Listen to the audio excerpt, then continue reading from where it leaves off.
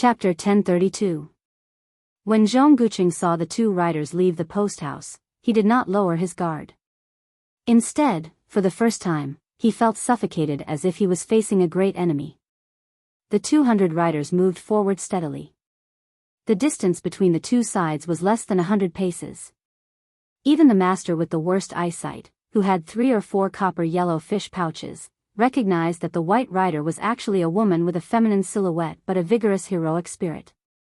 Wasn't there only the purple dress of Mount Huishan in the limelight in Jianghu? Who was this divine being? The 6 riders at the front rode fast, ready to take the first prize for the imperial court. Among the 6 riders, there was a famous swordsman, a machete man, and a renowned boxing master. The 6 riders were outstanding. At the same time, they covered each other and cooperated skillfully. This was the realm that masters who had reached a certain level should have. The machete man was the first to attack. He used his family's unique skill, the knife-throwing technique, which could be considered an unpopular martial art evolved from the flying sword technique. The knife split the air and went straight for the white-clothed woman's head. Luo Yang did not look at the curved knife that spun into a circle and fell from the sky. With a glance, she took in all the 6 or 7 gold carp pouches, including Zhongguqing. One person and one horse continued to move forward slowly. She only stretched out a finger and gently tapped 6 times in the air. The leading 6 riders, including the lackey of the imperial court who thought that his knife-throwing technique had reached a higher level, continued to charge forward. However, their heads seemed to be blocked by a wall. Not only did their heads stop abruptly, their bodies also swayed back and then fell heavily on the post house, dying on the spot. Finally, the belated throwing knife came. Luo Yang, who had 6 fingers on her left, put 2 of her fingers together and lightly brushed the blade of the knife. The throwing knife spun in front of her, and with a speed that was countless times faster than its original speed, it was so fast that it seemed like the knife had directly disappeared in front of everyone's eyes. Then, several Jianghu guards were dismembered on the backs of their horses. Only then did everyone realize that this was not some fancy method that was all bark and no bite, but a real bloody killing move. Not only that, the 6 ownerless warhorses continued to charge forward in a daze. When they were 20 steps away from the white-clothed woman, the ground of the post house shook violently. The 6 horses' hooves were lifted into the air and shattered into 6 masses of scarlet mist. The white-clothed woman casually passed by the 6 pools of blood. That knife was finally stopped by a 6-fish copper pouch expert. Luo Yang was expressionless. Her 2 fingers swiped forward on her shoulder like she was pushing out a 3-foot sword. Then, she formed a 3-foot purple sword energy that flashed. That Master Realm expert did not have time to dodge at all. A hole appeared on his forehead. When he fell off the horse, he died with his eyes wide open. Luo Yang suddenly stopped her horse. She had a calm and arrogant attitude. This made Zhongguqing, who was caught off guard, feel a chill down his spine. How could this extremely young woman be so arrogant and rude? She did not mind them making a countermeasure at all. Zhongguqing didn't care about his face. He signaled the other 2 experts of the 7 carps with his eyes. There was no need for words to communicate, and they already had a plan. They could clearly see that this woman was at least a peak expert who had immersed herself in the finger-profound realm for many years. Zhongguqing, who was originally in the finger-profound realm, even faintly sensed that this woman wanted him to experience what the finger-profound realm was. Even with Zhongguqing's transcendent status, he did not have the ability to get in touch with the secrets of the divine martial city. Naturally, he did not know that in the destroyed city, there was a woman who allowed Song Mianqing, a Grand Master of the Sword who had 14 swords, to use all 14 of his new moves before she, kindly, taught the old Grand Master of the Daoist sword pool how to use the sword. However, even if Zhongguqing knew this terrifying secret, he didn't have time to worry about it. The 200 riders burst out with a fighting strength that matched their strength. The 16 archers holding the golden guards began to draw their bows and shoot. Some concealed weapon experts didn't care about their hidden skills and taught them everything they had. Several chi-controlling experts didn't even care about exhausting their essence, chi, and spirit. They didn't care about the results and rode their weapons to attack the woman from a distance. This magnificent scene of a large group of experts attacking together was not common in Jianghu. In Shenwu City, she once placed her left hand horizontally with her palm facing up and her right hand slowly pressed down. She closed the heaven and earth to form a line of sword between heaven and earth, forcing Song Nianqing to use his last earth immortal sword before his death. Today, she was much more casual. She still held 2 fingers together and casually waved them left and right in front of her. As if the heaven and earth were at her disposal, she also waved them left and right.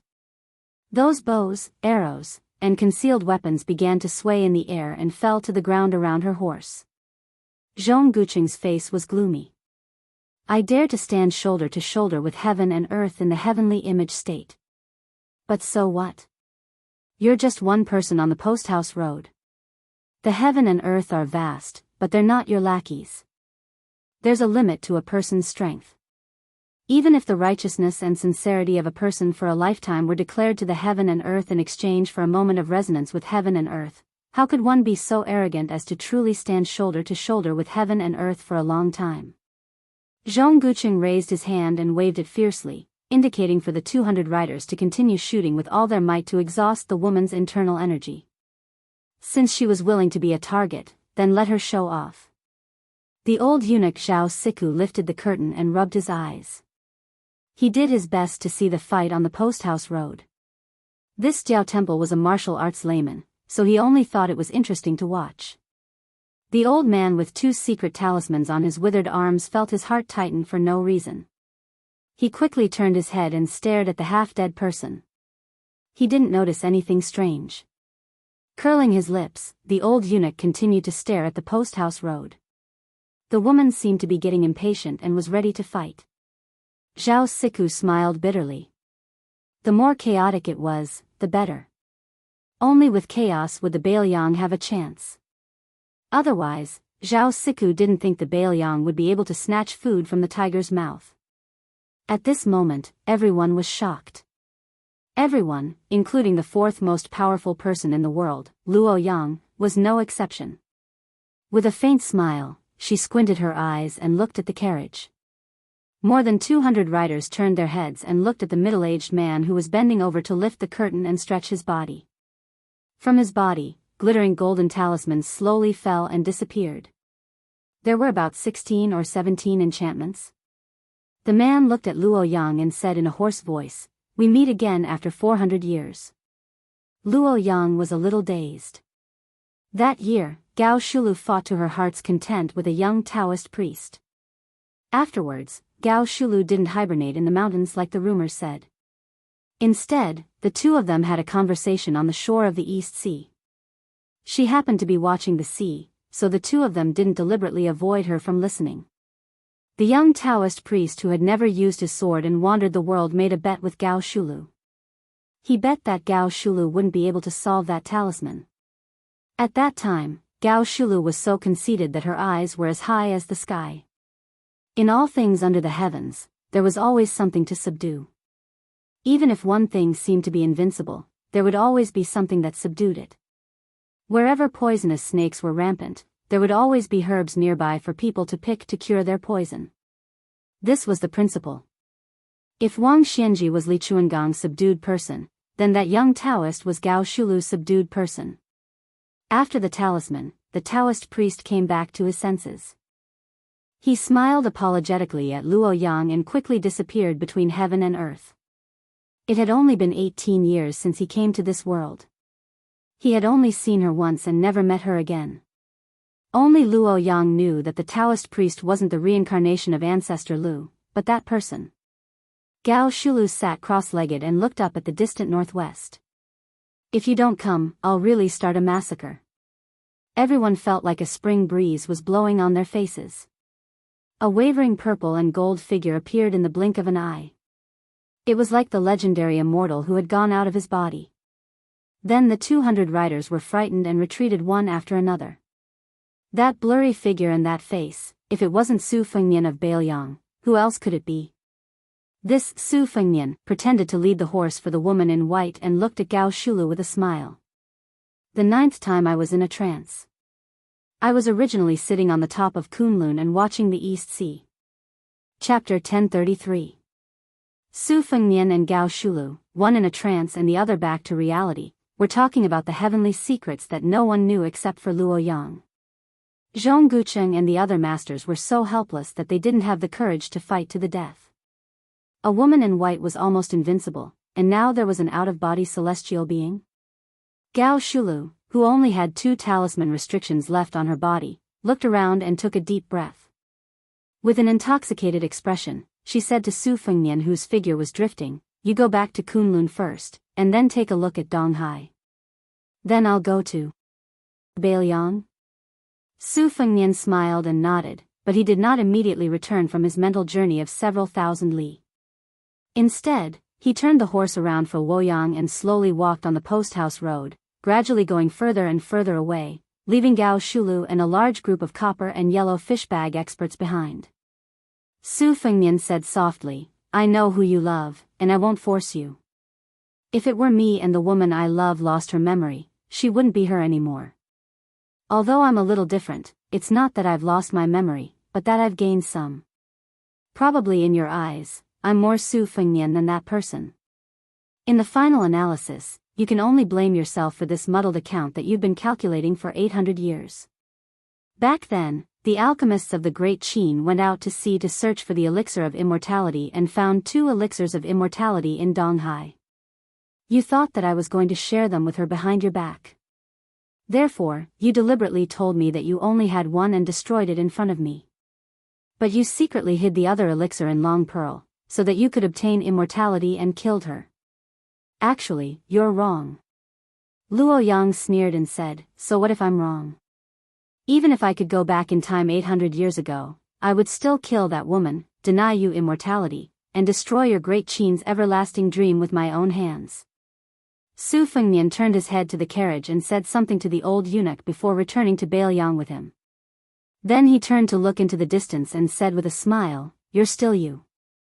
Luo Yang sat high up on the horse and let him lead the horse with a clear conscience. She did not forget to say sarcastically, "Unfortunately, she is no longer her." Su Fengnian calmly said, "Yuan Qingshan said that from now on Li Yufu of Wudang will let the affairs of the human world take care of the affairs of the human world, and the people of the heavens will be free and unfettered. I think it's not bad. After my battle with Wang Xinji, there should be an end between us." Luo Yang sneered, "You want to sever the heaven and earth? Then become an ordinary person? 800 years ago, didn't you hate those mediocre mortals the most?" Su Fengnian raised his head to look at the white-clothed woman and dismissed her with a smile. Su Fengnian and Luo Yang turned a deaf ear to the heart-wrenching howls that came from behind. After walking for a while, Su Fengnian released the reins of the horse and said, "Don't forget the 3-year agreement." Luo Yang coldly snorted, "You have to defeat Gao Shulu first." Yelu Dongchuang, who was holding 2 bloody heads under his armpits, trotted over and asked curiously, "Luo Yang, that guy looks very domineering. Who is he? He looks so young, but he can enter the astral state. Could he be a Taoist master with a youthful face, an old man of the same generation as our Qilin state preceptor?" Luo Yang indifferently said, "Younger than you." Yelu Dongchuang was stunned, "Bullshit. There is no one in the world who is more talented than me in martial arts." "Luo Yang, who are you trying to fool?" Luo Yang laughed, "His name is Su Fengnian." "How old do you think he is?" Yelu Dongchuang let out a strange cry and thought seriously for a moment. He smiled obsequiously, "If that's the case, then I won't go back to Beimang. I'll let Fatty Dong experience bad luck first. Luo Yang, I'll hang out with you for another 2 years. I haven't seen enough of Li Yang's great rivers and mountains. Don't misunderstand, I'm not afraid of this new Prince Liang." Deng Mao obviously sensed that something was wrong here.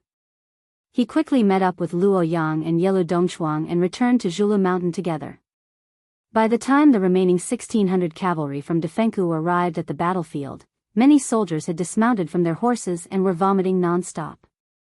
There were disgusting scenes of mangled flesh and blood on the post-house road. There were few intact corpses. The commanding officer did not care about anything else. He hurriedly ordered his men to confirm the safety of the carriage. However, there was no one in the carriage.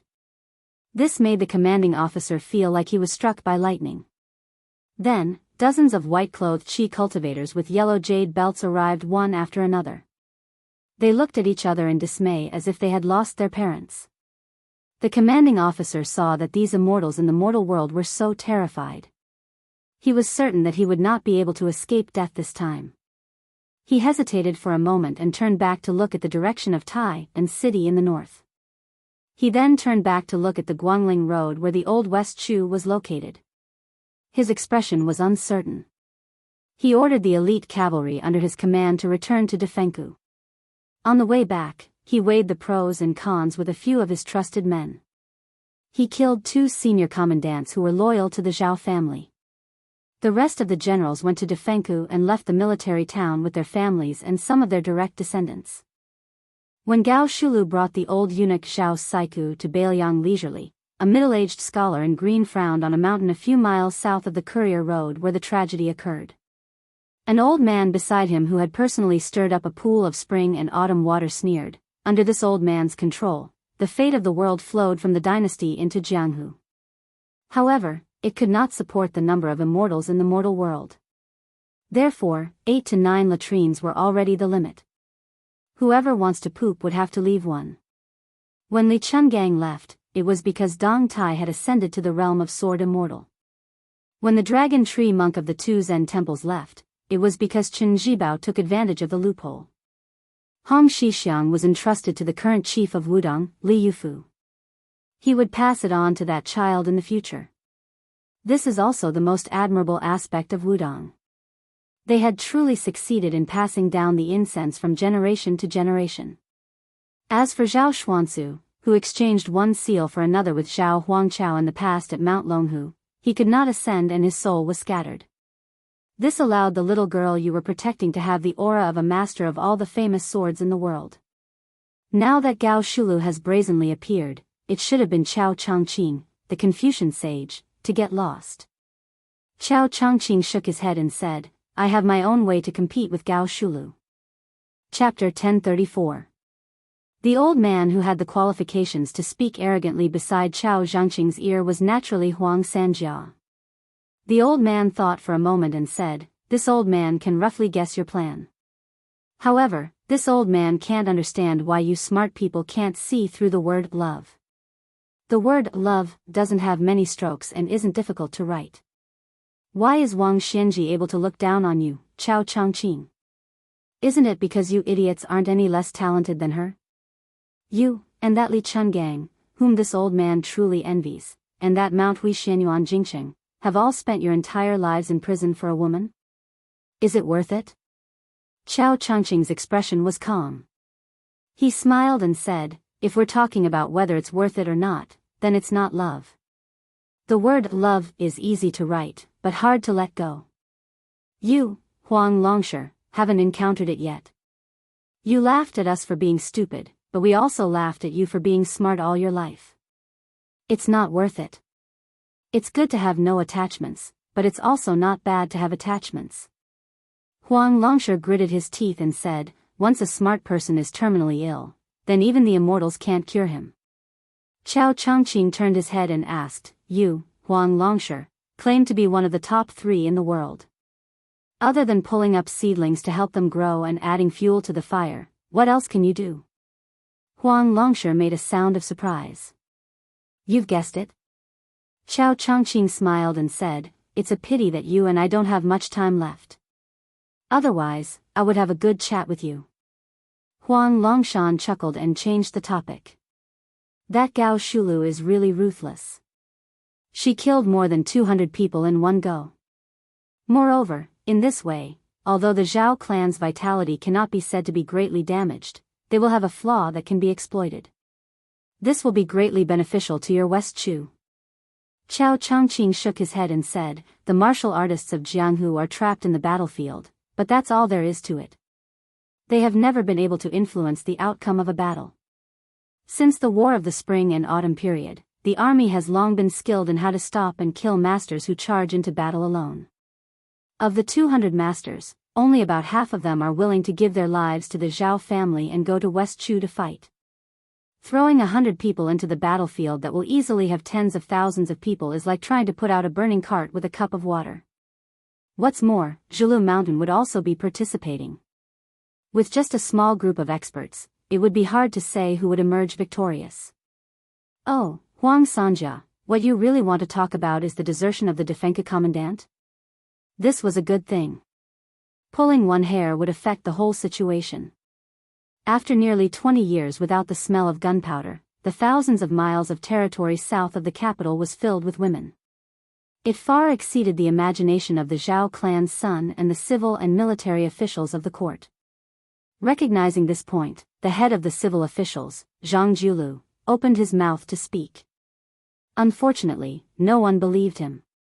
The most powerful of the military officials, Chen Zhibao and Gu Jiantang, were not willing to speak nonsense. Lu Xingxiang knew that it was useless to say anything. This is where the opportunity lies. Huang Longshi also shook his head. It seemed that he was not optimistic about the final outcome of West Chu. Qiao Chongqing did not mind. He laughed softly and said, "You plan to hand over the country to the crown prince of Yanqi, Zhao Zhu. Then who will you hand over Jianghu to? Could it be that woman in purple, Xinyuan Qingfeng?" The old man neither admitted nor denied. He said softly, "You said that I, Huang Longshi, can only speed up the growth of the crops and that the harvest can only be the one that has been set. You are wrong." Qiao Chongqing raised his head and looked at the figure hovering in the sea of clouds on his sword. Huang Longshi smiled and said, "There is thunder, there is rain, and there are going to be countless deaths." Qiao Chongqing sighed, "It is impossible to exchange decades of chaos for centuries of peace." The old man put his hands together and exhaled a breath of mist. The ancients did not dare to take Mount Tai and surpass the North Sea. The future generations cannot do it. I will do it. Qiao Chongqing was silent. After a long time, he said slowly, "Madman." Huang Longshi smiled freely. "I am very happy to meet you." Qiao Dai, one of the top playboys in the world, suddenly asked. Qiao Chongqing has always been very curious. "What is your idea of a world of peace?" The old man grunted and said vaguely, "In a world of peace and Tao, it is not a matter of the ruler and the people, but of the country and the people. The two seem to forget each other, but each has their own true temperament." Qiao Chongqing closed his eyes and fell into deep thought. Huang Longshi smiled and said, "Don't think too much about it. Be careful not to fall into it and not be able to get out. At that time, even if you are the scholarly sage, Chao Qingyi, you will only be worrying about nothing. I have a stomach full of untimely and unworldly thoughts. It is enough for me to drink alone to relieve my boredom." Qiao Chongqing opened his eyes and rubbed his white hair. He asked, "Can we really pass Gao Shulu and Wang Xianji?" Huang Longshi said calmly, "Actually, as long as we pass Gao Shulu, it is more or less the same. Because in the end, it is just a test. Wang Xianji is slightly better than Gao Shulu, but this is the difference in strength and not the difference in realms." Qiao Chongqing said bitterly, "It is just a test, but it is no different from fighting with Wang Xianji in advance. Isn't it still a narrow escape?" Huang Longshi rolled his eyes and said, "That kid asked for it. What does it have to do with this old man?" Qiao Chongqing asked with a smile, "You really didn't leave anything behind?" The old man raised his head and said firmly, "No." Qiao Zhangqing's question was asked on behalf of someone, but Huang Sanjia's answer was clearly directed at the person in the sky. The young woman snorted coldly, broke through the clouds, and flew away on her sword. In a secluded mountain forest in Bailiang's Yuzhou, a thick aura like a giant python coiled around a carriage. Su Yanbing watched the python's aura gradually fade and felt relieved. Su Fengmian walked out of the carriage and said with a sigh, "Gao Shulu will arrive in Bailiang very soon." The 7th time I was in a trance, I recognized the reason for the gathering and dispersing of the world's fate. The last time I was in a trance, I remembered the talisman drawing Bet by the East Sea. This time I was in a trance in Kunlun because I was watching Dong Tai return from his visit to immortality. I was careless and bumped into Gao Shulu, so I had no choice but to show myself. Su Yanbing asked, "Do you need me to make a move?" Su Fengnian shook his head and said, "It's useless. I still have to settle this karma myself." For the first time, Su Yanbing showed a gloating smile and said, "I have a suggestion.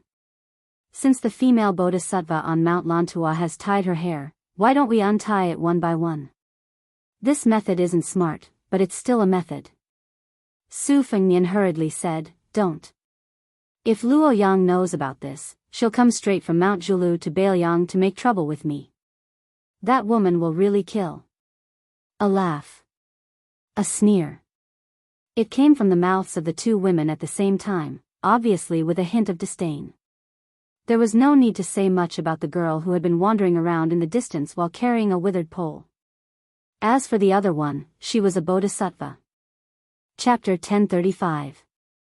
Su Fengnian glanced helplessly at the spear master who had probably set a trap for him. When he came back to his senses, the qi in his body was at its most turbulent and dangerous stage, and his perception of his surroundings was not very sharp. As the best fighter in Beiliang, Su Yanbing could easily find out about the arrival of the bodhisattva from the western region. However, Su Fengnian could not. Even when he heard her sarcastic laughter, he did not feel embarrassed. He leaned against the wall of the carriage and did not deliberately stand up to greet her. Instead, he put his palms together and bowed to the six-jeweled master from Mount Lantua. Then, he waved at her, indicating for her to enter the carriage for a chat. Su Yanbing tactfully walked away. Hee, the girl squatted in the distance and drew sand on the ground with a sunflower. The bodhisattva did not enter the carriage. Instead, she stood beside the carriage and looked at Su Fengnian with a peaceful expression. Su Fengnian, on the other hand, was somewhat emotional. At the beginning of the year, when Xiang Fan was sitting steadily in the spring and autumn fishing platform, this woman led the ghosts out of the city and he almost mistook her for the white-clothed Guanyin. At that time, he was in awe of this woman who could make the old man in the sheepskin fur coat attack. Later on, the Prince Zhao Kai went to the western regions with the silver vase. He and she were already enemies of opposing camps. After that, the situation took a turn for the worse and the two of them became a pair of adulterous lovers who flirted with each other. Beiliang secretly used his cavalry to help her get rid of dissidents and climb to the top of Mount Lantua. She, on the other hand, used esoteric monks to help Beiliang infiltrate the refugees' land. Su Fengnian looked at the bodhisattva with a head of black hair. However, the bodhisattva did not lack in celestial aura. Her hair was simply tied in a white hemp knot around her neck, making her look forgettable. At present, not only was Su Fengnian an ally of equal standing with her, he even had the capital to look down on her.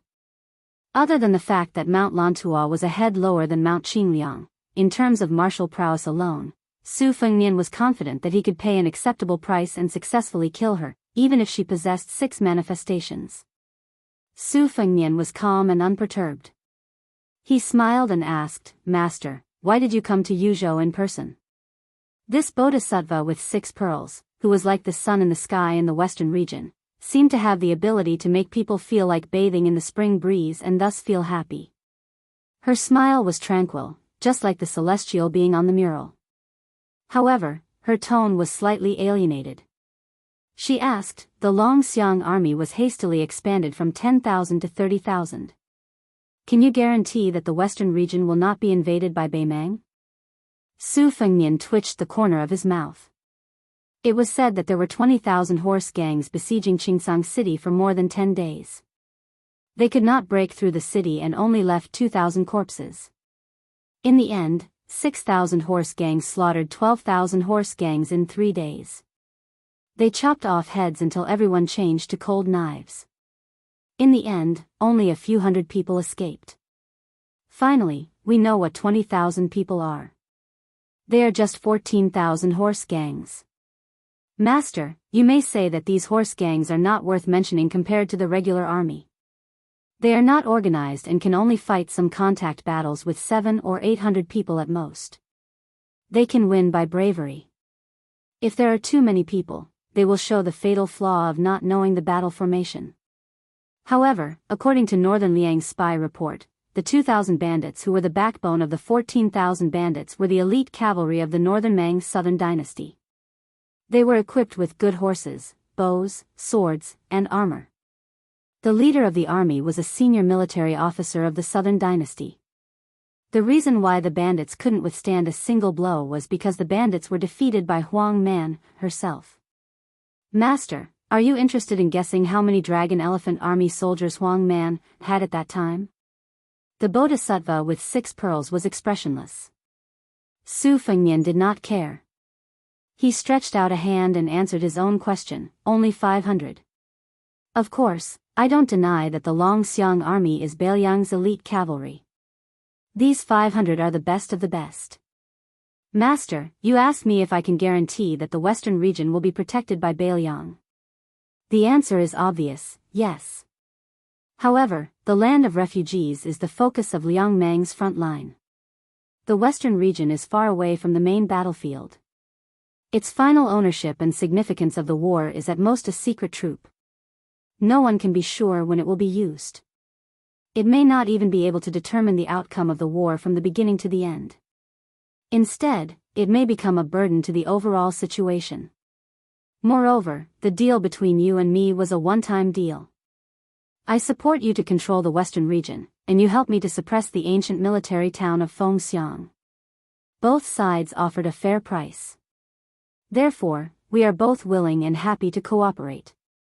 Why should I put in extra effort to protect the safety of the western region? The 6-pearl bodhisattva smiled and asked, how do you achieve great freedom? Su Fengnian had a strange look on his face. Dual cultivation? Ordinary women would have long been shy, but this esoteric master still had a calm expression and nodded as if he had said a Buddhist principle.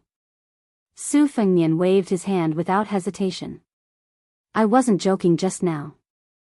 I dare to provoke anyone, but I can't provoke that woman. The 6-pearl bodhisattva smiled.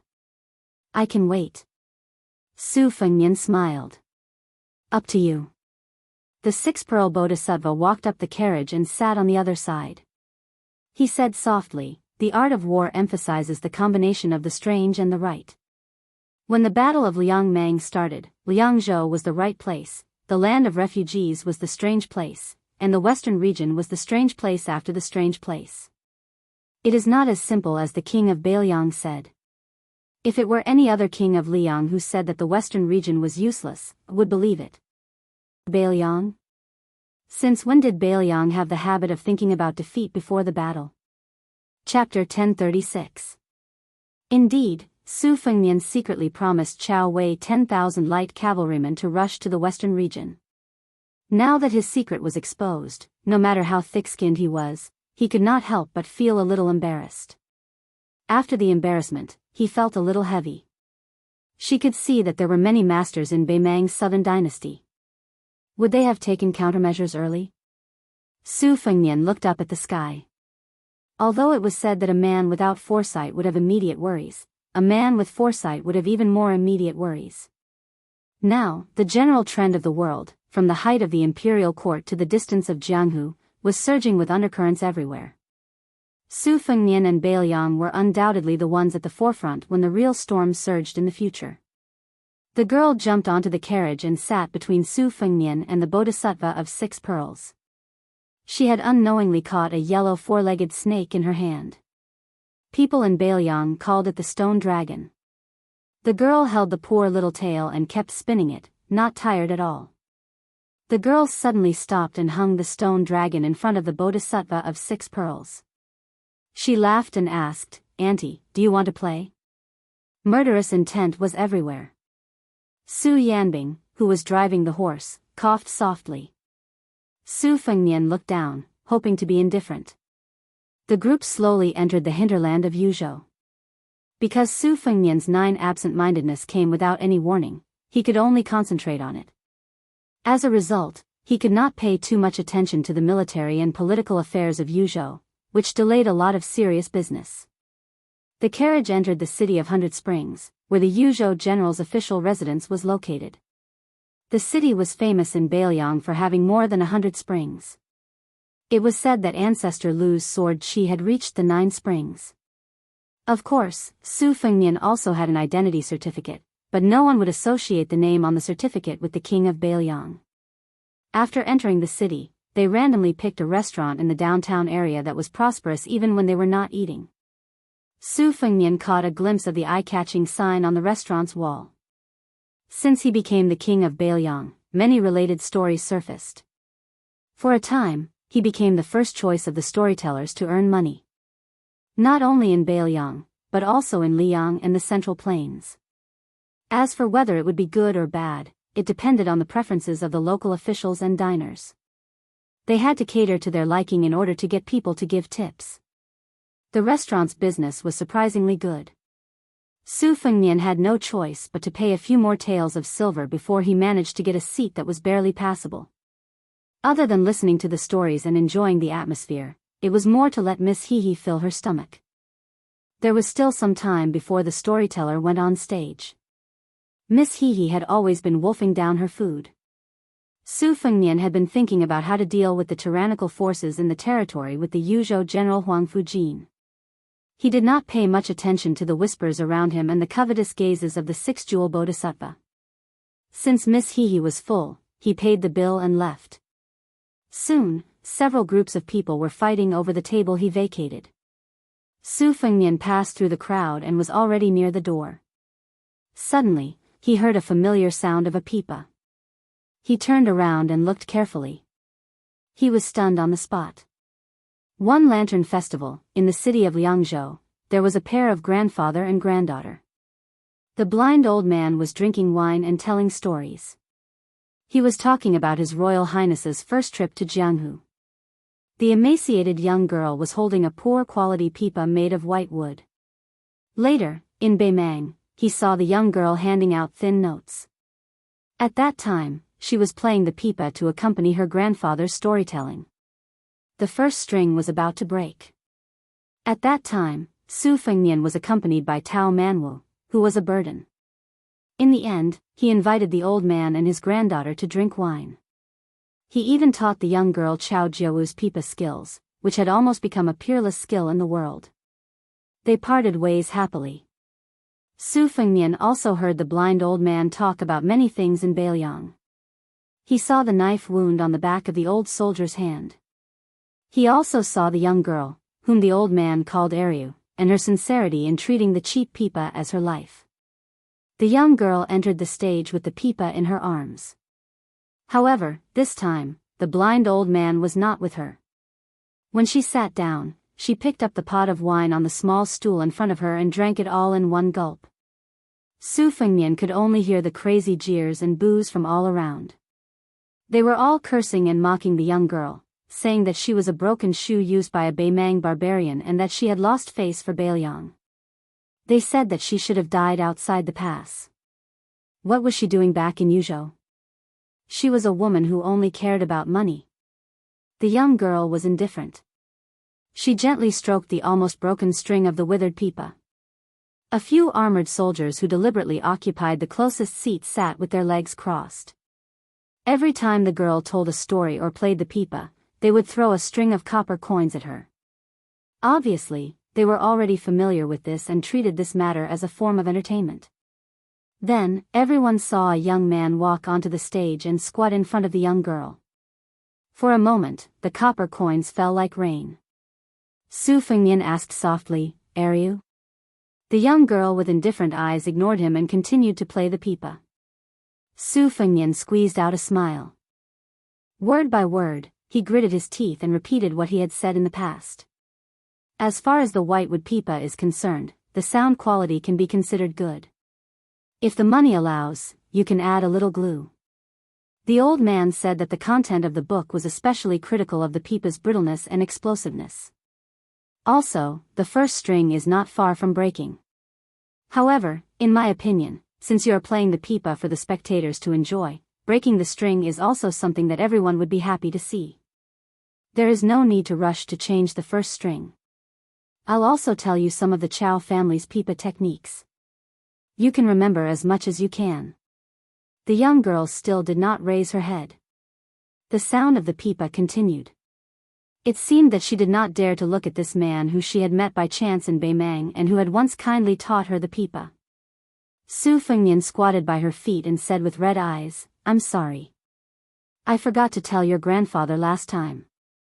Not only am I from Beiliang, but I am also the person your grandfather always talked about. My name is Su Fengnian. I am now the king of Beiliang." The young girl who was sitting on the small bamboo chair and only as tall as the man in front of her suddenly raised her head. Su Fengnian reached out and gently pulled her head to his shoulder. He had never said the word sorry to anyone before. Once again, he choked and repeated, "I'm sorry." The first time, it was Su Fengnian who said sorry. The second time, it was Beiliang who said sorry. The young girl suppressed her sobs and said in a low voice, "It's okay." Su Fengnian stood up slowly with his back to the crowd. Su Yanbing and the six-pearl bodhisattva took a step forward at the same time. Their eyes were unusually solemn. It was as if that figure had turned into Wang Xianji or the newcomer Gao Shulu. There was a tall building above the 9th floor. Only then could one call himself a worry-free celestial being. Su Yanbing shouted angrily, "Su Fengnian! Do not force yourself to enter a trance for the 10th time. Go far away to Beimang." The six-pearl bodhisattva put his palms together. In the sky outside the restaurant, 6 Dharma forms appeared one after another to suppress the restaurant. He said in a low voice, "All are happy." Chapter 1037. In Beimang's Dragon Waste province, there was the number 1 town in the southern dynasty, Tiazwang. Following closely behind were the 3 towns of Gentleman's Pavilion, Ligu, Maolong, and Long. They formed a complete defensive line that could attack or retreat. Beimang had invested countless manpower, resources, energy, and financial resources into these military towns, but they were still crushed into a broken sieve by the combined forces of the 10,000 Long Xiang army and the Great Snow Dragon cavalry. The 50 to 60,000 soldiers from the Impregnable Pass either died in battle or died in surrender. There were even some who were killed in the most tragic manner in the world. Most of the relay and fencing systems were destroyed. Most of the civil officials in the southern dynasty kept quiet out of fear, and the generals were no longer as conceited as they were in the past. The astonishing combat strength of the Beiliang cavalry created 2 situations, one good and one bad. The good thing was that the chess and sword music schools Hongjingyan came out of seclusion and took over all of the Ruran cavalry in the 3 military towns. This gave the southern dynasty, who was in a state of panic, a huge reassurance. The bad thing was that the fatty surnamed Dong could vaguely stand shoulder to shoulder with the great generals and the regional magistrate in Beimang's southern border army. His authority was equivalent. In the words of the Empress, she said, "Dong fatty, you've been King promoted again." It was rumored that the fatty surnamed Dong pretended to be obedient after receiving the benefits.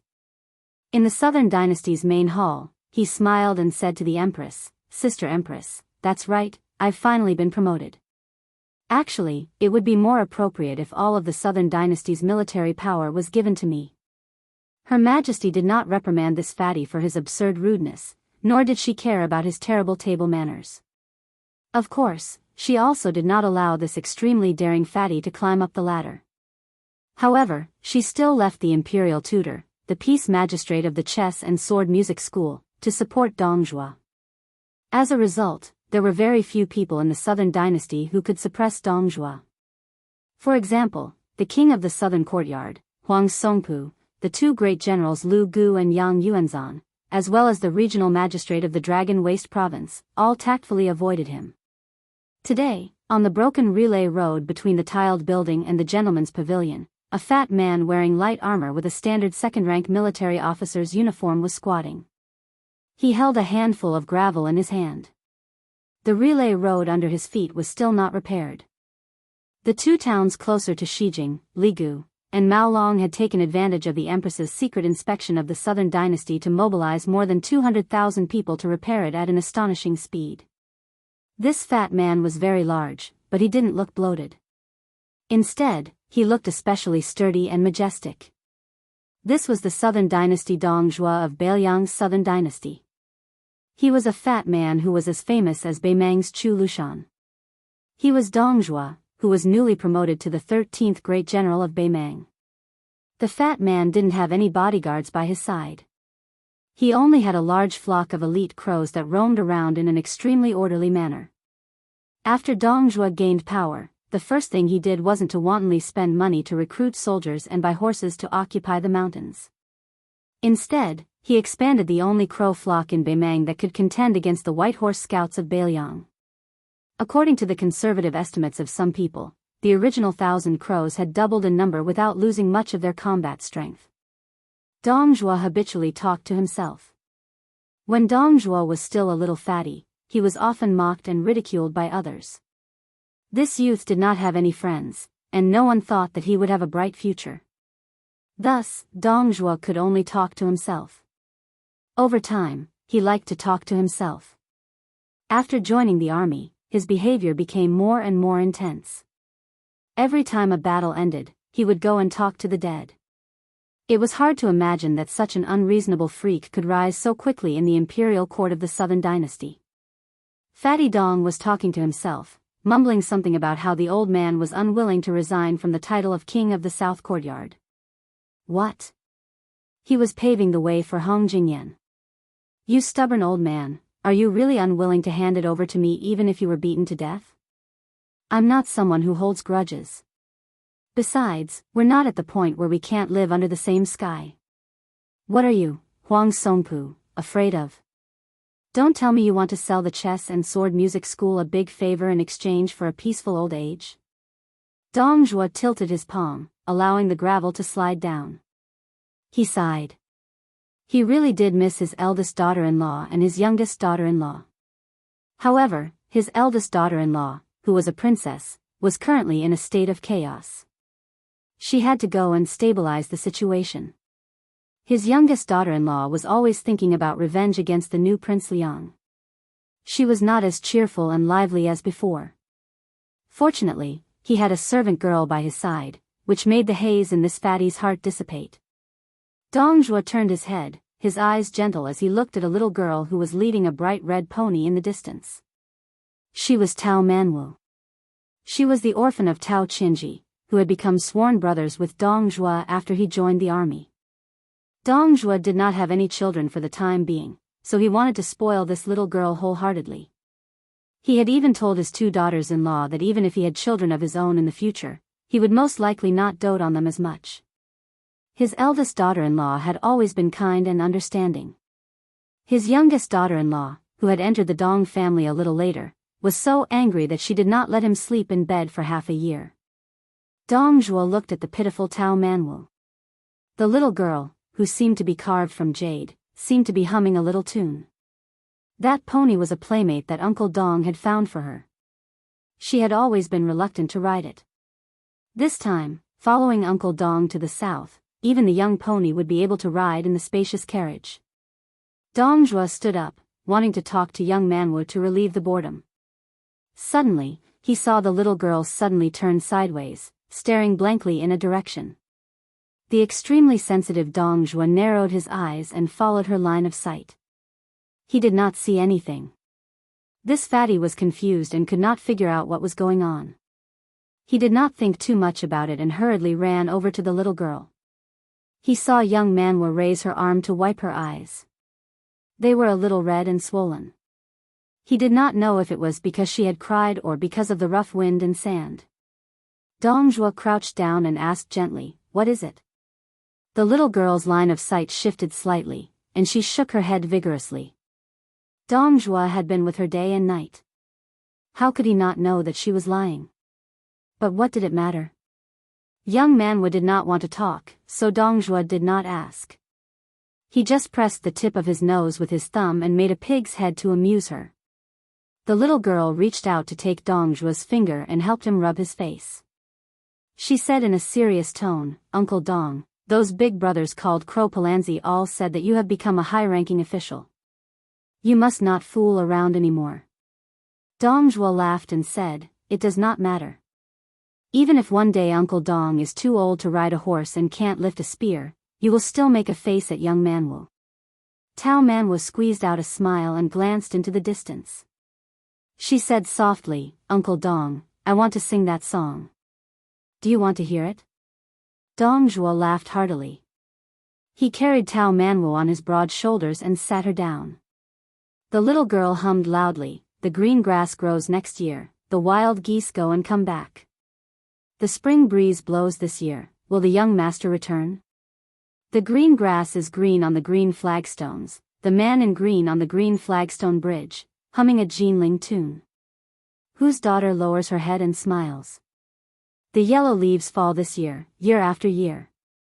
The autumn wind rises next year, will the wife be there? The yellow flowers flow in the yellow river, the yellow flowers in the yellow river city, fluttering yellow butterflies. Whose son's knife is in the scabbard?" Dong Zhuo sighed in his heart. Young Manuel was probably missing the young master who could not tell whether he was an enemy or a benefactor. Probably influenced by the little girl's song, the Crow Palanzi nearby, who were unparalleled in individual combat, began to hum a little song that belonged to the 70,000 Dong army. The Dong army's men rode their swords, mounted their spears, and died by the horse's back. Don't cry your heart out at home, my son will be the Dong army's man again. Young Manwu sat on Dong Zhuo's shoulder and looked somewhere. She hesitated for a moment, and with red eyes, she quietly waved her slender arm as a farewell. Chapter 1038. The Ruren Mountains were a vital natural barrier for Beimang's southern dynasty. With Mount Bubang as its core, it also had 3 military towns, Rouxian, Laohuai, and Wuchuan. At its peak, it did not have more than 90,000 Ruren cavalry, but it was also a mighty army whose name shook the world. Last year, in the Battle of Liangmang, the Ruren cavalry did not participate because of the sudden death of Mount Bubang's 5th raccoon. The southern dynasty officials firmly believed that even if this powerful force faced off against Beiliang's Longxiang army, they had a 50-50 chance of victory. Mount Bubang was still Mount Bubang with the strange surname of Diwu. However, the Ruren cavalry followed the master of Gengluzi, surnamed Hong. Beimang did not place as much emphasis on birth as the Central Plains, but they revered martial prowess more. Hong Jingyan, who was originally the 4th most powerful person in the world, became the master of the Ruren Mountains without any disturbances. Gengluzi, who had suppressed Mount Bubang by himself, had never climbed the mountain to visit the surname of Diwu. He rarely even appeared near Mount Bubang. This was especially so when Diwu's daughter, the wife of Beimang's 13th general, Dong Zhuo, assumed command of the heavily weakened Mount Bubang. There were people who said that Hong Jingyan would never climb the mountain again in order to avoid suspicion. The endless Ruren mountains were filled with wheat at the foot of the mountains. When they arrived, there was still some time before the summer wheat harvest, so the scenery was still the same. A strong wind suddenly rose, and the wheat swayed in the wind. A slender, stalwart man appeared at the edge of the wheat field without any warning. His pair of intimidating silver eyes stared fixedly at a person who was traveling far away. His hair was still grayish-white, but compared to what he had seen in Xingsang City, the grayish-black had grown longer and the white had lessened. The man who was regarded as the man who had the potential to become Beimang's martial prowess after Tuoba Bodhisattva stood in the north, blocking that fellow who had inexplicably traveled north. This was beyond Gengluzi's expectations. In the eyes of the blind Hong Jingyan, no matter how powerful the Beiliang cavalry was, they were still limited by Beiliang's innate lack of geographical advantage. Only Beimang could go south, but there was absolutely no chance for Beiliang to go north. Therefore, Hong Jingyan had never thought that there would be a day when that person could lead troops to invade the Ruren Mountains. Whether or not they could defend the northwest gate of the Central Plains depended on Beimang's patience. When Hong Jingyan saw him, he thought of the man who used a spear and was bestowed with the surname Tu.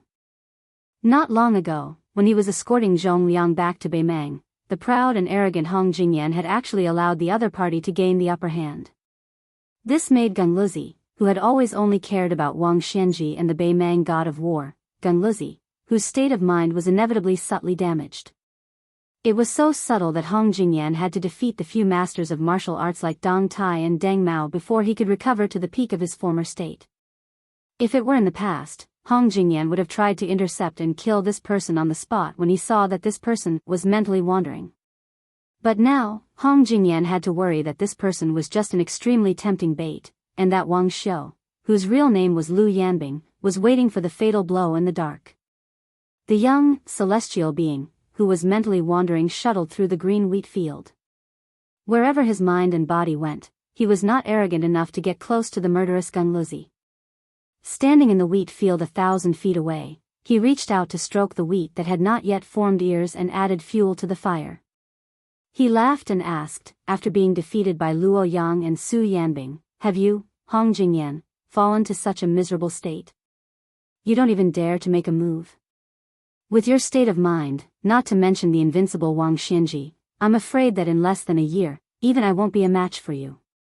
Hong Jingyan said flatly, "What's the point of arguing?" Their voices were not loud, but they were clear to each other's ears. The young man who was mentally wandering nodded and said with a smile, "Your talent is too high. You always feel that it's only right for you to be number one in the world. Therefore, you have long set your sights on the imperial court. It can be said that you have been led astray from the beginning. In the future, there will probably be no place for you in the pugilistic world." Hong Jingyan sneered, "Su Fengnian, even if you can mentally wander and attempt to integrate the three sects, taking the opportunity to touch the threshold of being a land immortal, do you really have the right to judge me?" Su Fengnian shook his head. His eyes leaped past Hong Jingyan and looked towards the north of the Ruren Mountains. "I'll wait for you to lead the Ruren cavalry to their deaths. Now, let me lead the way." Hong Jingyan's lips curled up. "You also know that you have been targeted by me. If I don't move, you won't be able to head north?" "Su Fengnian, since when did you have such self-awareness?" The young man who had one foot in the realm of heavenly phenomenon and the other in the realm of land immortal spread his hands. Two sabers, a crossing the river Pawn and a springtime thunder, were unsheathed from Su Fengnian's waist thousands of miles away. They were instantly grasped in his hands. It looked like Hong Jingyan's refusal to give way meant that it was just a battle. It was up to Hong Jingyan, who had already tasted defeat twice in his life, to see if he believed that he would not lose a third time. Hong Jingyan frowned before his brows relaxed. He turned his body and gestured for the young man in his line of sight to continue heading north. Bailiang was nothing in his eyes. The great king of the northern courtyard that Murong Baoding had promised was nothing in his eyes. What was a mere Su Fengnian? Su Fengnian disappeared in a flash, leaving behind a laugh. The sarcasm hammered heavily on Hong Jingyan's heart. Hong Jingyan, whose heart was as firm as a rock, was not affected by Su Fengnian's laughter. He just stood there in a daze and asked himself, "I can't take care of the world's number one and the ruler of the world at the same time?" On the square of the palace where the Taiping order of Beimang had arranged for the empress, a fleeting figure appeared out of thin air. The imperial city was shaken.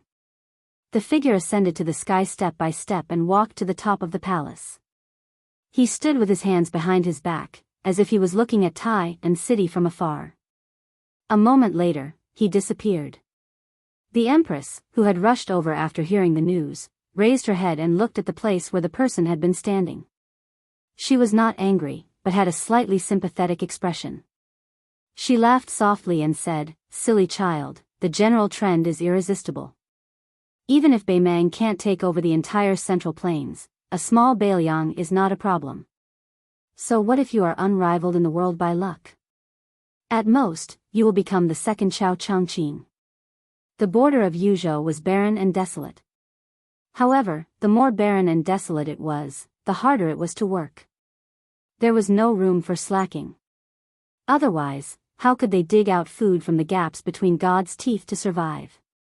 There was a family of 5 to 6 men of 3 generations working in the oasis. Regardless of age, they were all sweating profusely. Right now, almost all of northern Liang knew that the northern Mang army was about to invade the south. The wealthy families had already begun to move quietly, moving their valuables to either the east or the south. However, the number of wealthy people who had the ability to avoid disaster was always in the minority. Poor people like this family were still in the majority. They could only resign themselves to their fate. Wherever the fields were, they could only stay there, guarding their crops, guarding their harvest. They could only hope that the young vassal king could really help them withstand the tide of attacks from the northern Mang cavalry. In fact, the old man didn't have too many regrets. After all, he had lived a peaceful life for more than 20 years. However, he was still worried about his children. A white-haired old farmer looked at his grandson, who was working with his elders, and couldn't help but grin.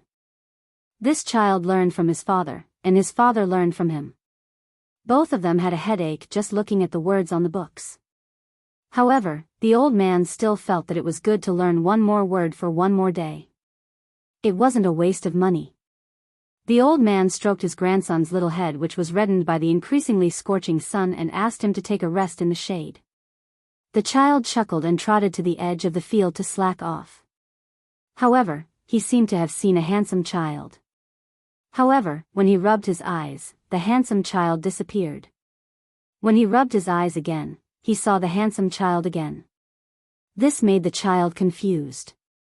It was not until the man came to his side and sat on the ground that the child was sure that he had not seen a ghost during the day. The simple child plucked up his courage and asked, "Do you want some water?"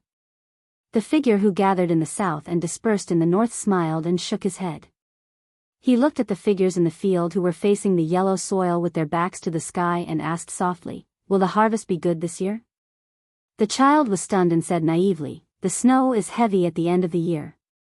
It should be good." The child smiled and asked, "Did anyone in your family join the army?" The child said embarrassedly, "No. My father wanted to go before, but he wasn't chosen." As if he was afraid of being looked down upon by the child beside him, the child said with a serious face, "When I'm older, I'll definitely go. I'll kill the northern barbarians and earn a lot of money to send home. Yes, and protect our family. Also, let me tell you something. Hey, child, don't tell anyone else. Our village's May is very pretty, but she has always ignored me. When I grow up, I'll definitely marry her because her sister married a soldier at the border. I saw him once a few years ago and he was very impressive. So, I'll also go to war." The child nodded. The two of them took a break from work and looked into the distance.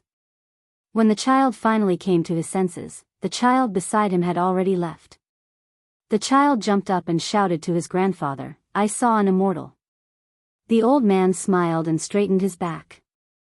He wiped his sweat and murmured, "This child." Chapter 1039. At first, the people in the restaurant were a little afraid of the young man with the saber. However, when he got up, he did not seem to be angry. He just foolishly held the pipa and stood beside the storyteller. Naturally, they thought of him as an embroidered pillow who wanted to save the beauty but did not have the strength to pull out his saber. Such a timid young man from a rich family was rare in Bailiang. Most of the soldiers who threw money at him had some family background.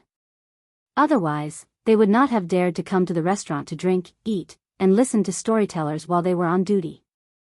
Moreover, they were the soldiers in charge of monitoring whether the young man broke the law. It could be said that if the young man dared to pull out his saber, they could capture him, whip him dozens of times and throw him into prison. Without 200 or 300 taels of silver, they would not be able to get him out. Eryu, who was hugging the pipa, raised her head to look at the young master whose eyes were unfocused. Even though his appearance had changed, she was certain that he was him, the young master who had traveled the northern Mang and sat at the same table as her grandfather. After an unknown amount of time, the self-proclaimed northern Liang king seemed to wake up. His lifeless eyes regained their luster, and he turned his back to her. Su Fengnian said calmly to Su Yanbing, who looked relieved, "Guard the door. Huangfu, she will be here soon."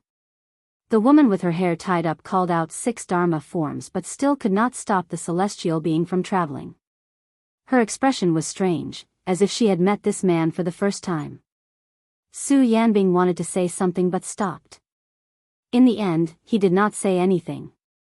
He walked to the door of the restaurant and closed his eyes to concentrate. Some customers sensed that the situation was not good and wanted to escape. However, they were knocked out before they could get close to the door.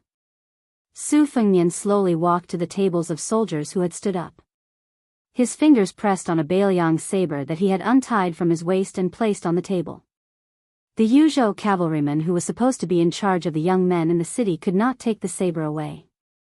The dozen soldiers were led by a burly captain. He had good eyesight and knew that he had encountered a difficult person. However, he did not show weakness and said in a low voice, "Young master, I am Huang Yi from the Huang family of Iha County. You should think about it yourself. If you and I each take a step back today, I can still treat you as a brother. You can walk out of this restaurant and drink in Iha County. I guarantee that you won't have to spend a single copper coin." Su Fengnian said expressionlessly, "You can say this to Huangfu Shi later." The head military officer from Iha County was greatly shocked. Just as he was about to speak, he heard a rush of horse hooves coming from outside the restaurant. Listening to the horses, this was the ability that all old soldiers should have. Although this head military officer was domineering, he was not careless in his battle formation and martial arts. Even if the Yuzhou soldiers were a level lower than the border soldiers, they were still much stronger than the Lingzhou soldiers. The captain gritted his teeth and laughed coldly. "The Yuzhou general is a high official. However, my father had followed Great General Yan for many years. He is not someone that Huangfu Shi can offend." Su Yanbing allowed Huangfu Shi, who was wearing the uniform of a general without any armor, to walk into the restaurant. This was the second time he had seen the Bailiang king today. He did not say anything, prostrating himself on the ground and kowtowing. Su Fengnian raised the ordinary Bailiang blade. Ignoring the restaurant full of shocked customers, he walked in front of Huangfu Shi and asked, "I will only ask you one thing. Do you know about the restaurant?" Huangfu Shi lay on the ground and said with a trembling voice, "The official residence is only 3.5 streets away from here. I have heard about it. However, as the Yuzhou general, I only dare to manage the military affairs of a province. I do not dare to cross the border and interfere with the government affairs of a province." Su Fengnian smiled, "You are truly a competent general who abides by your duties. This king can't be worried about handing the military power of Yuzhou to you." The Yuzhou general, who was of primary third rank and had power that could not be any more powerful, lay on the ground without daring to breathe loudly. Su Fengnian extended a leg and directly stepped on Huangfu Shi's head that was pressed against the cold ground. With a bang, the nearby spectators all saw blood flow out from where the Yuzhou general's face touched the ground. However, this general who had once appeared on the stage at the great reading of the gourd in early spring still did not move. Su Fengnian looked coldly at the back of Huangfu Shi's head and muttered to himself, "I have given you power. Since you do not dare to offend people, this king can do it himself." Su Fengnian suddenly extended an arm. Before Huang Yi, the commandant who did not have the time to kowtow to the king of Bailiang, his robust body was involuntarily pulled forward and he stumbled. The Bailiang blade was unsheathed and a head appeared on the ground. Su Fengnian casually pushed away the headless corpse that was falling forward. Those soldiers who knew that they had encountered the new king of Bailiang did not dare to draw their blades against him even if they were beaten to death. The status of the king of Bailiang was enough to make them not dare to move.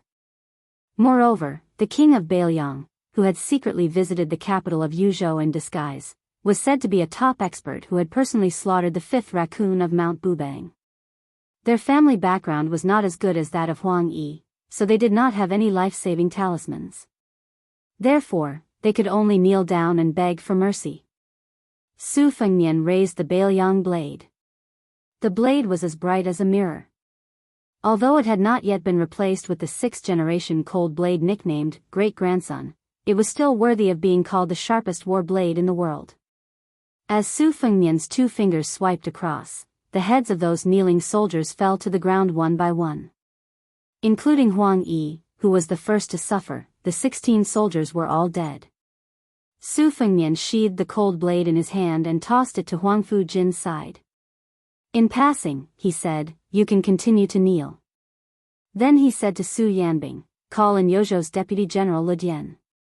A young and strong general quickly walked into the restaurant and knelt near Huangfu Jin. He did not dare to look at the dismembered corpses on the ground, nor did he dare to look at the crowd of kneeling customers. He only heard the king of Bailiang casually say, "Everyone in the restaurant has their property confiscated. As long as they have an official position, immediately drag them out and kill them. Have someone hang these corpses on the screen wall of the general's residence in Yuzhou. Spread the word that this king is sitting in the general's residence. If anyone wants to see this king, regardless of whether they want to collect the corpses or plead for mercy, the general's residence will not stop them. Su Fengnian walked over and took Aryu's hand as they walked out of the restaurant. The woman hugged the pipa, dejected and speechless. They sat in the carriage and slowly drove toward the Yuzhou general's residence. Su Fengnian sat upright and still. He did not look at the woman and only said softly, "It's not worth it to tell stories for me. Just now, I went on an out-of-body spiritual journey because I wanted to know if it was worth it for you and your granddaughter to put in your life and the chastity of a woman, or if it was worth it to speak for Bailiang. I went to many places, but the answer was no. It wasn't until the last place where I saw a family of Bailiang commoners who knew nothing about the world and only knew how to work hard that I realized many things were not worth it. I've already let you down, so I can't let down those good commoners as well. Aryu, I don't dare to have extravagant hopes that you'll ask me for something in return to make me feel more at ease.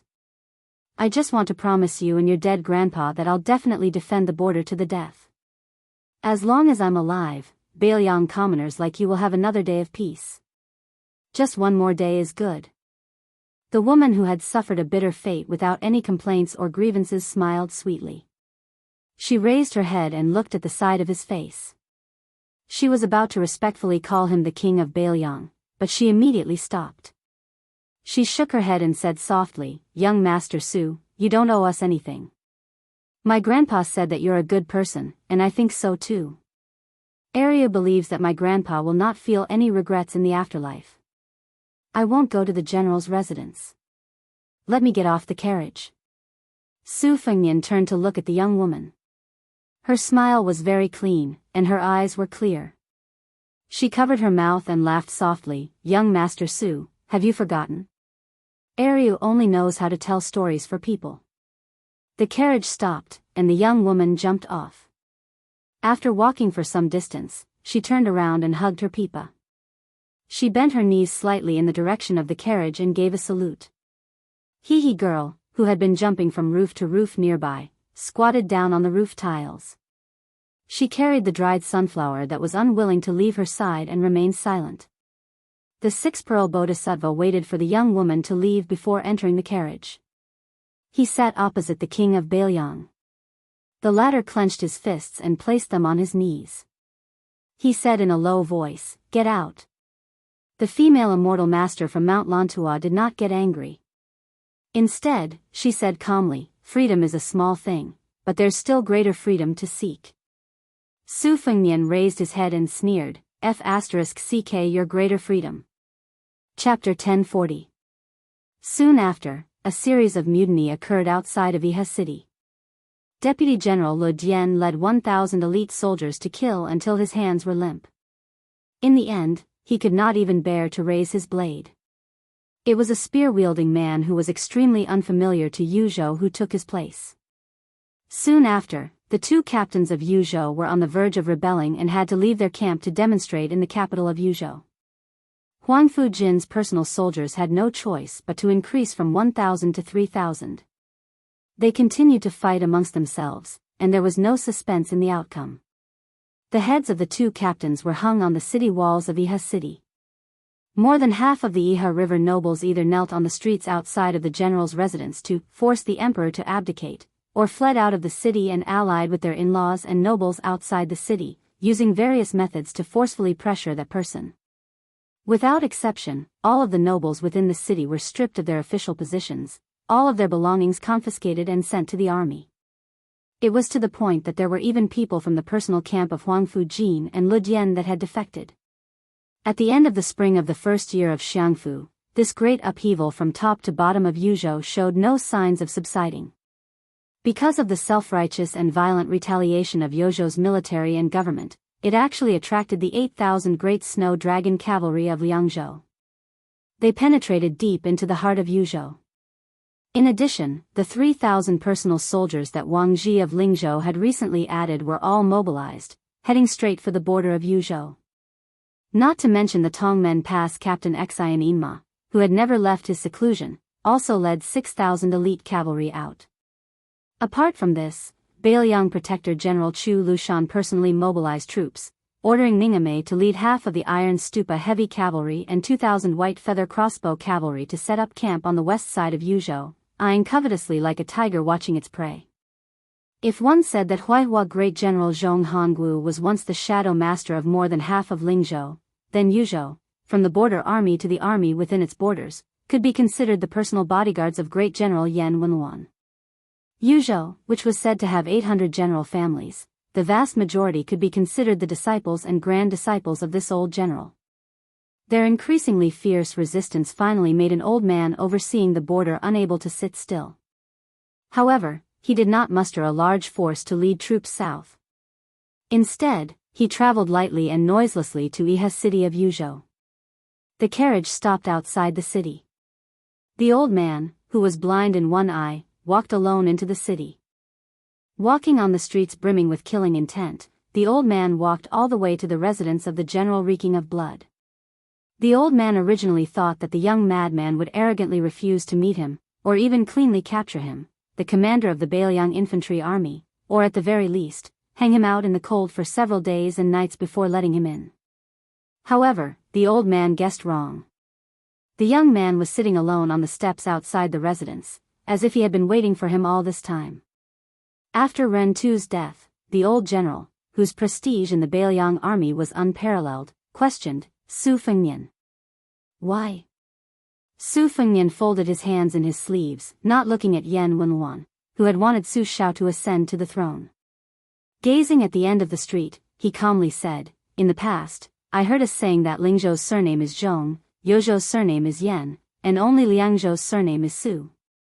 Su Shao never took it to heart. "I know this. You, Yan Wenluan, know this, but Zhong Hongwu might not know this. This is because when Zhong Hongwu heard that the court not only intended to cultivate his son, Zhong Qingxin, but also made him a great general, and that as long as West Chu rose up in rebellion, Zhao Shi promised him that he could lead troops for the Duke of Huainan, Zhao Ying, to take a share of the spoils, so he began to fan the flames in Yuzhou, wanting to drag you down with him so that he could take advantage of the chaos to escape from Beiliang. These days, I had the falcons keep an eye on you, but you never made a move. In the end, you only entered Iha's city alone." The old general angrily said, "Even the great general can live his life without rebelling against Liang, so naturally, I will live my life without rebelling against Beiliang. What kind of dog is that Zhong Hongwu? How can he be mentioned in the same breath as me? You, Su Fengnian, are so impatient that you want me, Yan Wenluan, to pack up and scram from the border so that your trusted aide can occupy my position? Do you really think that Yan Wenluan is hogging the position of infantry commander and not retreating because he is greedy for power? Do you, Su Fengnian, really think that this position is something that anyone can sit on?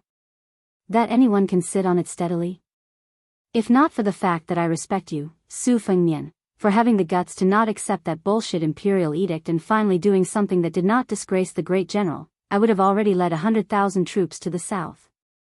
At that time, the cavalry and infantry would be divided. What kind of king of Beiliang are you? What will you use to resist the restless Beimang iron cavalry?" Su Fengnian smiled. "I know that the old general will not do that." The old general was so angry he almost wanted to act and slap this cunning brat to death. Su Fengnian patted the steps beside him and indicated for the old general to sit down and chat. Yan Wenluan snorted coldly. Su Fengnian did not insist and continued, "My master and Bai Yan have fought for the latter half of their lives. Does the old general know what my master admires the most about Zhang Julu?" When Li Yishan was mentioned, Yan Wenluan's emotions calmed slightly. In the entire world, Li Yishan was the most worthy of Beiliang. While Yan Wenluan was the backbone of Yang Kai Zhao Changling's faction, she did not show any disrespect to Li Yishan who did not work together due to their different paths. Su Fengnian said softly, "It is not that Zhang Julu made the Zhao family prosper as old general imagined. It is not that he held the power of the court alone, but before he rose to power, he moved his parents and family to Great Peace City. He did not give anyone a chance to criticize Zhang Julu. Because this Grand Secretary knew back then that as long as he became the head of the officials in the world, no matter how clean he was, he still had his family, relatives, and children. Once the two sides were thousands of miles apart, there would be people who would use his name to do whatever they wanted. Even if everyone in the court could only criticize silently and not accuse him, the spirit that supported Zhang Julu's rule of the world would weaken. So this is what my master admires the most about Zhang Julu. Looking back at our Bailiang, Su Shao, my master did not expect all of you to have the breadth of mind and vision of Zhang Julu. Before Su Shao died, he was still worried and told me to have a tolerant heart, to tolerate other people making mistakes. In the past, I did this. In the Lingzhou officialdom, I endured and did not kill anyone, not one. Yan Wenluan's expression was still gloomy, but it was a bit better than before. Su Fengnian continued, minding his own business, but I realized that Su Shao was not wrong, but he was not completely right. The Bailiang under our feet belongs to the Su family in name, but in the end, it belongs to the people of Bailiang. I, Su Fengnian, actually do not mind how you disregard the law and discipline. As long as you fight for my Su family on the battlefield, it is enough. I can be the king of Bailiang with a clear conscience. Who knows, I might even be able to leave my name in the annals of history. Not to mention the official history, perhaps there will be a few good words in unofficial history. Everyone says that since I put my head on my belt to conquer the world, then I deserve to rule the world. I, Su Fengnian, did not say that you should not enjoy life. But enjoying life is not wrong, right? Cherishing life is not a bad thing, right? Old General, why don't you and I just treat it as speaking with conscience to Su Shao? Yuzhou, Lingzhou, and Liangzhou, how many of these generals treat the common people as human beings? I did not stay behind closed doors at Mount Qingliang and make sarcastic remarks. Instead, I personally walked around Yuzhou and only then did I walk step by step to Yihe City. In truth, I would like to say to all the officials of the Northern Liang Path, whether you relied on your own abilities to become an official, or relied on your parents' contributions to become an official. If you want to enjoy life, then go ahead and enjoy it. Don't harm others too much. However, these words cannot be made known to the public. Moreover, even if I said these words to Zhong Hongwu with all my sincerity, he would only think that it was an unfunny joke. What could I do? He sought his own death, so I could only let him die. Oh, that's right. The one who reported Zhong Hongwu was none other than the county chief of Longqing County, his son, Zhong Qingxin. Yan Wenluan's expression was uncertain. Su Fengnian gazed into the distance and bit his lip. Not being able to manage Yuzhou well is Huang Fuxi's fault, as well as your fault, old general. Of course, if we are unable to defend Bailiang in the future, in the end, it is still my fault. The old man hesitated for a moment, then walked up the steps and sat down a few steps below Su Fengnian's feet. Su Fengnian suddenly smiled and said, I heard Su Shao say that back then, old general dreamed of riding a horse, just like how you entered the imperial city of Northern Han, swaggering into the imperial palace of Great Peace City. The old man with his back to the king of Bailiang cracked his lips into a soundless smile. Su Fengnian said softly, Old general, you can forget about this. However, a few days ago, I entered an out-of-body state and traveled to the imperial palace of Beimang. That place is not much inferior to Great Peace City. Old general, why don't you take a step back and settle for the next best thing? Let's strive to ride a horse there and raise the whip. Yan Wenluan turned his head and asked, Truly? Su Fengnian replied with a smile, I only have this thought. As for whether or not I have the ability, old general, do you truly believe that I can do it alone? Yan Wenluan stared blankly for a moment.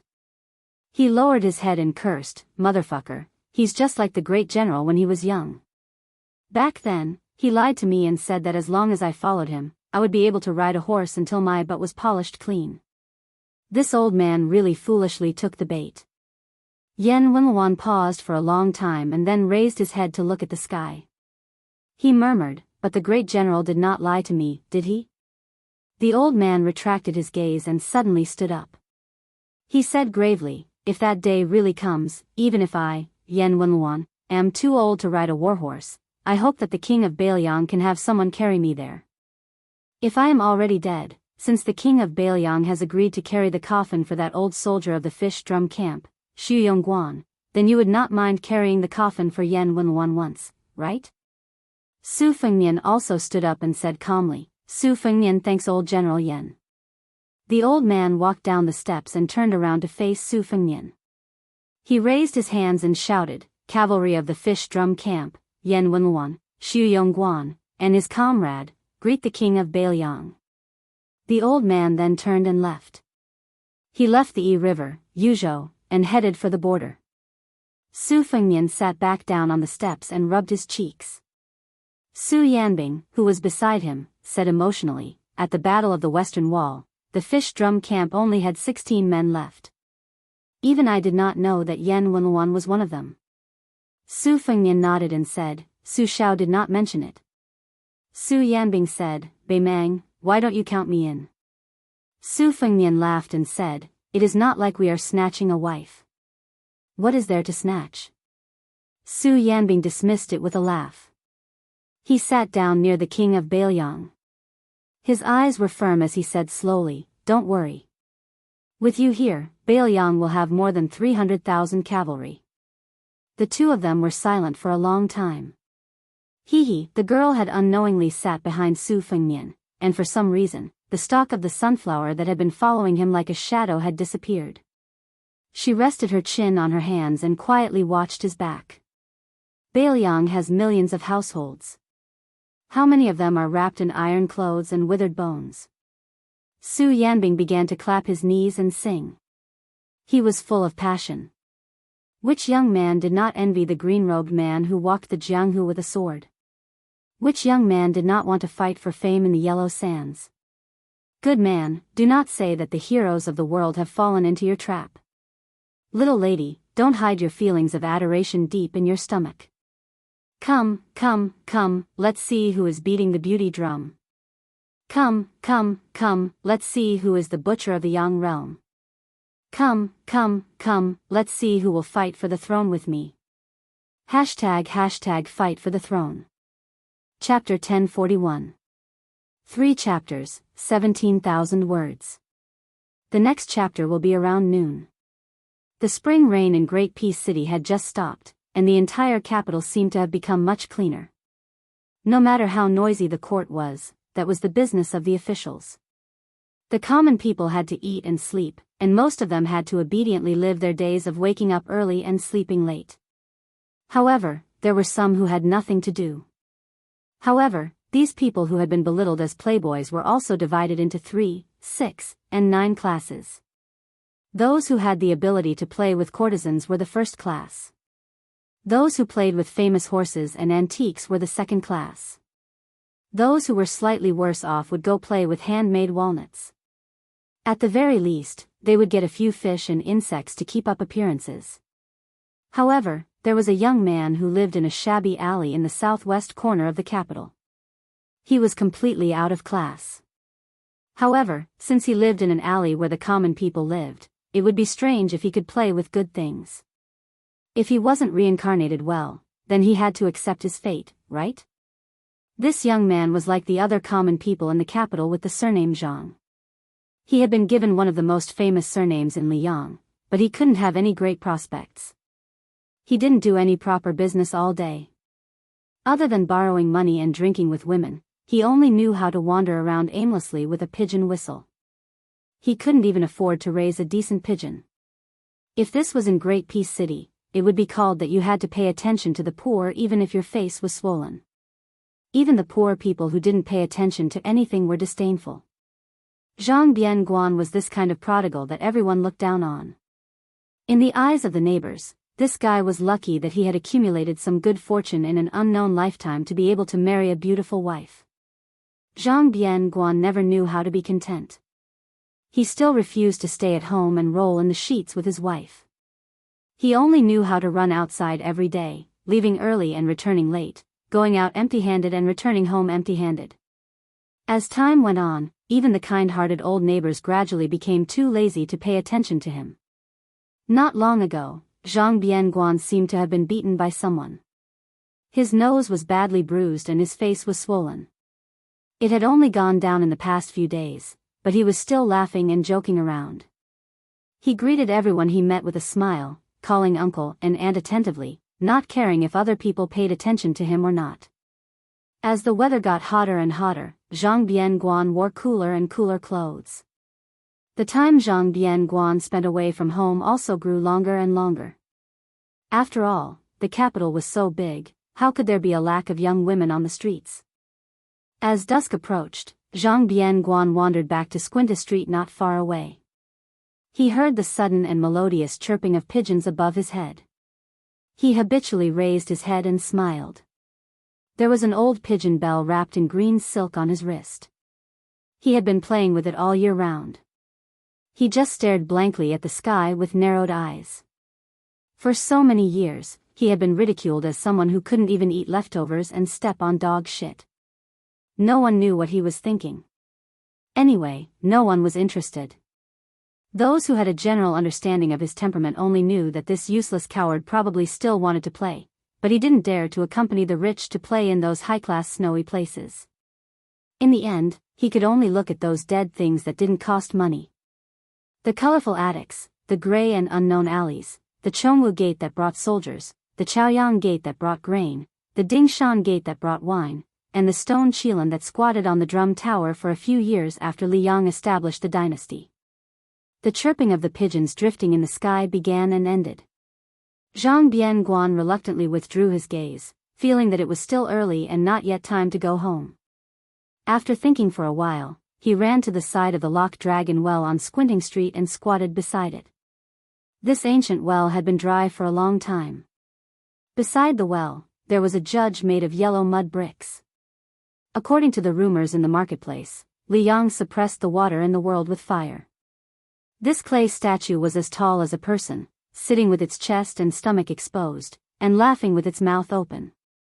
Every mid-autumn, the common people would add firewood to the fire, and flames and smoke would rush out from the mouth and nose of the clay judge. Zhang Bianguan squatted beside the well as usual at the foot of the clay statue, occasionally raising his sleeve to wipe the corner of his mouth. A few days ago, he was beaten up quite badly by a group of people. They probably mistakenly thought that Zhang Bianguan's father was about to lose his power and that it was time to teach this bastard a lesson that disgraced the aristocratic families of the capital a lesson. However, after satisfying his craving with punches and kicks, he discovered that the weather in the Liang imperial court was still the same. This brat's father was even more ruthless for the first time, beating up a large group of people until they cried for their parents. As a result, the people who relied on these groups of people to eat and drink immediately hid. They didn't even have the guts to apologize to Zhang Bianguan. Later, they trembled in fear for a good half of the day, and didn't even wait for the slightest bit of revenge. Only then did they all let out a collective sigh of relief. They gathered together and increasingly mocked this person surnamed Zhang for being a big piece of trash. He had a father that they couldn't even pray for even if they burned incense and prayed to Buddha. He didn't know how to use the tiger's skin to enjoy his life.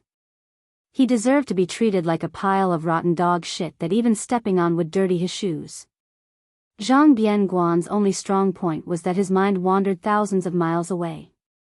When he suddenly discovered that there was an elegant young man beside him, he glanced at him and didn't say anything. After waiting for a long time, he finally smiled and asked, "You really didn't come to beat me to vent your anger?" The scholar-like scholar smiled and shook his head. "How would I dare to beat up the son of the Grand Secretary? Besides, if we really fought, I wouldn't be your match. Why would I bring shame to myself? Even if you didn't fight back and let me beat and scold you, I would still be treated as an amusing fool by you." Zhang Bianguan made a sound of surprise. "So you're actually a sensible person? You're not from the capital, are you? With your eyesight, if you're from the capital, you wouldn't even come to see me." The scholar asked, "You admit that you're a smart person?" Zhang Bianguan sneered and said self-deprecatingly, "I'm considered a smart person? Then what would my father be?" The scholar nodded and said, "That's right." Zhang Bianguan lay on the mouth of the well and gazed at the dark and bottomless mouth of the well. He no longer paid attention to this unknown scholar who was boring once he understood things. The scholar leaned against the mouth of the well and said faintly, I know you like to see the scheming in the palaces and pavilions because they only complement each other. Compared to the harm between people, they are much more amiable and lovable. I also know that when you left the Jianghu to set up your own household, you planted a peach tree at home. The people of Great Peace City all like to have trees in their yards. Pomegranates that give birth to many children, jujube trees that give birth early, persimmon trees are also common, but there are no peach trees because the character for peach sounds like escape and is inauspicious. Great Peace City is the root of Liang. If the tree is moved, it will die. Where can the people of Liang escape to without Great Peace City? You, Zhang Bianguan, are not stupid. You planted it for your father, but your father, the Grand Secretary of Liang, ignored it. He did not escape, so you, as his son, can only continue to stay in Great Peace City and wait for death. Hopefully, in the future, you can at least send him off. It would be even better if you could drink at the Qingming festival. Zhang Bianguan calmly made an "oh" sound and continued to look at the mouth of the well. The scholar smiled slightly and said, "You must have guessed that I am that Sun Yin who came from Beiliang to ask Tantanon for an official position." Zhang Bianguan turned his head. "Sun Yin, is it? Then tell me, what exactly is that stone Qilin on the drum tower silently watching the world for hundreds of years waiting for?" Sun Yin had already quietly entered the secretariat and successfully attached himself to the towering tree that was Tantanon. Although he was just a small official, since he had entered Master Huan's discerning eye, wasn't his meteoric rise just around the corner? The few people who understood this point long ago, but the vast majority of muddle-headed people would not remain muddle-headed. Sun Yin met the blue-eyed young son's gaze and shook his head. "How would I know what a stone Qilin is waiting for? In any case, it's not waiting for the wind to blow and the smoke of war. In the end, the people are in a terrible situation. If it's only exchanged for people wearing dragon robes, is it fun?" Zhang Bianguan laughed and stroked his stubbled chin. "It's not fun." Zhang Bianguan sat shoulder to shoulder with Sun Yin. He stretched his neck, exhaled, and then inhaled again. Only then did he chuckle and raise his wrist to show Sun Yin the simple and unadorned pigeon bell. He said, "In the past, I received a pigeon as a gift from someone. It's a first-class item, black with a hint of purple. Compared to the king of Beiliang, Su Fengnian's falcon, the price is not much different. At the time, my father had not yet become the Grand Secretary, only a third-rank official. My father came to find me, but he didn't scold me. You should know what kind of person my father is. Scolding others would be flattering you. Other than Master Huan, he has almost never scolded anyone in his life. He asked me, 'This pigeon is my father's current net worth. What kind of thing are you, Zhang Bianguan, to be worth this price? Are you stupid, or are you really stupid?' That year, I was 14 years old. In a fit of anger, I returned the pigeon to someone. That person, in front of me, said with a smile that he didn't have the habit of taking back gifts. Afterwards, he used his hand to strangle the pigeon to death. He was the current crown prince, His Highness, Zhao Zhuan. From that day onwards, I swore that I would never mix with these people again. I would rather listen to the creaking sounds of small doors opening than listen to them flattering each other. I would rather look at those dead objects that no one cares about than look at those children of influential families whose farts can be sold as gold and silver. Over time, no one liked to take me out to play. I was also happy to be alone in peace. When his father, Zhang Jiulu, was mentioned, Zhang Bianguan couldn't help but sink into contemplation. Chapter 1042. He still remembered that after his father had distinguished himself in the Hanlin Academy, his grandparents had moved from their old home to the city. During the hot summer months, the two elders especially liked to lie on the rattan chairs under the shade of the trees and help their grandchildren fan themselves. Fan after fan, summer after summer. As they fanned, only his grandmother was left. After that, they were all gone. Their father also did not observe filial piety. The court was even more impatient than the civil official who was his son. They directly issued an edict to revive him. Their group of children did not find anything strange from their father's face. Zhang Bianguan clearly remembered that at that time, in Tai and city, the streets were filled with rumors. Everyone said that their father did not care about being a person in order to become an official. However, as their father's official hat grew bigger and bigger, the voices became quieter and quieter until no one mentioned it anymore. He, Zhang Bianguan, had not done anything for many years. Compared to his eldest brother and second brother, he had left home later. However, he saw the family matters more clearly than his two brothers. Since when did the Zhang family's family matters become the same as the matters of Jing and the world? Zhang Bianguan's expression was lonely. The back of his head rested on the mouth of the well as he looked up at the dusky sky. When he was young, there was a lion bridge not far from the Fu. Once, when the family went out to play, their father had them count how many stone lions there were on the bridge. Eldest brother was the most like their father. He was serious in everything he did and counted in a methodical manner. Second brother was a bookworm. From young, he did whatever eldest brother told him to do. Whatever eldest brother did, he would learn. He, Zhang Bianguan, was only 2 years older than his sister, Zhang Bianguan, so the siblings were the closest. Taking advantage of the time when their parents returned home, he took his sister to the frozen river under the bridge to play. When they were tired and saw that his eldest brother and second brother were still there foolishly counting, Zhang Bianguan ran directly to the omniscient Uncle Huan Wen to ask for an answer. In the end, his eldest brother and second brother returned in the middle of the night and saw their younger brother kneeling on the ground.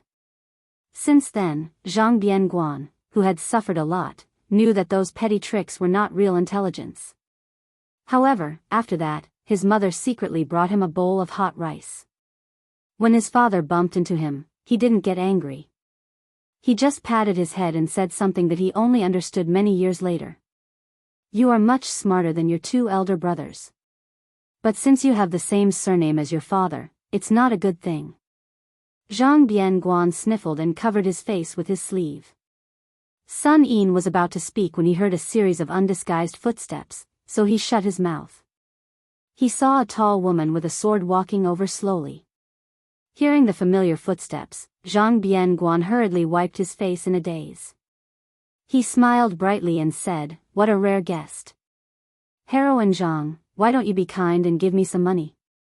Zhang Gaoxia glared at him and said, "Jianghu pays particular attention to saving the needy and not the poor. Do you think I would give a bag of silver to a pauper like you? I'll take your surname." Zhang Bianguan rolled his eyes and said, "The two of us have the same surname." The corner of Zhang Gaoxia's mouth curled up and she said, "That's why." Then she threw a heavy bag of silver. Zhang Bianguan was not surprised. He caught the silver and laughed heartily. This heroine really has a bodhisattva's heart. In the future, you will definitely find a handsome and talented man who can overturn the world and love his wife dearly. Before that, let's discuss something. Heroine, why don't you take me in and drag me home? Just take care of my meals. It would be best if there's meat and wine. Zhang Gaoxia didn't bother to banter with her third brother. Instead, she coldly glanced at Sun Yin, a minor official from the secretariat who she knew very well. Sun Yin stood up alone, leaving Zhang Bianguan to sit alone.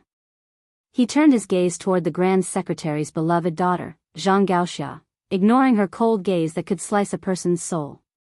He asked, "Miss Zhang, I have something to say, but I don't know if I should say it or not." Zhang Gaoxia coldly said, "Then shut up." Zhang Bianguan slowly stood up and threw the bag of silver. He had a look of schadenfreude as he destroyed the bridge after crossing the river. "Sun Yin, oh Sun Yin, Chancellor Yao said that you were a great scholar who won 3 prizes in a row. It's a pity that my sister has never liked scholars who play with words. Don't expect her to look at you differently. If you really want to talk about principles, then it's your business if you're strong, and it's my business if I like you. However, if you really don't change your mind and want to marry my sister, I don't care. But you have to beat her first, and she has to like you. Then, you have to be the son-in-law that my father personally approves of. Where can you find such a rare and handsome young man? You're the one who delivered yourself to my door, so you definitely don't count." Sun Yin said helplessly, Why would I like a girl who already has someone in her heart? Zhang Gaoxia laughed coldly and said, Sun Yin, you know quite a lot. Sun Yin didn't mind and said calmly, in any case, I'm destined to only speak half a sentence with the Grand Secretary in this life. Being able to speak with the Grand Secretary's son is enough to make up for my regret. As for you, heroine Zhang Gaoxia, it's just a pleasant surprise. Don't worry, I also like the person you like. I won't fight with you over her. Zhang Gaoxia laughed mockingly and said, You like men? Sun Yin smiled and said, Like is like, but it's not like a woman who likes a man. Admiring a person from the bottom of my heart can also be considered like. To give an example, it's just like how I really like that Grand Secretary Darren was not able to write an excellent poem like setting up thousands upon thousands of buildings, greatly protecting the cold under the heavens, but he was able to accomplish this magnificent feat with his feet on the ground. 6 yamens, a total of 4,000 houses. In the future, there will be fewer and fewer children of the rich and powerful families, and more children of the poor and common people. This is no different from Senior Li Chungang opening the gates of heaven with his sword in Jianghu, opening the mountains for the younger generation. Chapter 1043.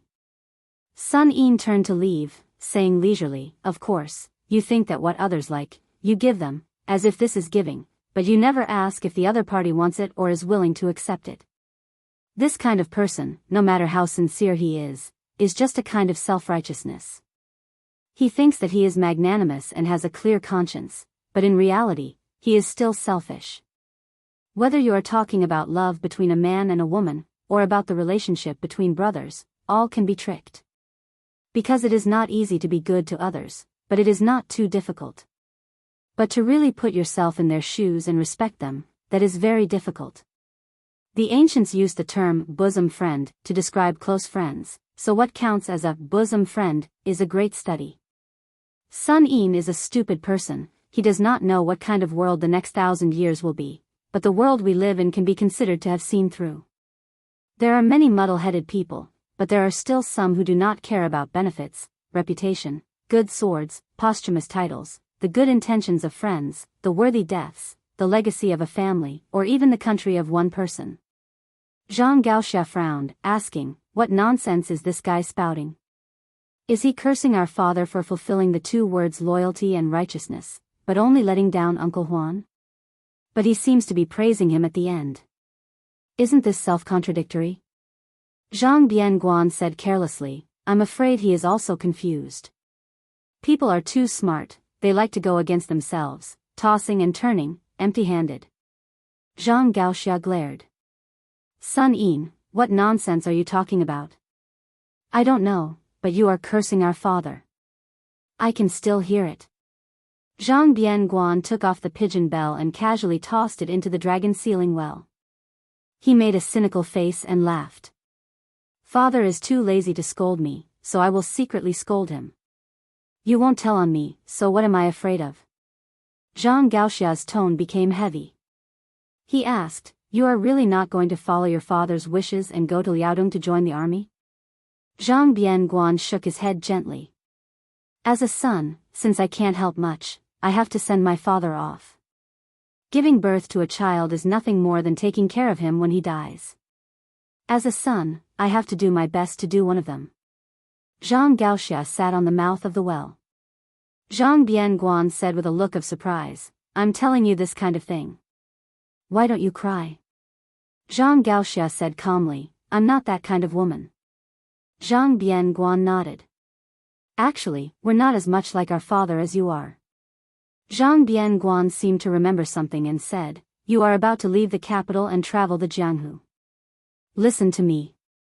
Although Dad says he doesn't want you to go anywhere, he actually wants you to go to the place in his heart. Zhang Gaoxia lowered his head. Don't say any more. If you continue, I'll really cry. Zhang Bianguan slapped his cheeks with both hands. Motherf *Ker, a woman like you hasn't even cried, and your brother, a man, has already given in. There was a person who said something that was absolutely true. I have never heard anything more reasonable than this sentence in my life. Even Sage Zhang would have to admit defeat if he heard it. Zhang Gaoxia raised his head. Zhang Bianguan blinked. He said that if a man bleeds but doesn't cry, what kind of hero is he? Every woman in the world bleeds but doesn't cry. Zhang Gaoxia took a deep breath and then another. Only then did he calm down his murderous mood. Zhang Bianguan said softly, "Go ahead. The world is in chaos. When the time comes, there will definitely be a scene of heroes, ambitious and ruthless. Don't miss it. Just treat it as giving our father a few more glances." Zhang Gaoxia did not agree or refuse. But on this day, he did not see heroine Zhang with her sword again in Great Peace City. Zhang Bianguan was no different from usual. He walked back to Slanted Eye Street in the darkness. The dim yellow light in the courtyard was waiting for him to come home. That stupid wife, who was not very beautiful, was angry at him for drinking with women, but still waited like this. Day after day, she probably felt that there was no hope for her life, much less an end. For other women, not to mention marrying into the Zhang family, which was the only family in the entire Liang dynasty, even if they were married into a third or fourth rank official's family, they would still have a glorious life. Not only would they be able to live a life of luxury, their children would also not have to worry about food and clothing for the rest of their lives. When they grew up, they would be able to live a life of luxury. If they wanted to help the country and the world, they would help the country and the world, and if they wanted to be mediocre, they would be mediocre. Zhang Bianguan was about to open the courtyard door like usual and yell for his wife to serve him good wine and meat when he suddenly squatted down for no reason. Then he heard the footsteps of passers-by. He hurriedly stood up and pushed open the door to go home. The woman, as usual, was silent. She served the warm and suitable food and ate it with her chopsticks. Occasionally, she glanced at the man, who had one leg on the bench and only cared about himself and was never willing to say a word to her. That man was her husband. But he had never seen her show any hidden bitterness or grievance on her delicate face.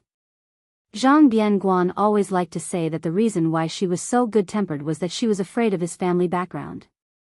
A starving camel was still bigger than a horse. No matter how useless Zhang Bianguan was, he was still Zhang Jiulu's son. How could she not serve him carefully? But every time he said this, Zhang Bianguan would slap himself in the mouth and say that only flowers, birds, fish, and insects needed to be served.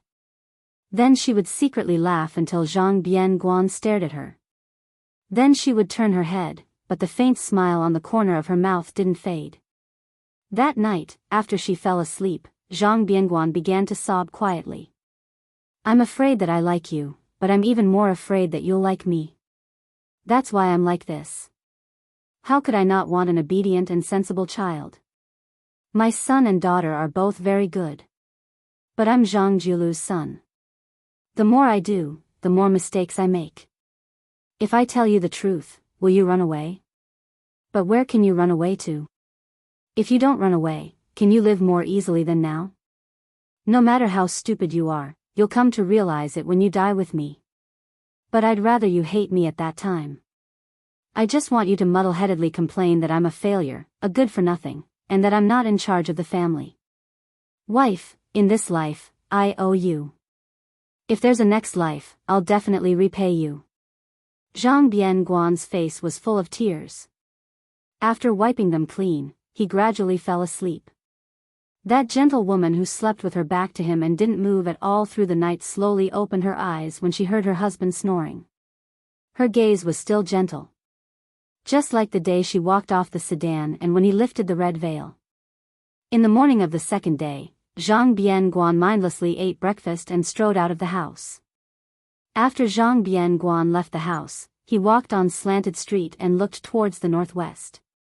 He said softly, "Gaoxia, you have to go to Beiliang.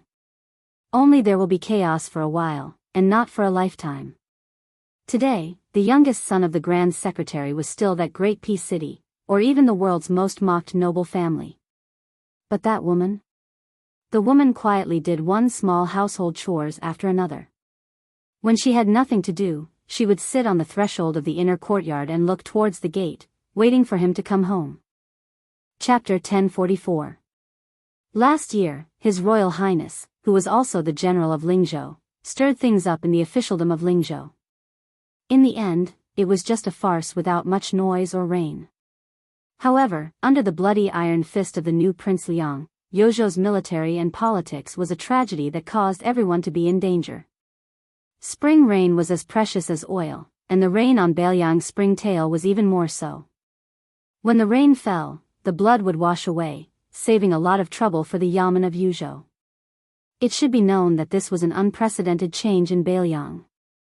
3 lieutenants had died, and the number of commandants with real power could not be counted with 2 hands.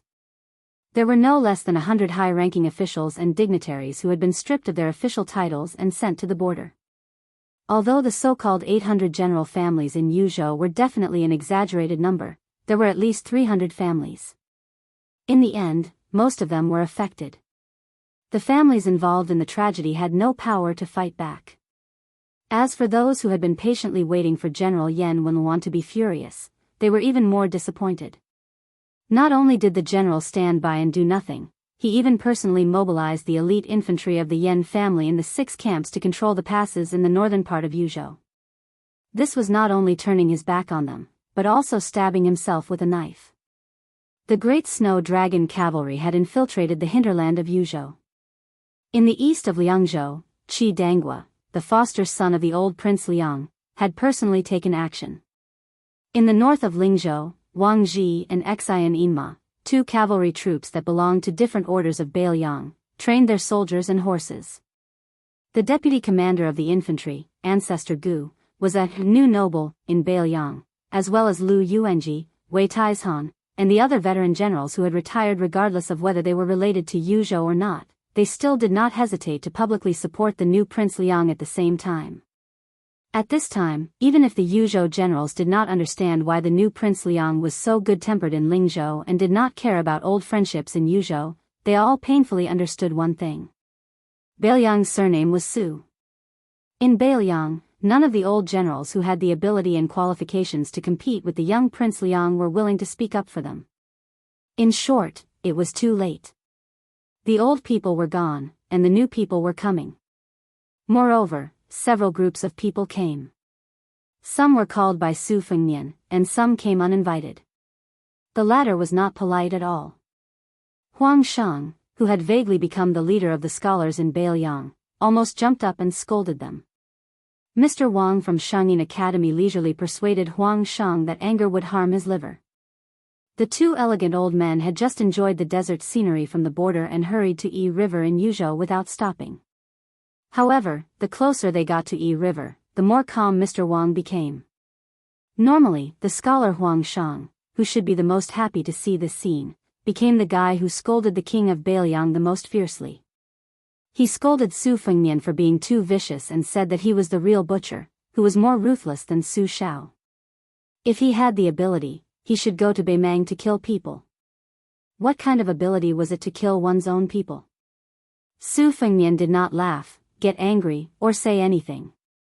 He only overstepped his authority and handled military affairs in the general's mansion in Yuzhou. He was completely indifferent to Huang Shang's scolding and did not even lift his eyelids. After Grand Chancellor Wang and Huang Shang, the newly appointed provincial governor of Liuzhou, Yang Guangdou, rushed over from the land of refugees.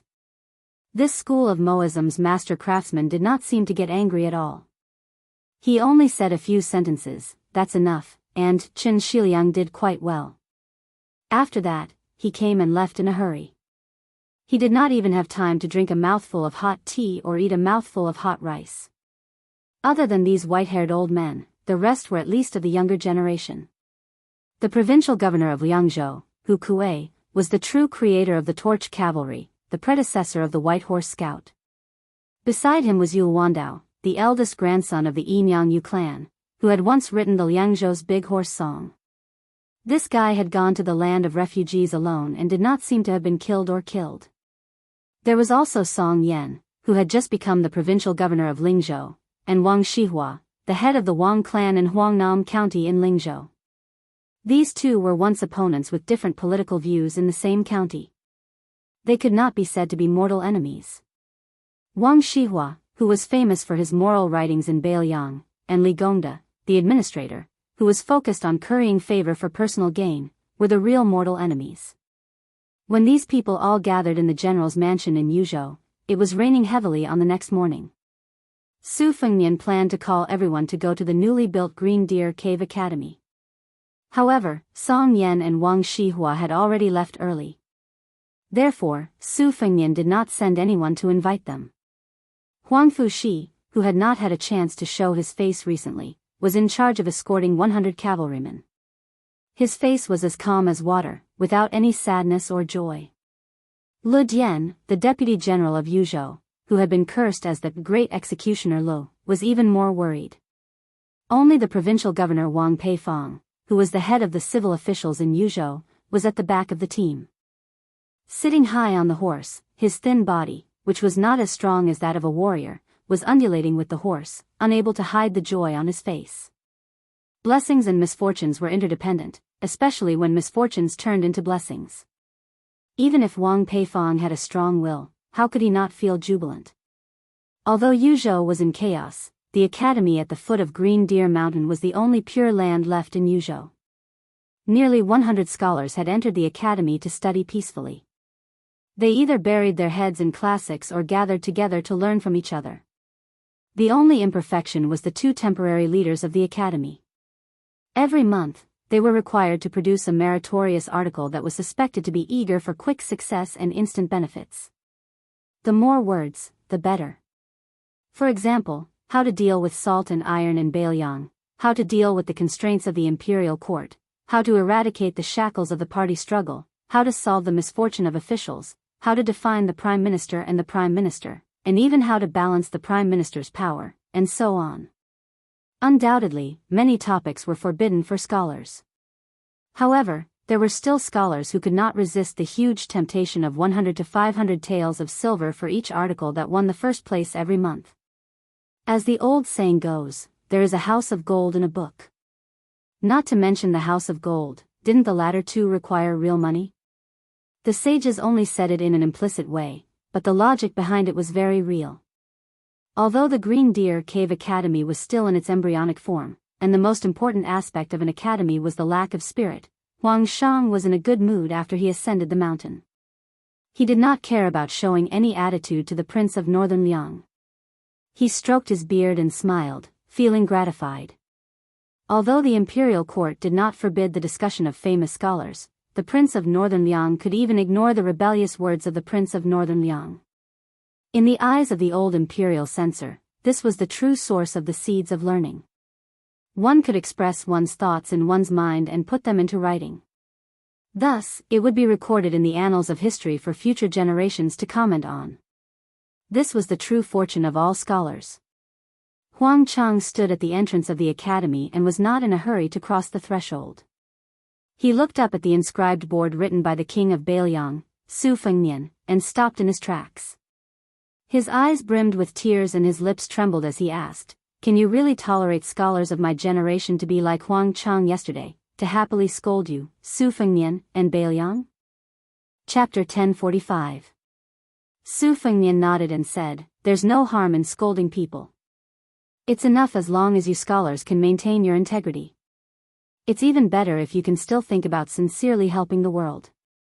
If one day, there's a martial artist from Beiliang who dares to kill you with a knife, as long as the reason is in your heart and not in the knife in their hand, I will protect you." Huang Chang said a few good words in succession. His sleeves fluttered as he strode into Green Deer Cave Academy with Grand Chancellor Wang. After walking for a while, he suddenly realized that the young man from Su family didn't follow him. Instead, he stood in the same place.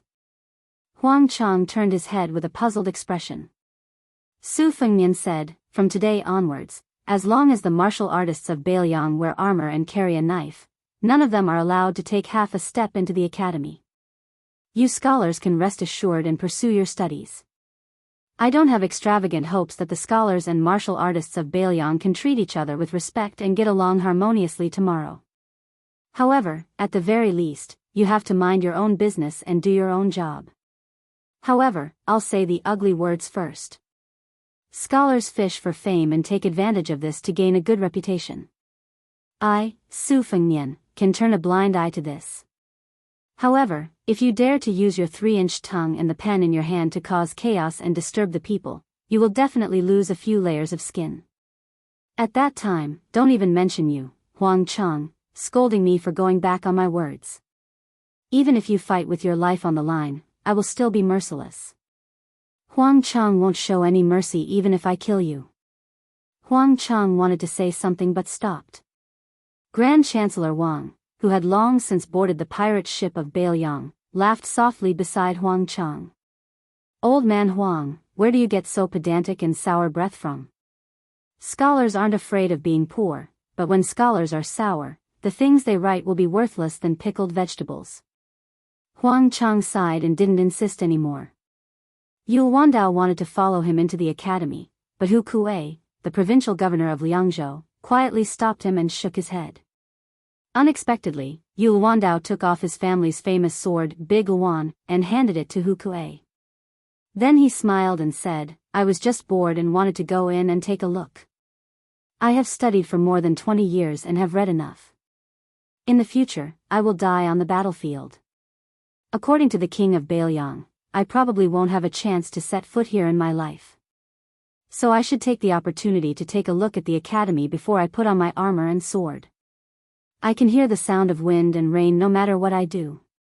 I can even hear the sound of horses' hooves and the sound of fighting. But I really won't have the chance to hear the sound of the academy study that I've been familiar with since I was young. Su Fengnian looked at the back of the young man who was about the same age as him. He took the saber from Hu Kuei's hand. He didn't unsheath the saber, only flicking the scabbard with his finger. He asked with a smile, You're called the One Saber? The young man who was called, Yu family is proud again, after Chao Chongqing in Guangling Road turned around and said with a smile, Yes. The young vassal king who had been giving people a gloomy impression these days chuckled and said, Even if you are a spy of Liang, Bailiang will be willing to accept you because of your appearance. Yul Wandao looked sad and said, I'm not a girl who hasn't been married yet. The king of Bailiang judges me by my appearance. I really can't be happy. Su Fengnian returned the Big Yuan saber to Hu Kuei and then waved his hand with a smile, indicating that Yul Wandao should enter the academy. After Yul Wandao leisurely walked into the Green Deer Cave Academy, Su Fengnian turned around and walked to the fence of the square in front of the academy. He waved at Wang Peifong. This Yuzhou provincial governor was a real literati, but he didn't enter the academy. The people outside were all real generals, so Wang Peifong felt a bit awkward. In the past, Governor Wang was afraid, but he was afraid that Su Fengnian was the eldest son of General Su Shao.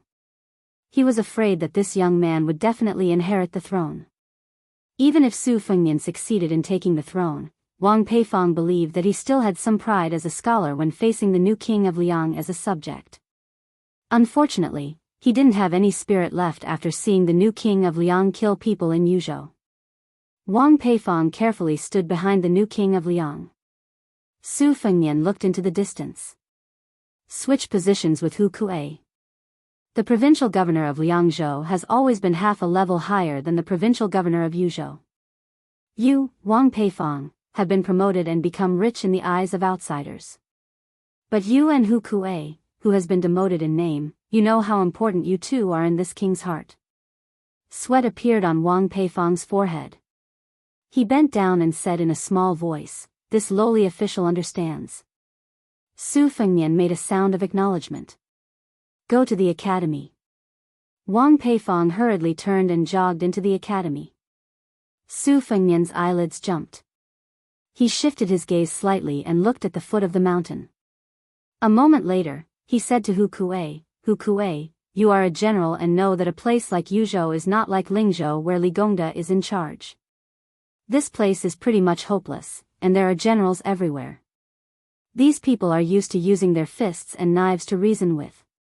It is useless to talk to them until you break your tongue. Now it will depend on your ability. Hu Kuei, who had experienced ups and downs, nodded heavily. He did not say anything heroic. Su Fengnian continued, Lu Dian, you will go to the border of Liangzhou tomorrow and assist Yuan Zuozong. This king knows that you are the most aggrieved this time. The deputy general of Yuzhou, Lu Dian, lowered his head and cupped his fists. This lowly general obeys.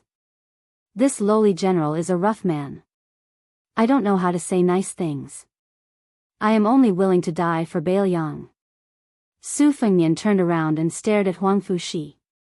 You are still the general of Yuzhou. In fact, what you said in the restaurant that day was not wrong. But there are some things that are not right or wrong. This king is not the same as you and Hu Kuei. There is no need to talk nonsense. I have said everything that needs to be said since you are the general of Yuzhou. But there is one thing that you should understand. This king is no longer the Jianghu man who has to be restrained in everything he does. In Bailiang, if this king does not give you face, who will? Who dares? Huang Fujin, who had been acting like a dog with his tail between his legs in front of Su Fengnian all this time, chuckled for the first time.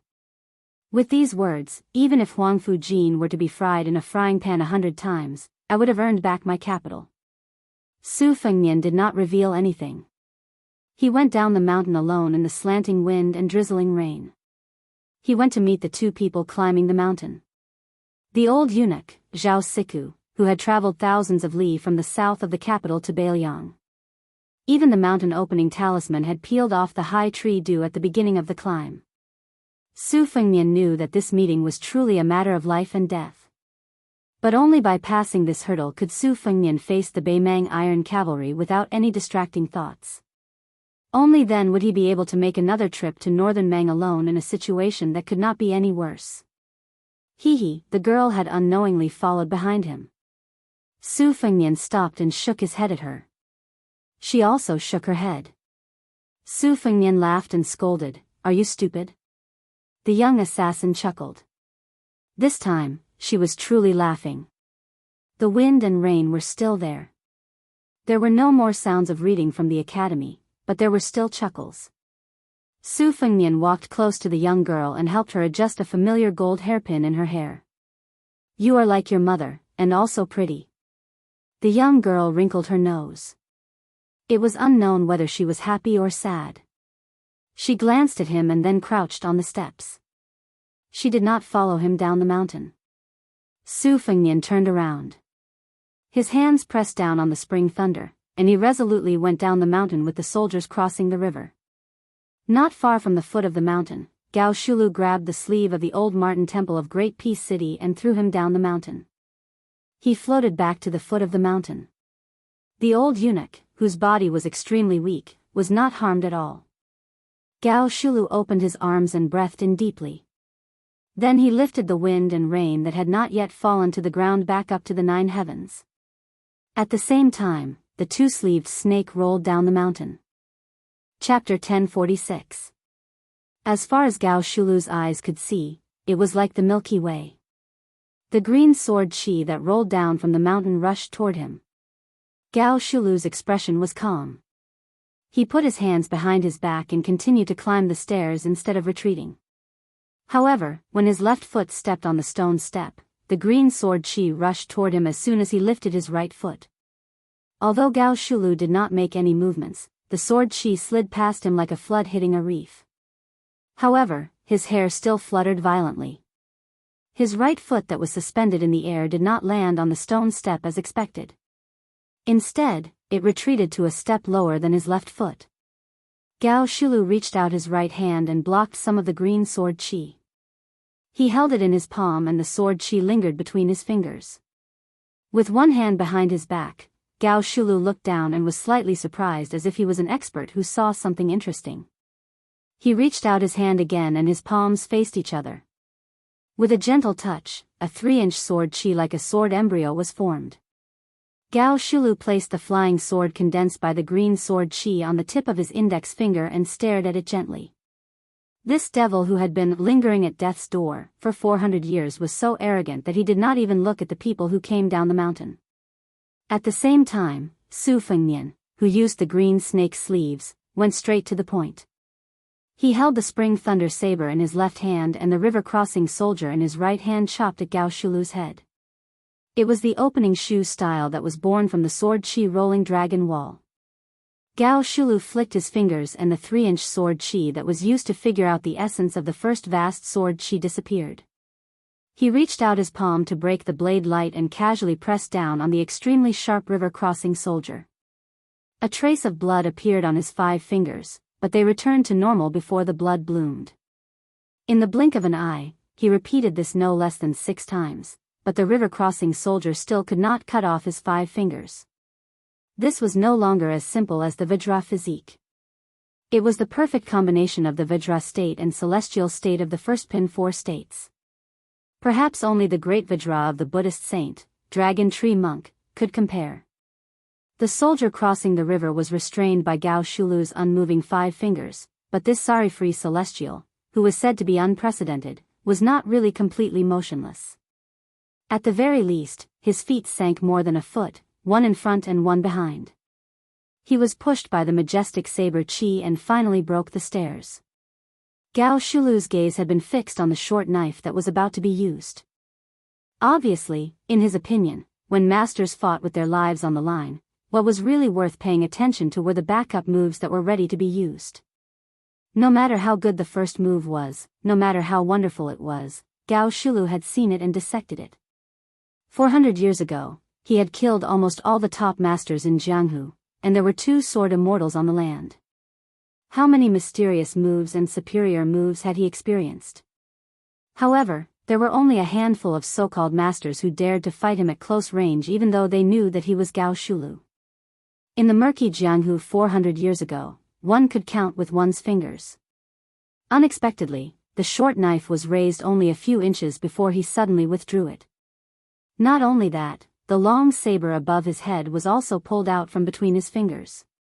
Gao Shulu frowned. A fellow who dared to enter the astral travel state in front of him had a good start. How could he have run out of skills so quickly? Could it be that he was one of those half-baked martial artists who only knew 3 axes in Jianghu 400 years ago? If that was the case, what was so interesting about the Jianghu 400 years later? Was it worth it for him to strip off the mountain-splitting talisman and hope to fight with all his strength? Was it really better to go to the East Sea Martial Emperor city than to come to Bailiang? However, Gao Shulu, who was too lazy to take advantage of the situation to pursue him, smiled as soon as he frowned. Unknowingly, a few red ropes shaped like red snakes had appeared on the back of his hand. They were like weeds in the wilderness after the early spring rain, growing wildly. Not only that, the 9 smooth flying swords of the sword embryo buzzed and flew around him, forming a seemingly insurmountable thunder pool. Of course, in Gao Shulu's eyes, all of this was just a smokescreen. The real killing move was hidden in the blade that came down the mountain. The young man had been preparing for this blade since the green sword chi rolled down the mountain. Su Fengnian's figure retreated and swayed. He faced Gao Shulu and floated up the mountain in reverse. Step by step, he ascended the stairs in a leisurely and carefree manner. The spring thunder returned to its scabbard. When it returned to its scabbard, thunder rumbled in the distance. For the first time, Gao Shulu waved both of his sleeves at the same time. In an instant, he patted the ground 5 times in a row. He was so relaxed that he didn't look like he was trying to counter every move that came his way. Instead, he looked like a distinguished scholar who was casually giving advice. After a short while, 5 thunderous booms sounded on Green Deer Mountain. After Gao Shulu patted the thunder heart away, the sword formation retracted. Perhaps Gao Shulu was busy stripping off the red ropes on the back of his hand, but he didn't try to block it. Instead, he dodged it.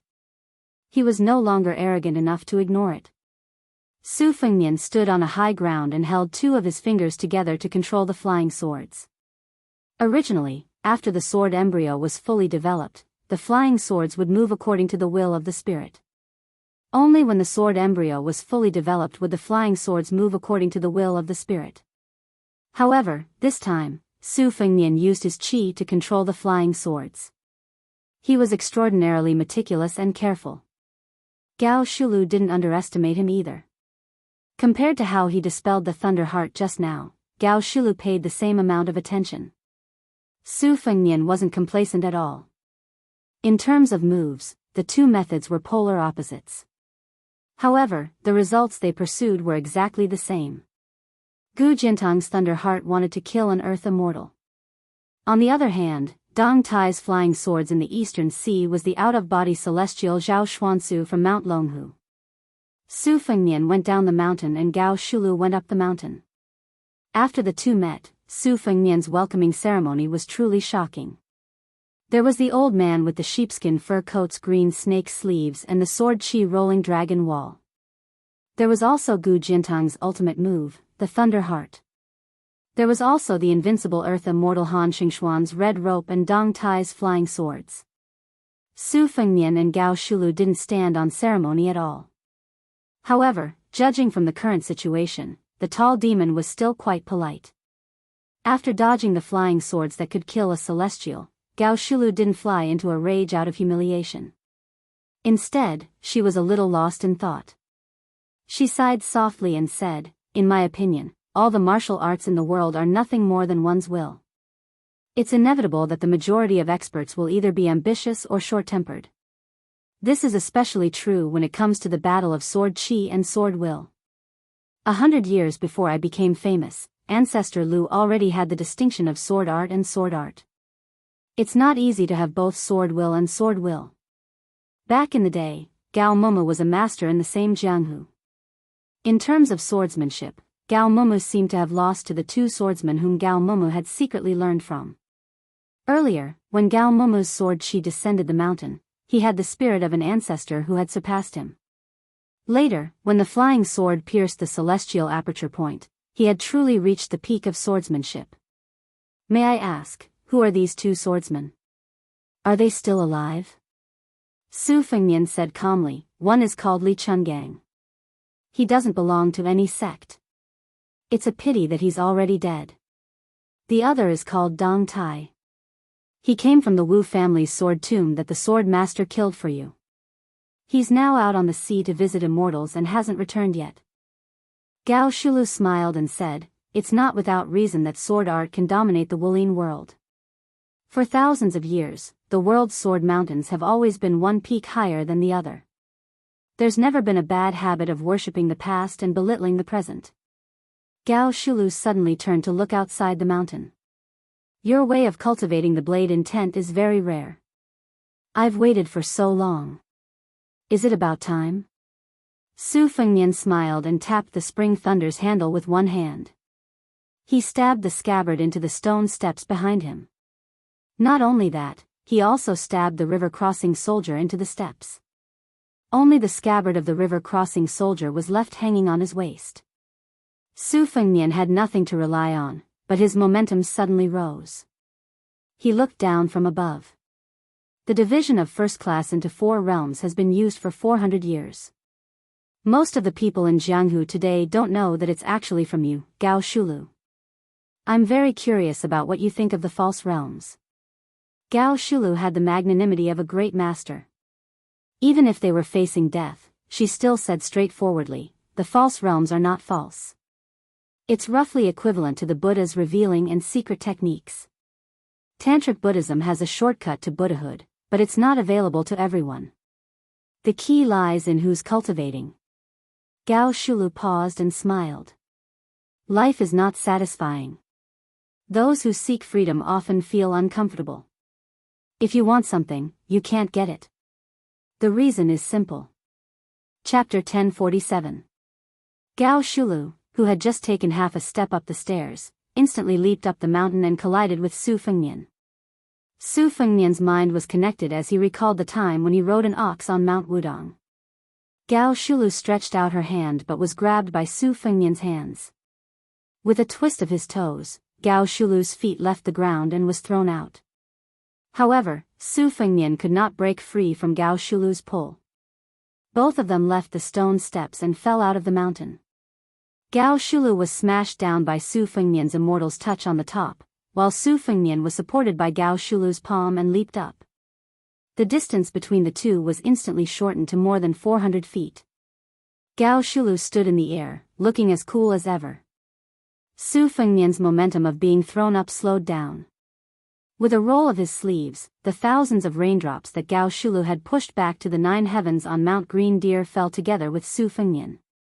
The raindrops in the sky were divided into different levels. Under the pull of qi, the higher the raindrops were, the faster the raindrops fell. Thus, the raindrops were strung together into a sword. If only a line of raindrops formed a sword, it was nothing more than the finger Xian realm. However, when thousands of raindrops were strung together into a curtain of beads, it was undoubtedly the magnificent spirit of the celestial realm. Not only that, Su Fengnian stretched out his hand and pulled the curtain of rain. The tip of the sword was pointed at the side of his hand. Following Su Fengnian's falling figure, it pointed at Gao Shulu, who was looking up with her hands behind her back. Borrowing the power of heaven and earth was often not up to oneself. This was also the reason why there were earth immortals above the celestial realm. The string of beads forming a sword referred to the Xian realm, the rain sword forming a curtain referred to the celestial realm, and the direction of the sword curtain referred to the worthy earth immortals. Previously, under Gao Shulu's celestial work, Green Deer Mountain no longer saw the gloomy scene of wind and rain, allowing Green Deer Mountain to monopolize the light. At this time, the sword screen covered the sky above, a dark mass, and the heavy rain destroyed the mountain. The people of the Green Deer Cave Academy did not hear the sound of the wind, nor did they hear the sound of raindrops hitting the eaves. They already thought it was too wonderful for words, and now they stopped flipping the books and whispering to each other. They walked out of the room together, and saw the sword aura tornado falling down the mountain rapidly. They were so shocked that they looked at each other in dismay, and all of them turned pale.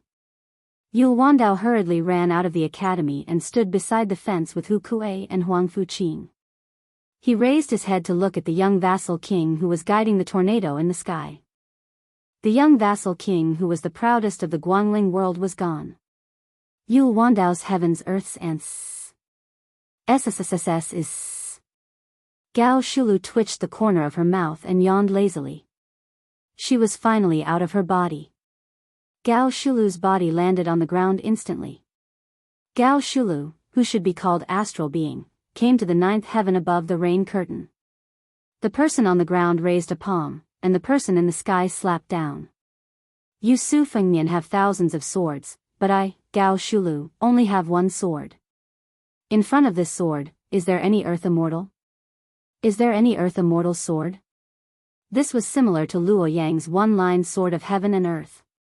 Su Fengnian, who was temporarily at a disadvantage, was not afraid at all.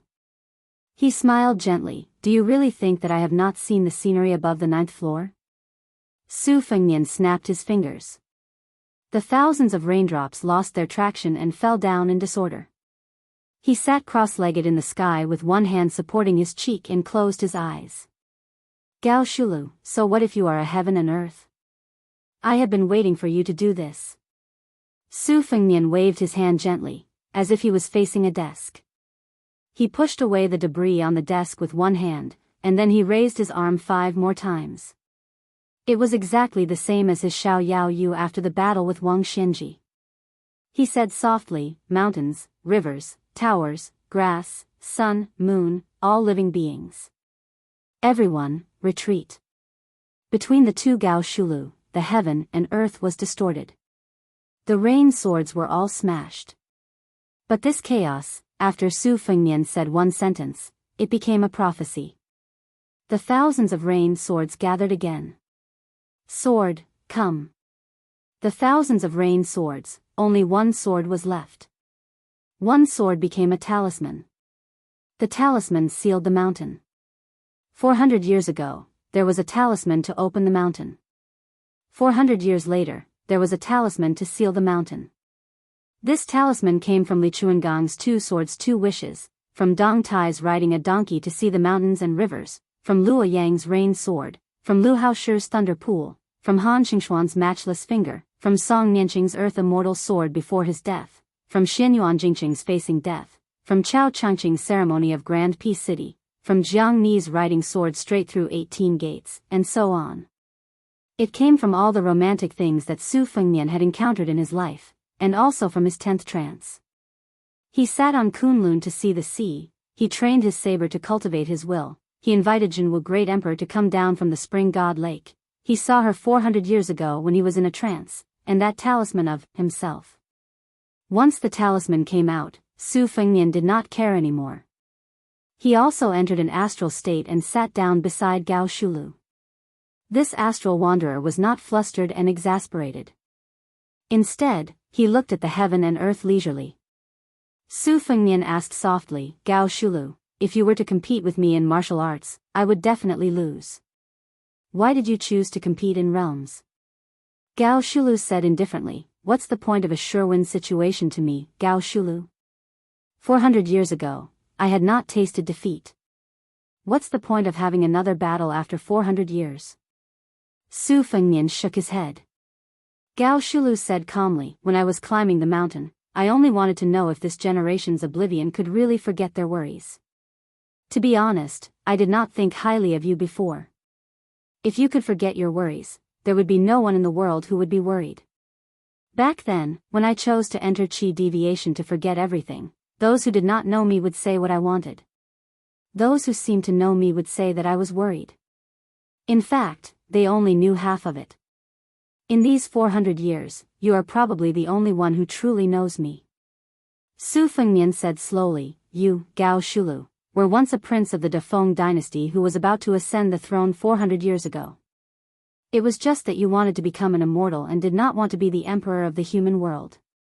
Then, you visited the ancestral court of Taoism, Wudang Mountain, and asked a question, what is the meaning of the word immortal? At that time, Ancestor Lu reincarnated and had not yet enlightened his orifices. You went to Longhu Mountain, but no one could explain it. Or rather, they only gave half of it. The word immortal has two meanings. Now, there are two mountains, Wudang and Longhu. The former explains half of the word immortal, while the latter explains half of the word mountain. Longhu Mountain wants to become an immortal, so they have to go up the mountain and be a mountain person. They want to become an immortal and ignore the matters below the mountain. Wudang Mountain inherited the will of Ancestor Lu. They cultivate on the mountain, but obtain the Tao below the mountain. They cultivate themselves and others, which is more in line with what you, Gao Shulu, want. Unfortunately, the Taoist priest on the mountain clearly had this intention, but he could not explain it. However, even if he did, it might not be to your liking. From your point of view, being an immortal does not forget being a human. Once you pass the gate of heaven and become an immortal, you are no longer a human. As an immortal, if you want to descend the mountain, you have to follow the fate of the world. How can you be called a free and unfettered heaven and earth? Therefore, what you want to be is a unique celestial being on the land, not a mountain person above the 9 heavens. Gao Shulu sighed, yes, the world is divided and united. What do I have to worry about?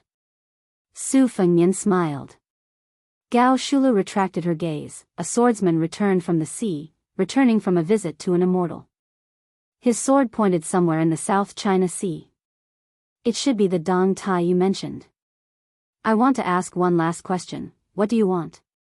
Su Fengnian folded his hands in his sleeves and said calmly, I don't want to think about the past and future lives.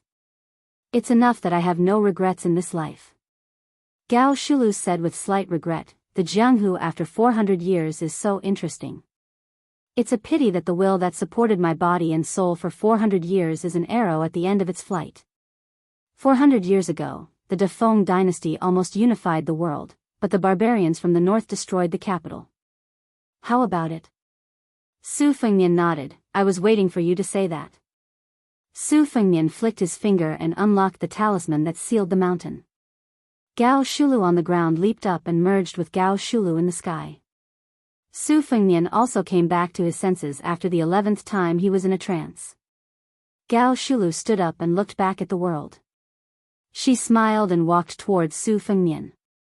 400 years ago, Gao Shulu, who was truly the leader of the entire Jianghu, brushed past Su Fengnian and disappeared just like that.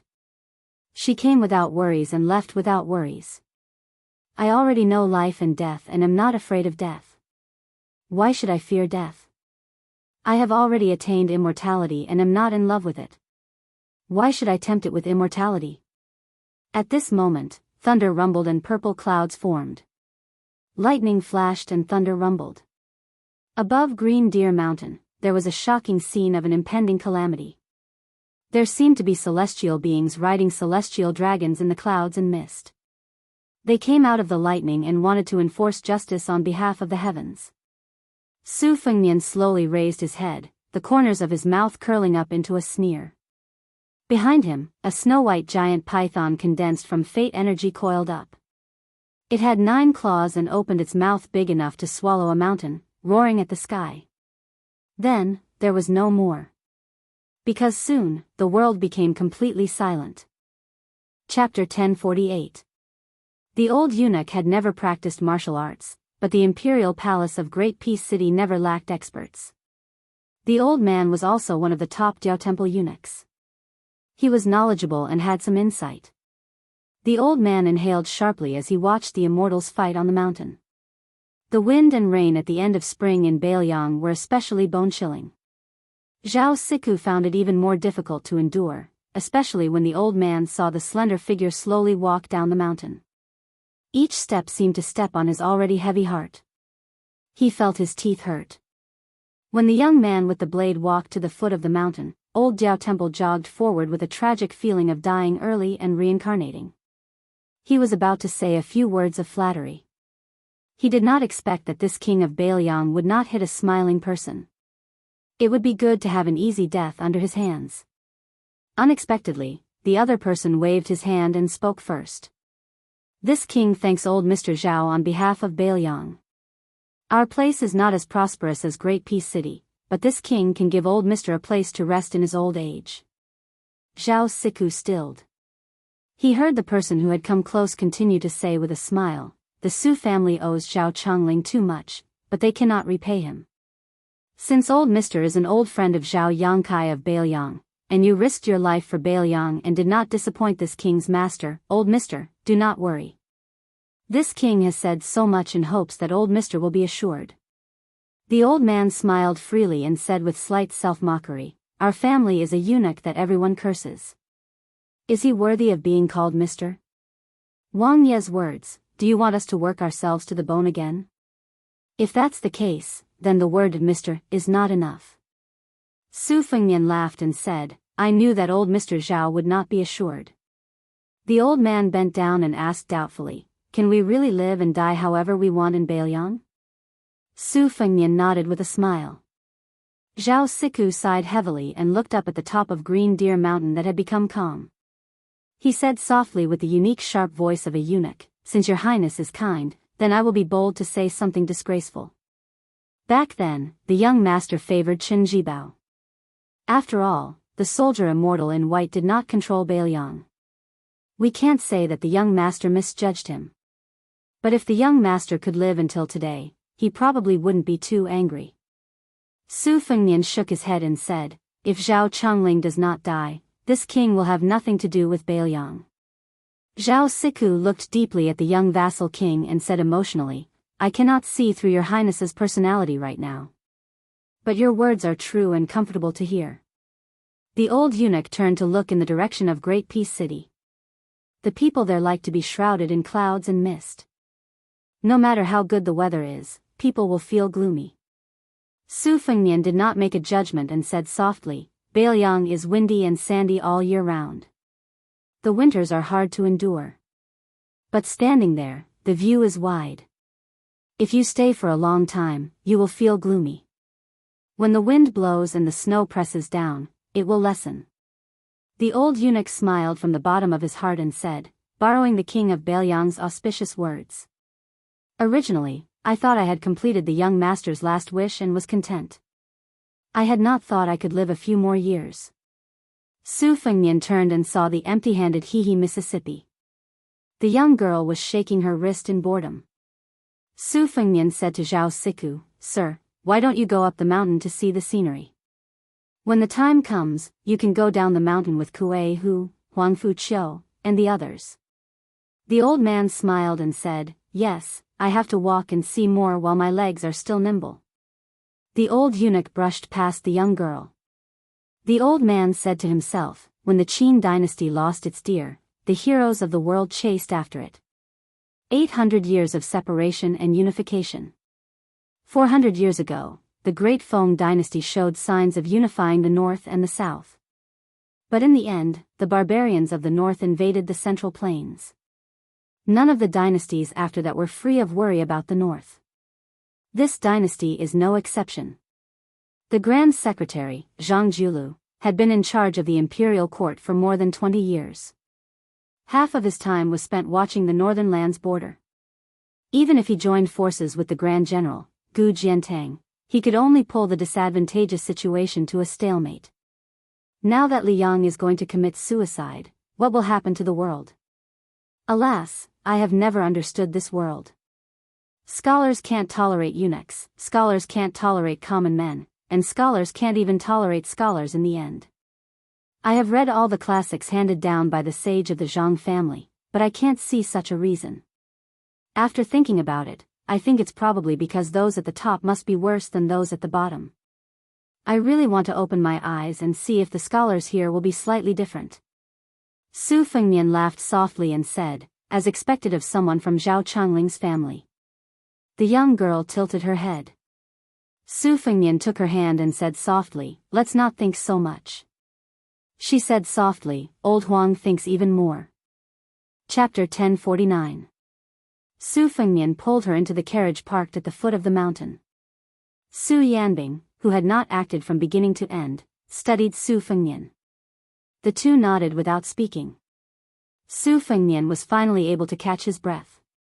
He said casually to the young girl, "For a strategist, the size of one's weapon is one thing, and one's position is another. Yuan Benshi's ranking among the strategists of the spring and autumn period has always been higher than my master Li Shan, Yang Kai Zhao Changling, and Nailan Yusi behind the king of Yen.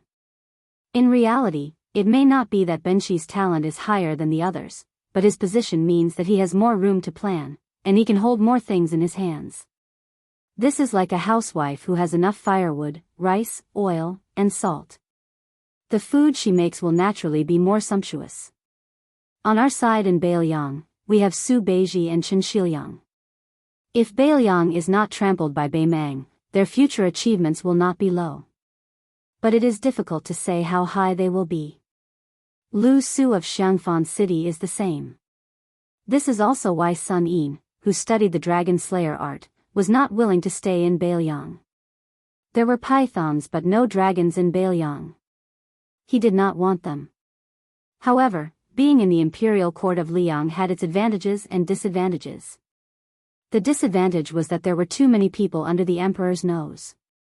Even if there were talented people like Su Beiji and Chen Shiliang, it would be difficult for them to stand out as quickly as they did in northern Liang. Secondly, as the Zhaodiao temple said, scholars could not tolerate scholars and scholars looked down on each other. There were many rules in the imperial court of Zhao. Many scholars' lofty aspirations could not be fulfilled and most of them groaned for no reason. However, there were still some people who were born at the wrong time and did not get the chance to appreciate their talents. If Huang Longsher was born in the present, I'm afraid even becoming the Grand Chancellor of Shangyin Academy would be as difficult as ascending to the heavens, let alone becoming the great devil of spring and autumn, Huang Sanjia. Su Fengnian glanced at the girl and said helplessly, "What are you glaring at me for? I am not speaking ill of your old Huang, I am praising him. My master said that he is an extraordinary person, an extraordinary talent. I do not dare to underestimate Huang Longsher." Su Fengnian's thoughts immediately drifted away. This Zhao Zhu's luck is good to the point where it can be considered good luck, to be able to make Huang Longsher, Northern Mang's imperial preceptor, Daoist Qilin, Yuan Qingshan, and Nailan Yusi, these three people take notice of him at the same time. Zhao Kai, who had died outside the Iron Gate, only had two masters, Yang Taisui and Han Xingxian.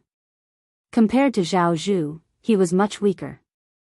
As for the fourth prince, Zhao Zhuan, he is already the crown prince of a country. Anyway, the ownership of Liangjiang Mountain depends on these two. On the way back to the general's mansion in Yuzhou and Iha City, they encountered two groups of assassinations that were like throwing eggs at a rock.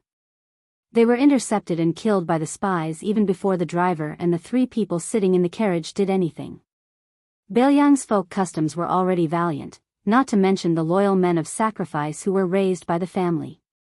Most of these men of sacrifice were staunch and unyielding. They did not regard other people's lives as valuable playthings, and even did not regard their own lives as valuable. They all believed that if you raised me for 10 or 20 years, would repay you with my life. They were willing to regard this as righteousness, heroism, and chivalry as the most important thing. Outsiders could not say whether this was right or wrong. Su Fengnian lifted the curtain and looked at the pair of eyes lying in a pool of blood. He did not have any compassion, but he thought of many things outside of Bailiang. For example, the emperor of the Zhao family, in terms of his surname, was enough to be a once-in-a-century wise monarch in history. However, after he ascended the throne, he wanted to kill Su Shao, and now he wanted to kill the meritorious minister of Liang, Zhang Julu. It was not that he was not a good emperor, but he could tolerate the dissolute scholars of the Hanlin Academy, he could tolerate Zhang Julu, and he could tolerate the remnants of the Eight Kingdoms stirring up trouble with his pen and ink. As the emperor of the world, he must have his own difficulties. No matter how hard he was willing to work day and night for the common people, he still had to consider the gains and losses of the Zhao family first. Zhang Julu could, regardless of his own gains and losses, open the door for the poor scholars in the world to advance. It could even be said that Bai Yan did not only exchange one person's death for the 4,000 rooms of the 6 ministries, but also for the poor scholars to have a foothold in the imperial court. Coincidentally, the emperor of the Zhao family was not a short-sighted person. Even if in the next 100 years, the poor scholars could still scrupulously abide by the etiquette of monarch and minister, wholeheartedly working for the emperor, but 200 years later, would they still be able to do so? If in the imperial court, everybody was like Zhang Julu, taking care of both the Zhao family and the world, or even prioritizing the common people over the emperor, so much so that they only cared about the world and ignored the Zhao family, when this door was opened, who could close it? This was not an exaggeration to scare people. The poor scholars were not as good as the rich and powerful children, they had this and that kind of rules. The rich and powerful children were used to wearing good shoes, so they were reluctant to take them off. However, the poor scholars were barefooted. If they did not care, they had talent and learning, so who didn't help them? So much so that they might as well sit on the dragon chair themselves. Therefore, the emperor of the Zhao family killing Zhang Julu was indeed killing the #1 meritorious minister of the Liang dynasty, but it was also an act of helplessness to close the door that was wide open. Master Li Yishan could see these things, and so could Huang Longshi and Yuan Benshi. Zhang Julu himself was even more so. As for whether it was good or bad, Su Fengnian was not the emperor, so he did not have to worry about it. Su Fengnian muttered to himself, with Yu Zhou in such a mess, the people of Liang should think that a mouse carrying a knife is a bully in its nest. I just happen to need some time to rest. Yes, I do need to recuperate. The young girl stretched out a hand, staring straight at Su Fengnian, whose gray hair was turning darker. Su Fengnian smiled and shook his head. The young girl bent a finger, her eyes inquiring. For? Su Fengnian still shook his head. She slowly bent another finger. Su Fengnian continued to shake his head. When she was about to close her 2 fingers, Su Fengnian smiled and said, I haven't fought Tuoba Bodhisattva, so it's hard to say who will be second or third. The young girl was in high spirits. Su Fengnian said softly, but as long as Wang Xianji is alive, it doesn't matter whether it's second or third, or if it's the bottom 10. The young girl stretched out her finger and rubbed the indistinct purple gold eye on Su Fengnian's forehead. It was not quite like the golden color of sunflowers in summer or autumn, but she still liked it. When she was young, apart from the man who only knew how to gamble and never be a father, there was only her and her mother, as well as the golden sunflowers in the field. Those strange men brought home by that man had also once defiled her mother in the field. She only dared to hide in the distance. Every time her mother put on her clothes, tidied her hair, and walked out of the field, she would find her daughter, who did not even dare to cry. She would gently smile at her daughter, and then hand her a sunflower she picked, and go home together. Later, her mother died, and she could only look after those sunflowers alone. Chapter 1050. Yuzhou was in turmoil, and Iha River was the center of the turbulence. In this tragedy, only in Iha City, there were 24 families and more than 40 families. No less than 700 people were killed on the spot in Iha City. Most of the people who survived were sent to the border. According to the continuous reports of the spies, the turf lords, who had wisely chosen to protect themselves, did not have much resentment now. The reason was very simple. After people died, they gained more territory. Other than the northern Liang who took away most of the profits, the leftovers were also quite considerable. These were all taken over by the fence-sitters like them. The retainers and servants who gave them food and money, the maids and maidservants from other families whom they coveted, and the precious calligraphy and paintings that were sold cheaply, were all real benefits. After Su Fengnian entered the city, he lifted the curtain and looked out several times. He could see many cold eyes, numbness, hatred, fear, hatred, and so on. When Su Fengnian returned to the general's mansion, Song Yan and Wang Shihua had not returned yet. The two senior officials of Lingzhou who were temporarily transferred to Yuzhou did not directly intervene in the specific affairs of Iha River. Instead, it was mostly managed by General Huang Fujin and Provincial Governor Wang Peifong. Su Fengnian did not know how these two political rivals could get together. At that time, he made up his mind to bring them to Yuzhou. He intended to let Song Yan serve as an assistant to the new provincial governor Hu Kuei, who was a military general. It was not that he did not trust Hu Kuei, who had made outstanding contributions as the provincial governor of Liangzhou, but that in the future, the four provinces of Beiliang would complement each other and balance each other. This trend was not limited to the positions of general and provincial governor on the surface. As for Wang Shihua, who was outstanding in literary knowledge in Beiliang, it was a bit like the auspicious event in Yuzhou where there were endless bloody storms. Moreover, the Green Deer Cave Academy also needed a literary expert to hold the fort. Everything was difficult at the beginning. It was impossible to stuff all scholars into the officialdom of Beiliang at once. This was a relatively gradual process. Moreover, there were many scholars who were just there to make up the numbers. Su Fengnian sat in Huang Fujin's unusually simple study.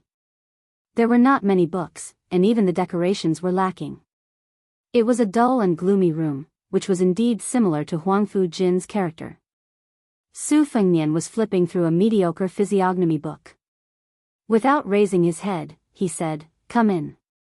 The person who entered the room was surnamed Lu, the head of the spies in Iha City. He reported to the king of Beiliang what he had seen and heard today, which were all bits and pieces of the conversation between Song Yan and Wang Shihua. It turned out that after witnessing the bloodshed in Yuzhou and learning of the cause of the matter, the two of them had no objection to the punishment of the Huang family of Iha. However, they had a serious disagreement over the matter of the restaurant's property being confiscated. Wang Shihua insisted that the 65 storytellers, regardless of whether they were commoners or tyrants, did not deserve such a heavy punishment from the king of Beiliang. On the other hand, Song Yan, who had always advocated legalism, believed that everyone deserved to be punished. The two of them had rushed to Yuzhou. Originally, as expected, Song Yan would assume the position of Yuzhou's prime minister, while Wang Shihua would be in charge of the provincial administration. The two of them could not come to an agreement, so they made a bet. If Wang Shihua won, the two of them would exchange positions. Song Yan, on the other hand, said that he would definitely win and that his position would remain the same. However, when Wang Shihua saw him in the future, Song Yan would have to pay respects to his superior. Upon hearing this, Su Fengnian put down the book and said with a smile, "The two of you are really leisurely and elegant. Don't tell me you investigated the 65 people one by one." Spy Lu said softly, "That's not the case. Wang Shihua only picked 3 people." Su Fengnian nodded and said, "A scholar's spirit is because he is afraid of winning an unfair battle. Go on, tell me which 3 people he picked." The unremarkable Iha spy said respectfully, "They are Chao Sheng, a disciple of the Chao family of Iha, Qi Fengnian, the shopkeeper of Qiji silk store, and Han Laikai, a villager." Among the 3, Chao Sheng is a regular customer of Jingyi Xian restaurant, while the Chao family is a low-ranking family of Iha. Qi Fengnian is a live-in son-in-law and has a good reputation in Iha West Street. Han Laikai, on the other hand, pretended to enter the restaurant to buy wine. In fact, he was embarrassingly short of money, so he hid in the back and took the opportunity to listen to the storytellers. Regarding these matters, Song Yan and Wang Shihua carefully went through the files after the bet. Wang Shihua picked 3 people within the time it takes for a stick of incense to burn, and Song Yan nodded in approval. Su Fengnian stood up and said, Wang Shihua believes that the human heart is good and that everyone has a compassionate heart. What Song Yan learned is that the human heart is evil. The battle between the two is not a battle of moral essays. In the end, it is a battle of the human heart outside of books. If I were to guess, the loser is definitely the moral Wang Shihua, but the one who won an unfair battle is the old fox Song Yan. If we were to switch places and look for good deeds among the evil people, the loser would naturally be Song Yan. It's just that Song Yan would not agree to such a bet. The spy leader surnamed Lu hesitated for a moment, but he still gathered his courage and said, in my humble opinion, Song Yan did not win an unfair battle. Apart from Chao Xing's 2 murder cases, the rich merchant Qi Fengnian and the villager Han Laikai, according to the law, should be imprisoned. Su Fengnian shook his hand. In a place like Beiliang, chivalry is strong, but chivalry is not necessarily strong. It is easy to commit crimes, but difficult to not commit crimes. The spy was silent. Su Fengnian smiled and said, this time, there are many clans in Iha City who are busy fishing for profits. Lu Jingxing, why don't you seize some gold and silver from their hands and treat it as a reward for your brothers? There is no reason for you to work hard and stare at them while those who don't work hard to take advantage of you. I think they won't dare to not open their mouths and spit out some fat meat. However, this king will tell you in advance that this is just a special case, not a new rule for you to do things in the future. Lu Jingxing grinned and laughed. He still didn't have the slightest craftiness of an outsider's impression of a shrewd spy. Instead, he became more and more honest. He didn't look like a cold spy who called Song Yan Wang Shihua by his name. Su Fengnian continued to pick up the book, and Lu Jingxing tactfully said goodbye. When he crossed the threshold and gently closed the door, he caught a glimpse of a little girl from the corner of his eye. From beginning to end, Lu Jingxing didn't notice such a girl. She had a golden hairpin on her head and was squatting beside a blue and white porcelain vase that was half the height of a person. She was looking at Lu Jingxing. Lu Jingxing quickly retracted his gaze, lowered his head, and completely closed the door. Not long after Lu Jingxing left, Song Yan, who was temporarily the guest of Lingzhou, knocked on the door and entered. Su Fengnian held the book and pointed to the chair opposite the table. Song Yan sat down calmly. Su Fengnian joked, our Wang Gongchao really fell into your trap. Chapter 1051. Song Yan wasn't surprised that spies found out about what happened today. During this period of time, spies were everywhere in Iha City. Along with the fact that he and Wang Shihua were eye-catching, it was expected. Song Yan said helplessly, Wang Shihua was one of the more flexible civil servants in Beiliang. If this is the case, one can see that the governance of Beiliang is still a long way off. Su Fengnian smiled towards the girl, please bring 2 jugs of wine over. The girl left silently and brought 2 jugs of green ant wine back. Su Fengnian and Song Yan each had a jug. Su Fengnian said emotionally, in the past, I knew that it wasn't easy to be the head of the family. However, only after sitting in this position can one understand how difficult it is to be the head of the family. You have to fight with people, evil people like the Iha River Huang family and good people like Huang Shang and Wang Shihua. You have to fight with the heavens. In the past, listening to the rain and appreciating the snow was a joyous thing. Now, you have to consider the harvest of your territory. I have a stack of secret letters to deal with. Some say that the butler Song Tonglu colluded with officials to alter his nephew's works. The children of the Lu family took farmland and were exposed. There was also a senior of the Lu family who spent a lot of money to buy a painting, but it turned out to be fake. He couldn't return it and wanted to cause trouble. A master drank wine in Liangzhou and got jealous of the general Sun Jingfeng. The latter called for people to gang up on him and the former tried to kill him. Both of them weren't good people. Logically speaking, it would be better to kill both of them. There was even a rumor that the youngest son of the deputy commander of the infantry, Wei Taizhan, brought along his belongings and moved to the neighboring Hezhou. Just the illegal gold and silver alone filled 16 large chests, which were detained by the soldiers patrolling the border. Very soon, there was a rumor that the border guards had insulted the daughter-in-law of Deputy Commander Wei First. There was also a young captain that great ancestor Gu thought highly of. For some reason, he was beaten half to death outside the pass. Song Yan said calmly, "As long as one has a family, there will be conflicts. There are even gaps between father and son and wife, much less such a big Bailiang." Su Fengnian smiled and said, "From now on, all the major and minor government affairs in Yu province will be handed over to you, Kuei Hu, and Huangfu Qiong.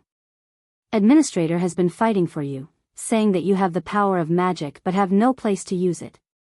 He hopes that you can be of some use after moving to Yuzhou." Song Yan nodded and said, "It's only right that I do my best." Su Fengnian didn't pick up the wine jug that still had more than half of it left. He stood up and walked out of the study with Song Yan.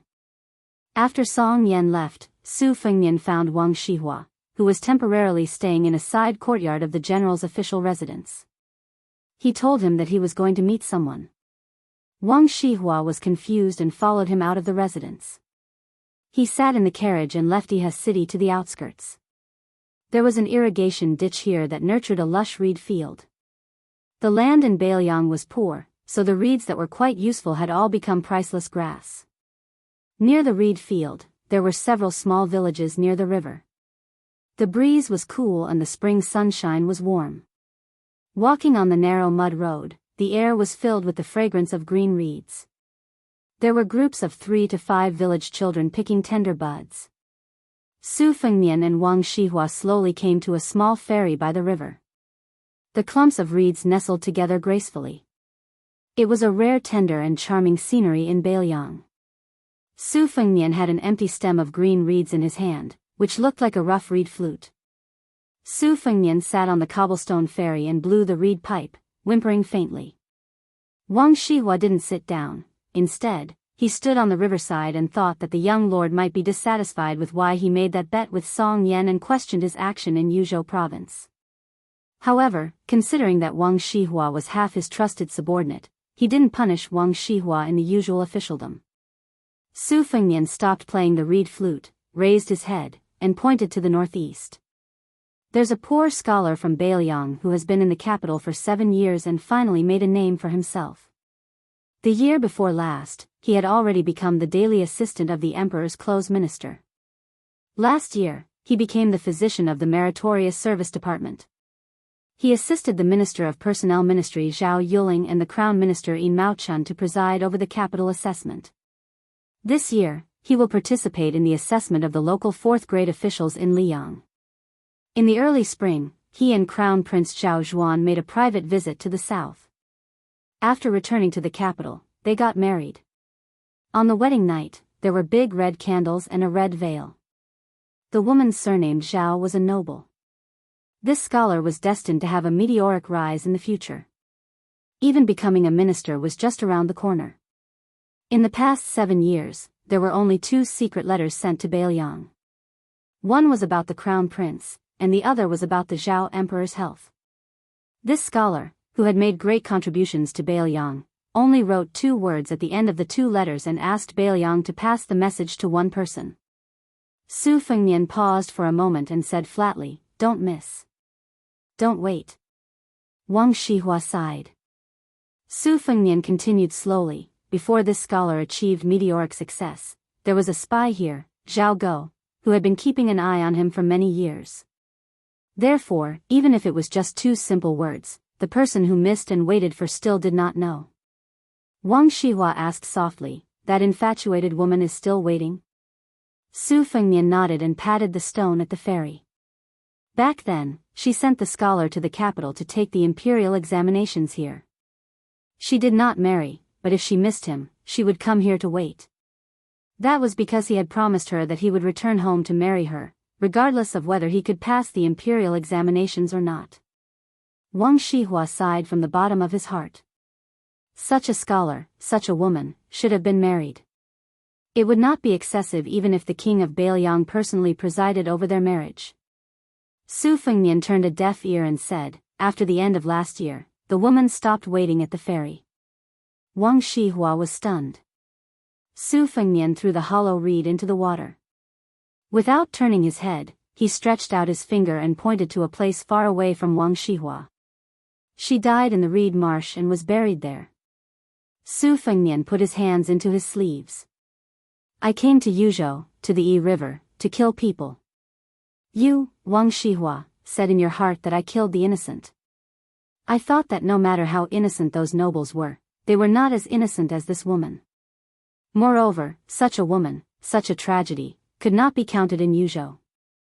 You scholars keep saying that you wholeheartedly want the world to be peaceful. I, Su Fengmian, feel that world peace is too far away. Since peace is so close, I have to do it well first. Wang Shihua's face was pale. Su Fengmian stood up, shook his sleeves, and bowed to a small grave in the reed marsh. He turned and left, leaving Wang Shihua sitting on the ground dejectedly. Su Fengmian said in a deep voice, You were lucky to be born as a human, but you did not treat others as human. Since you are not a human, this king will kill anyone he sees in Beiliang. More than 100 Yuzhou men of sacrifice appeared in the reed marsh. They thought that they had seized the opportunity to kill this lone king of vassals on the spot. Su Fengmian put his hands behind his back and, in one breath, dismembered the 100 men. Chapter 1052. Because Yanji County in Yuzhou was close to the border and was a little far from Yihe City, it was involved in some disasters. Compared to the bloody rivers in the hinterland of Yuzhou, it could almost be called a paradise. However, there were still some disciples who were implicated and lost their official titles.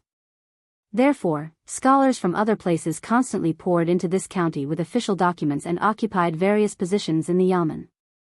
Most of these scholars who had just entered the Dragon Gate had official seals from the provincial governor's mansion and letters of recommendation from literary bigwigs like Huang Chang.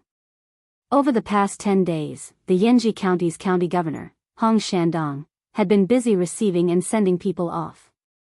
It was just the beginning of summer, but he had already drunk many pots of calming fire tea. He was afraid that he would neglect any unknown bigwig who had a backer. Now, it was obvious that Wang Chongwen of New Liang was suppressing his military force. Weren't those people who started a massacre in Yuzhou all martial artists? Hong Shandong didn't dare to put on airs at this critical moment. There were 7 counties in Yanji County, but there was only one upper county. According to the law of Liang, only a county with a yield of 100,000 dan of grain was considered an upper county. In Beiliang, half of the county's grain was already considered a top county. This time, the scholars who entered this county as officials were 1 county magistrate, 3 county deputy ministers, 6 county secretaries, and 1 county lieutenant. Fortunately, they all held positions in the middle and lower counties, so they didn't stab the county governor in the heart.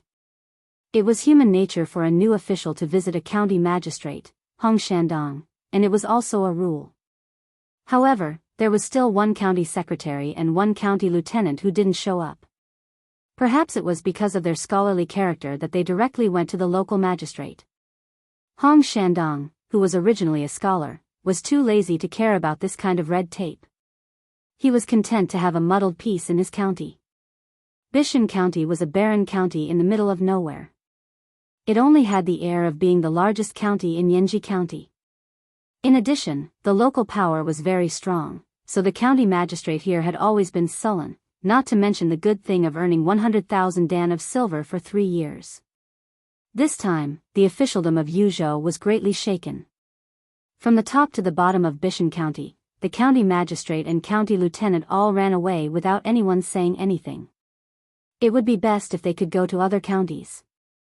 Those who didn't have this ability also took the opportunity to lower their status and go to other places to fish for money. As a result, after the county magistrate, the county deputy minister, the county secretary, and the other officials gathered in the old county office of this county, they all stared at each other in bewilderment. They were all unfamiliar faces. County magistrate Feng Guan was a scholar from the Shangyin Academy. He had just reached 30 years old. It was said that he was a fine jade material that even Grand Chancellor Wang took a fancy to. In Beiliang today, he naturally became a first-class commodity. County Magistrate Hong accepted this person's greeting gift, but secretly sent an even more valuable gift in return. Deputy County Magistrate Zhuo Jing's reputation was slightly inferior. He was a scholar who had followed the Lu family of Qingzhou into the Qing dynasty. He did not have any scholarly achievements, but since he was able to get in touch with the Lu family, who was a relative of the imperial family, no one dared to look down on him. Commandant Bai Shank liked to wear a personal knife. He was the bold person who did not visit County Chief Hong.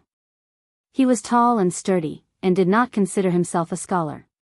Even when he was in the main hall of the county office, he still looked askance at people. The remaining person was the registrar. His official position was the most mediocre among the top officials in the county. His name was Su Qi. He did not wear a knife, sword, or jade. He was young, but he really had a good appearance. Out of the 4 officials, Feng Guan was arrogant because of his talent and was also the county magistrate. He was neither cold nor warm to everyone. Zhuo Jing tried to befriend Bai Shank, but the latter did not appreciate it and could only settle for the next best thing. He ran over to Registrar Su and called him brother. Finally, his efforts were not wasted. When they had nothing to do, they left the office and went to the streets to drink. Zhuo Jing tried to sound him out several times and found out that this person was a son of a general who had come to the remote countryside to avoid disaster. At first, Zhuo Jing treated him to a banquet, but then he let the young registrar Su foot the bill. At first, Zhuo Jing was a little nervous. He was afraid that this young son of a general was too arrogant and would come to blows at the slightest disagreement. Later, after drinking more and more, they became more familiar with each other.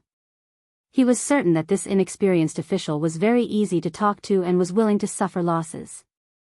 However, in his heart, Zhuo Jing looked down on him more and more. He only saw him as a fair-weather friend.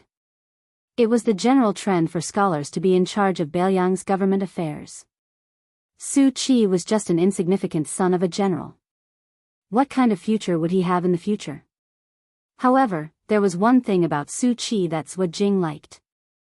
When Zhuo Jing was criticizing current affairs, Su Qi did not understand and was more than willing to listen to Zhuo Jing, the county deputy's guidance. Anyway, Bishan County's affairs were not heavy. Magistrate Feng was always eager to do them, and County Magistrate Bai was always elusive. Zhuo Jing and Su Qi had plenty of time to drink and chat. Taking a break from work? It was more like taking a break from work. The main entrance of the county yamen was not long. There were only a few shops, and there was only one restaurant. There were only a few kinds of green ant wine. Zhuo Jing was not used to drinking the cheap green ant wine that burned his throat. Today, he asked for a jug of Jiannan spring wine that had just arrived. When he asked for the wine, he deliberately glanced at Su Qi's face. Seeing Su Qi's pained expression and trying to hide it, Master Zhuo held back his laughter. Afterward, he drank in large mouthfuls and felt more at ease. As he drank the good wine to satisfy his craving, Zhuo Jing felt a heroic spirit fill his chest, rushing straight to his teeth. He had only finished one cup when Su Qi tactfully reached out to refill his cup. Sir Zhuo picked up the wine cup. He wasn't in a hurry to drink, saying unhurriedly, "Last time I told you about Bai Yan and Tan Tonwing's public rupture, how satisfying it was. Today, I want to properly talk about the aftermath. This Grand Secretary Zhang's control of the Liang Discourse Road has finally come in handy." With a kacha sound, this blade suddenly fell down in the imperial court. Although no one died, it made those who had the qualifications to enter the imperial court lose 2 noble titles, as well as 16 official hats. "Su Qi, don't you think it's amazing?" Su Qi laughed softly and said, "Amazing." It was indeed an extremely tyrannical counterattack. It doesn't lose to Chen Jibao's plum wine. Zhuo Jing originally wanted to answer his own question, but after being interrupted, he subconsciously wanted to glare. However, he quickly restrained himself. The person sitting in front of him was, after all, an official of the same rank as him. He took a slow sip and brewed his emotions before continuing. "The officials in the court are dejected and anxious. However, this is not important.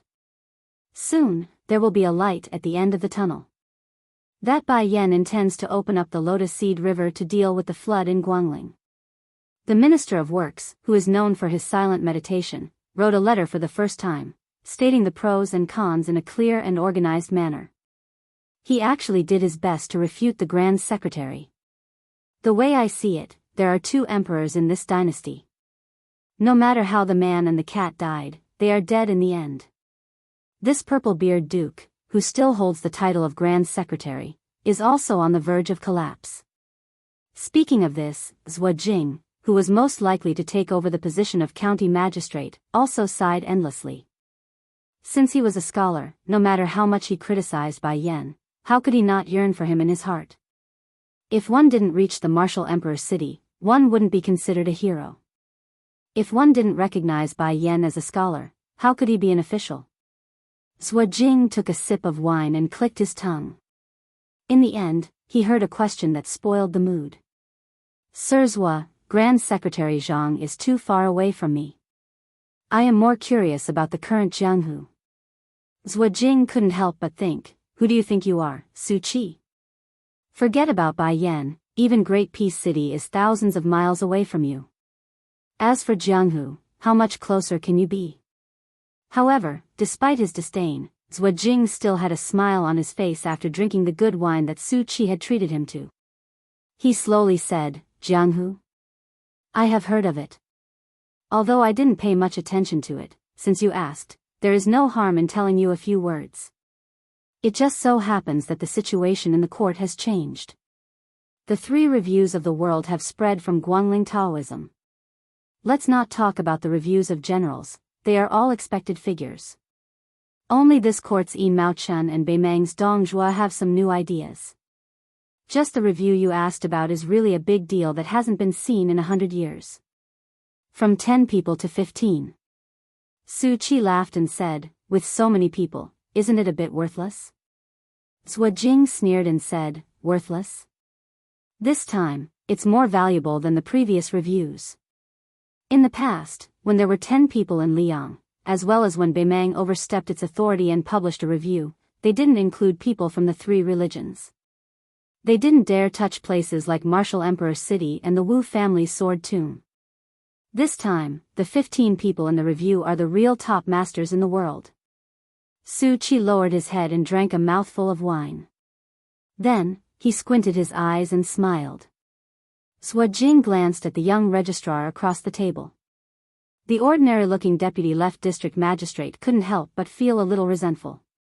This general's son was born with an appearance that could easily abduct women. At some point, the young owner of the restaurant also came over. He didn't know that he had brought a pot of green ant wine, which couldn't be sold for more than a few copper coins. He just sat there and didn't drink. Zhuo Jing was annoyed. He didn't want to waste his saliva, but he couldn't endure the desire in the shabby young owner's eyes. The corner of Zhuo Jing's mouth twitched.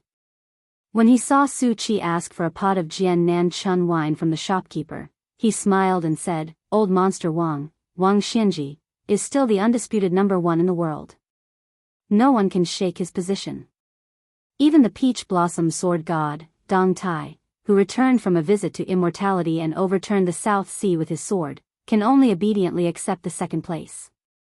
The young owner of the restaurant with thick eyebrows and big eyes was shocked and said loudly, What's going on?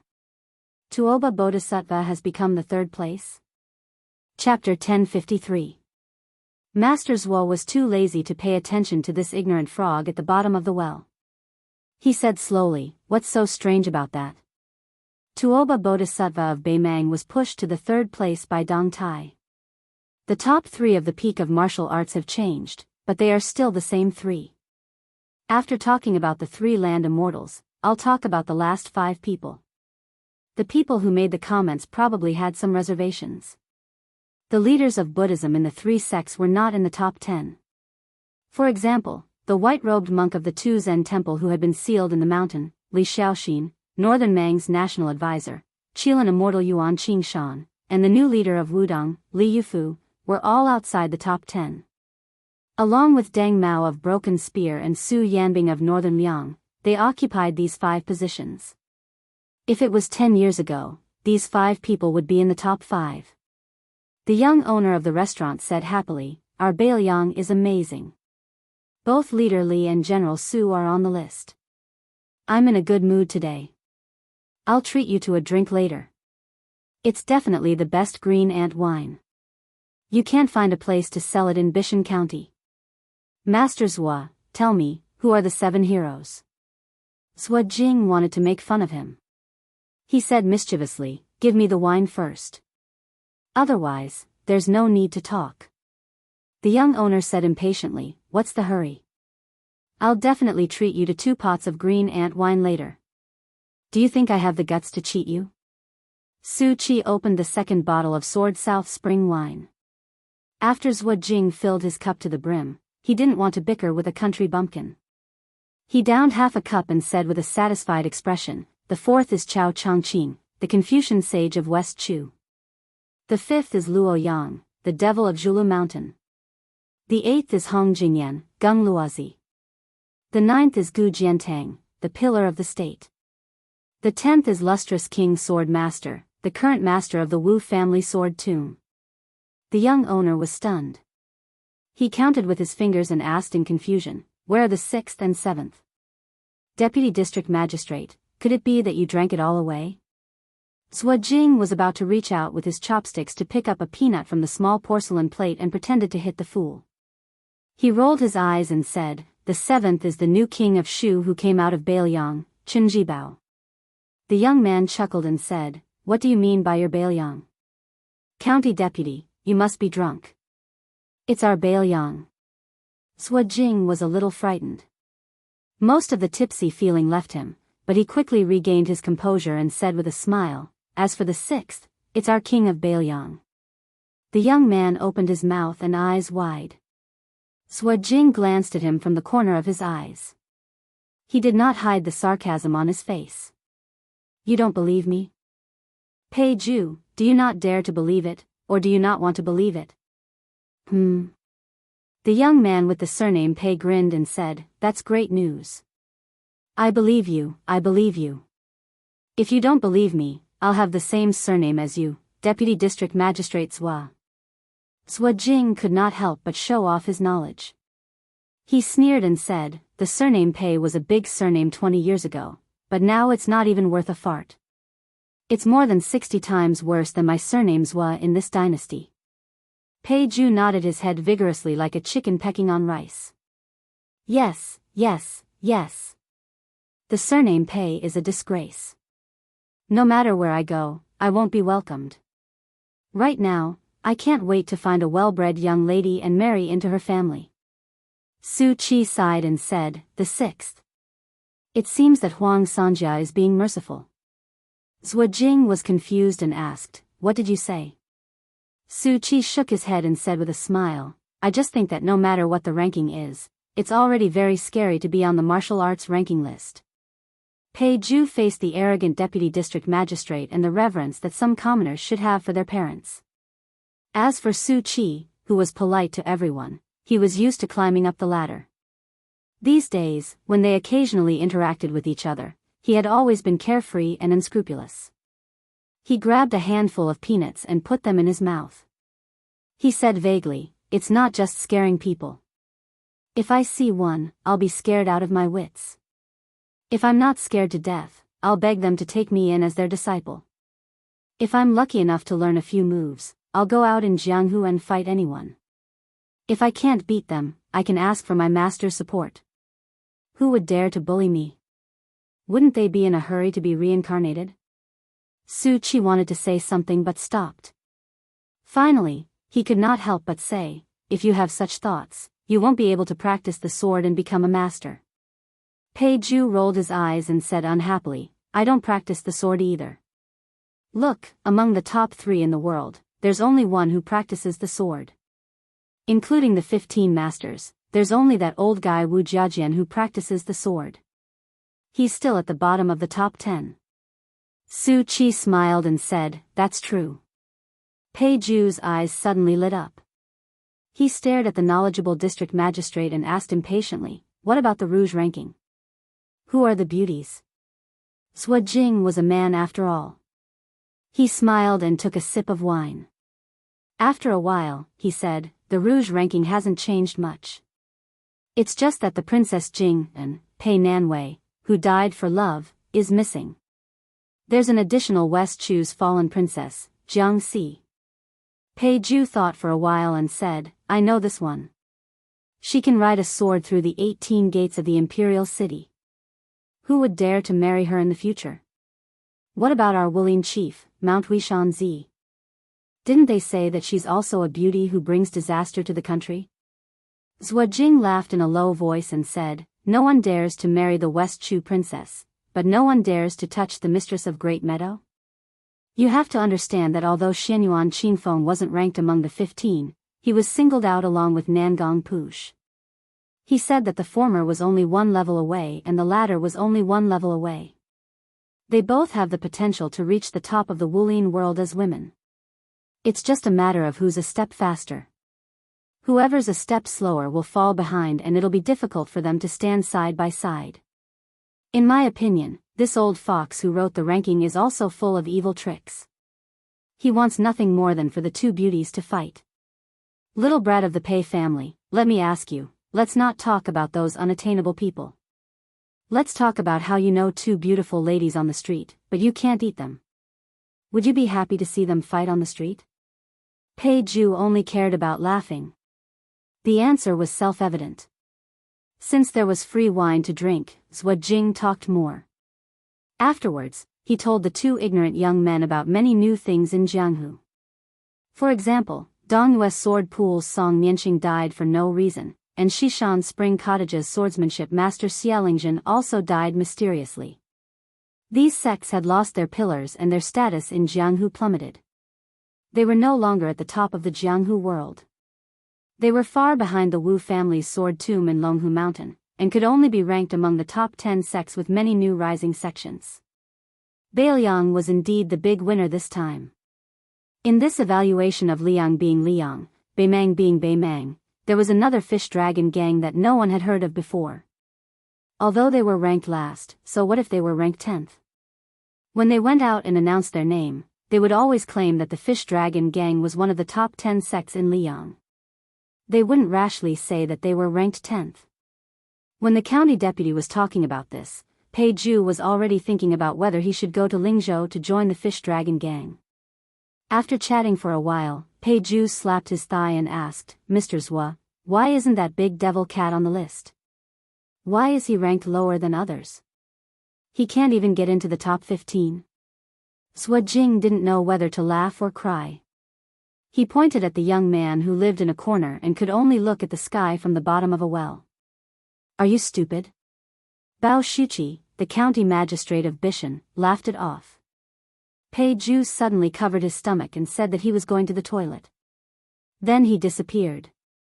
After drinking the last cup of South Blade spring wine, Mr. Zhuo suddenly realized that this silly boy was not really stupid. He was just playing tricks to avoid the 2 pots of green ant wine that they had agreed on. Zhuo Jing smiled and got up to leave the table. Su Qi said that he wanted to stay for a while, so the county deputy walked out of the restaurant alone and muttered, "Stupid is stupid. The restaurant is here, where can he go? He can hide for a while, but he can't hide forever. I'm a 6th grade county deputy. Not to mention drinking 2 pots of your wine, I can even take half of your restaurant." After Zhuo Jing left the restaurant, the young man immediately ran back to the table and sat down. He said with a smile, "Su Qi, don't you think this guy is stupid? He doesn't even understand the principle of being fickle. He has studied so much for nothing." Su Qi asked with a smile, "Is there any other principle to be particular about being fickle?" Pei Ju crossed his legs and picked up the bottle of South Blade spring wine. He raised his head and drank a few drops of wine from the bottom of the bottle. He wiped his mouth and said, "You must have studied less than me. A monkey performer gives a monkey 3 acorns in the morning and 4 acorns in the evening. If the monkey doesn't agree, the performer will say 4 acorns in the morning and 3 acorns in the evening. When I was young, I heard this joke in other people's ears and thought that the monkey was really smart. Wouldn't it be better to get 1 more acorns in the morning than anything else? Even if it could get 3 more acorns in the evening, it would be better to get it early. Besides, in our world, who doesn't talk nonsense when doing business? That's why I said that the monkey is smart, but the county deputy is stupid. I don't know how he became the county deputy. In my opinion, I'd rather be the county deputy. Su Qi looked out of the window and said calmly, "You're right. But in fact, sometimes you don't have to be so smart." Pei Ju spat and sneered, Su Qi, what you said is meaningless. If you don't be smart, how can you be successful? The wild dogs on the street know how to bite the poor beggars. Do you think it dares to bite me or the county deputy? Su Qi walked out of the restaurant without saying anything. Walking on the street where there were few pedestrians, he raised his head and let the sunlight dazzle his eyes. He was indifferent. Pei Ju leaned against the window and looked at the figure that was walking away. He had always been jealous of the young owner of the restaurant who was dressed in thin clothes, had good looks, and was an official. He pouted and muttered, "What's the use of pretending to be a dog? Do you think you're worthy of being reasonable with me?" Su Qi walked alone. "Hey, Vancouver. Your brother is already the 6th in the world in name. If one day in the future, I'm still alive and you're still alive, then, I'll take the initiative and add in the share that you don't want. It's not too much for the two of us to be the first in the world, right?" Chapter 1054. Translator, Trans and Editor. Trans and Su Qi didn't live in the back hall of the county office. County Magistrate Feng Guan had brought many books and servants with him, so they occupied many rooms. County Magistrate Bai Shank had also cleared out an extra room for practicing martial arts. He didn't stand on ceremony with anyone. If anyone was dissatisfied, they could come and ask for his saber. Therefore, Su Qi, as the registrar official, sensibly bought a small house outside the county office. It was only a few minutes away from the county office. The alley was secluded and deep. In the courtyard, there was a small well with fresh green grapevines. It was a quiet and pleasant place. When Su Qi returned to his house, a little girl with a golden hairpin on her head was lying on the mouth of the well. She didn't care if this posture was elegant or not. Su Fengmian took off his civil official uniform with a 6th-rank official patch and moved a small stool to sit beside the well. Originally, he didn't have the fortune to spend his days leisurely like this. However, after his second sister learned of his current situation, she would rather tire herself and insisted that her younger brother not touch the mountainous pile of documents and government affairs for the time being. It should be known that these documents could immediately become a mountain again after being moved away. However, she said that it was the work of the servants and the work of the superior and the work of the superior. Therefore, he took it as giving him the last half a year of leisure. Logically speaking, Su Qi had never won against her. All he could do was wait patiently for the next spring. At that time, even if he wanted to slack off, his second sister would pull him by the ear and bring him to the desk. In Bishan County of Yanji Commandery, this moderately sized registrar official was, of course, Su Qi, the son of a general. He had used this alias in Beimang and Liang Jianghu. However, after the 1-year mourning period ended and he put on the clothes that the Golden Silk Weaving Bureau spent a lot of manpower and money to make, it was time for him to leave this place and Yuzhou. In Bishan County, other than a secret letter from home every half a day, no one would disturb his peace and quiet. Therefore, things like martial arts evaluations, rouge evaluations, generals evaluations, and so on could only be heard from Deputy County Magistrates Wujing. His meager salary as the county magistrate was mostly spent on Zhuo Jing's drinking. Without a doubt, Wuxia Xianxia had once again deliberately stirred up a demonic wind. Among them, Mount Longhu was the biggest loser. A father and son Taoist masters had ascended together. It was an unprecedented grand occasion, but it seemed to have emptied all of the Taoist ancestral court's assets. This time, no one had made it onto the rankings. But Li Yufu of Wudong, who had not been heard of until now, had made it onto the rankings and stood shoulder to shoulder with Yuan Qingshan and Li Xiaoxin. Mount Wudong's status would definitely rise. And with the sudden appearance of Su Yanbing, who was ranked 6th in the world, Bailiang was the biggest winner. He leaned against the rattan frame and muttered to himself, 10 times I was in a trance. Looking down from a high vantage point, I've seen many places. I've also seen the gathering and dispersing of fate. It's said that a place's environment nurtures a place's people. Within the limitations of this place's environment, people's words and actions permeate each other. Therefore, this place's environment is different from that of another place's environment. The people of the two places write different articles. To exaggerate, with the Guangling River as the boundary between the north and the south, the people of the south and the people of the north are completely different. When I'm in a trance, I look at the big, and when I'm back, I look at the small. Now, when I look at the new Bailiang, Zhuajing, and the old Pei Ju, I look at their words and actions. In the end, their fates are mixed up and they all merge into Bailiang's fate. Now, Bailiang has Mount Wudong, a place of fate. But we have to wait until Li Yufu returns. After Jiang and I and the old man with the sheepskin fur coat left, Mount Qingliang was replaced by the androgynous white fox's face and Huyan Guanyin. But whether these people are here or not, they follow the 4 words the heavens are clear. They can't be forced. Many of my old friends have really become dead. There are also some who will become ancient people one day. For example, Wang Xiaoping, who follows Lu Songtao, and Sui Xiegu, who for some reason still hasn't entered the martial arts rankings. There are also Miss Li Zi and the North and South monks, whose whereabouts are unknown. But speaking of which, most of the people who are related to me don't have good endings. Hihi, who had been listening to Su Fengnian's nagging, raised her head and adjusted the slightly tilted golden hairpin. She said calmly, I should have died more than 10 years ago. Su Fengnian was amused. He asked curiously, since I'm your savior, why did you kill me? You showed mercy a few times, but there were also times when you really wanted to kill me. The young girl sat on the mouth of the well and looked at him. She blinked. Old Huang said that you lived so miserably. Dying in my hands is better than dying in someone else's hands. I think. Su Fengnian said helplessly, you think it makes sense? The young girl chuckled a few times. She was obviously happy. She suddenly seemed to have remembered something and disappeared in a flash. She left as soon as she said so, leaving Su Fengnian all alone in his room. Su Fengnian didn't know where she went, but he felt that she wouldn't show up for a while. Su Fengnian sighed and sat on the small bench in a daze.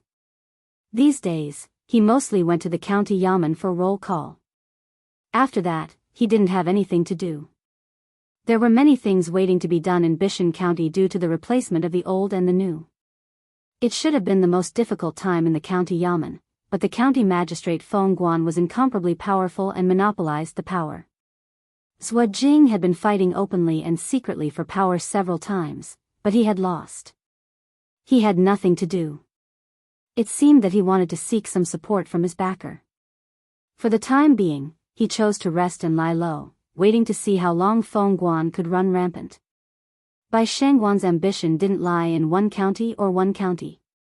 He often went to the passes in Yanji County to relax and make friends with the commandant who had real power in Bailiang. In the present Bailiang County, not to mention the 14 new commandants, any commandant who held the commander's seal was already a very popular person. There were 2 reasons why Su Fengnian chose Bishan County as his base. First, the aftermath of the Yuzhou incident was still lingering. He had to keep an eye on the new provincial governor Hu Kuei and the Yuzhou general Huang Fujin to see if they could play the role of good cop. Second, Yanji County was close to the border. Su Fengnian was greatly disappointed by the number of soldiers in Yuzhou, and he didn't have much confidence in the Yuzhou border army. He wanted to go to the border to take a look when he had time. Third, he wanted to personally experience the new atmosphere in Bailiang's officialdom. He could see the big picture from a small clue. It was more accurate and comprehensive than hearsay or even spies' secret reports. Just like the current situation, the internal friction between Feng Guan and Zhuajing in Bishan County, and the discord between the county magistrate and the county magistrate had already made Su Fengnian worried. Su Fengnian looked at the sky and got up to go to the kitchen. He helplessly found that the rice jar was already empty. Although he was now no different from a Taoist priest in terms of fasting, and his mysterious realm was far beyond that, since ancient times, sages, and virtuous men had always talked about cultivating Taoism and not immortality. Besides, in order to achieve immortality, what good would it do to cultivate oneself to an inhuman state before becoming an immortal? During this period of time, Su Fengnian didn't forget to eat, drink, or sleep. He went to the table and took a bag of silver, intending to go out and buy a bag of rice. Perhaps it was because Bishan County was barren and unruly, the local tyrannical families didn't treat these newly appointed officials well. The families headed by the Zhu family even closed their doors and refused to see any guests. They were determined to draw a clear line between themselves and these new officials. Chapter 1055.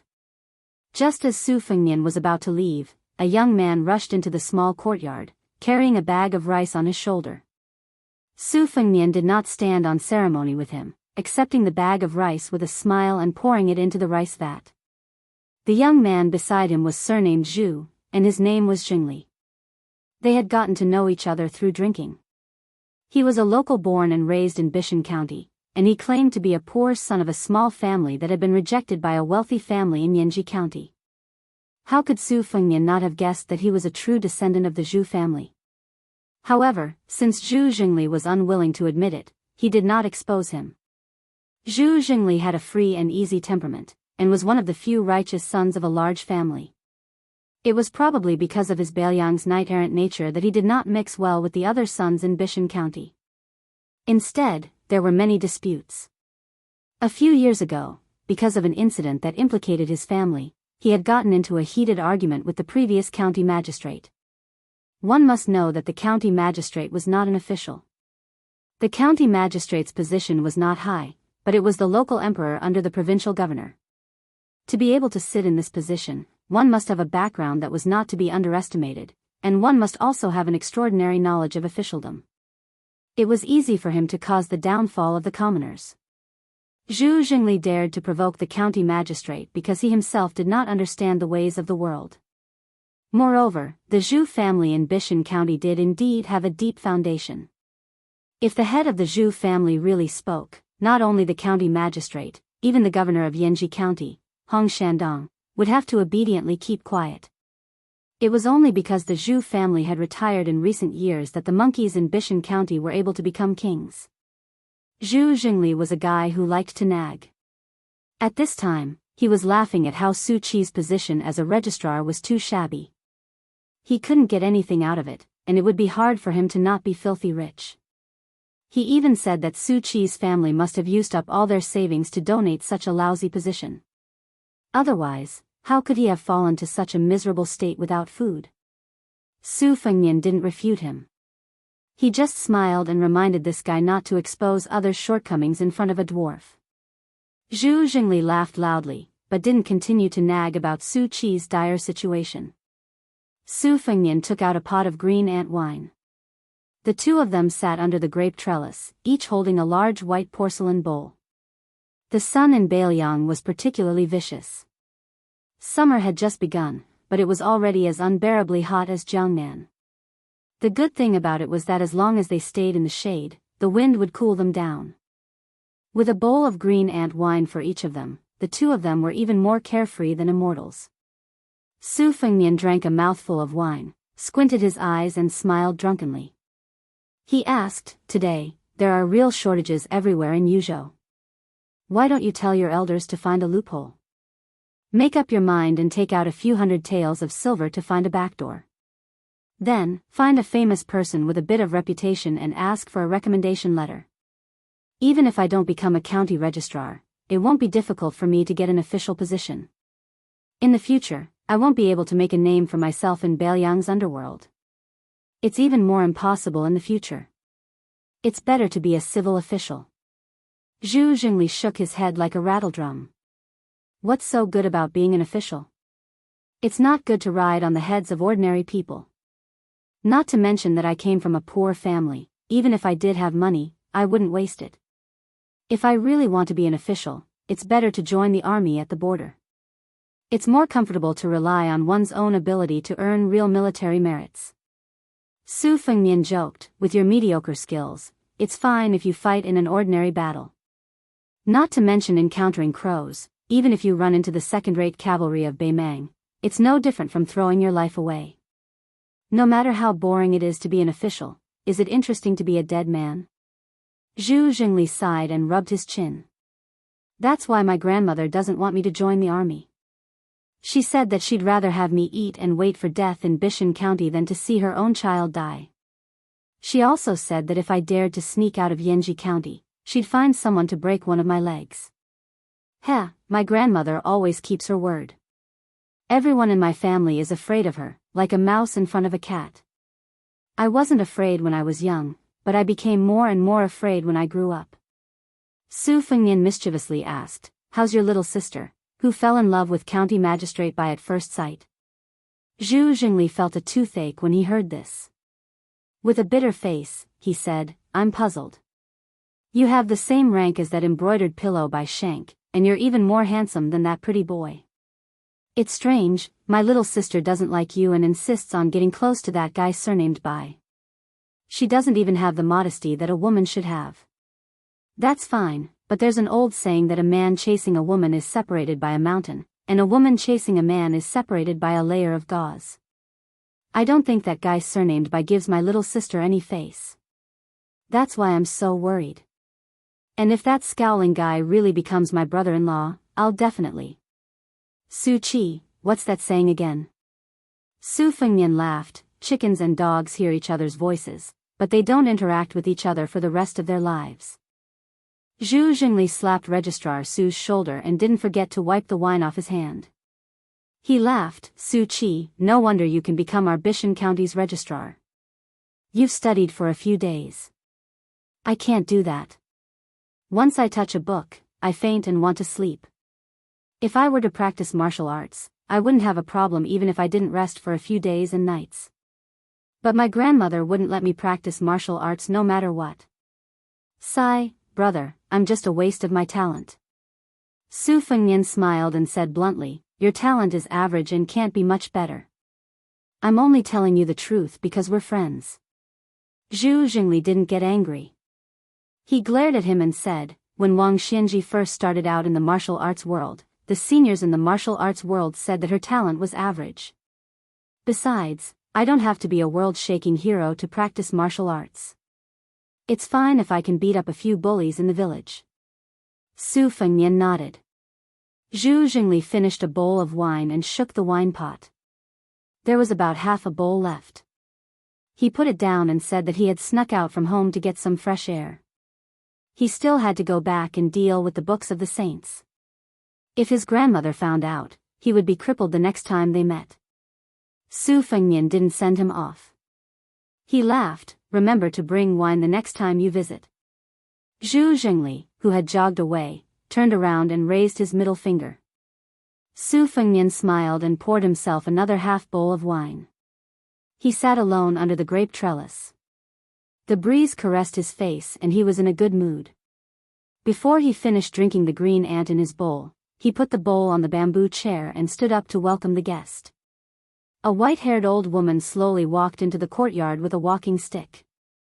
She was stunned when she saw Su Fengnian. She sat down in front of Su Fengnian. Su Fengnian only sat down after she sat down. The old woman was the head of the Zhu family in Bishan County. The Zhu family had 4 generations. In the previous 3 generations, there were more females than males. Zhu Jingli was the only child in his generation. According to the family tree in the ancestral shrine, there should be 6 or 7 uncles. However, none of them were alive today. It was the same for the previous generation. The old woman was the eldest daughter-in-law of the Zhu family. As time passed, she became the true backbone of the Zhu family in Bishan County. She was considered a virtuous and respectable mistress in the entire Yanji County. It was said that when the Su family took over Beiliang, General Su Shao and Princess Consort Wu Su had stayed in the Zhu family. Just based on this, who would dare to belittle the Zhu family in Yuzhou, let alone Yanji County? Moreover, the 12 men of the Zhu family of 2 generations had all died at the border in the past 20 years. The old woman was slightly lost in thought. She looked at Su Fengnian and said softly, "You really look like him." Su Fengnian wanted to say something but stopped. The old woman waved her hand. She leaned on her walking stick with both hands and looked at the door of the courtyard. She said, "At first, I wanted to see the Registrar General who could make my grandson call him brother. After seeing him, I understood. Back then, when the head of the Zhu family met the general, it was more or less the same situation.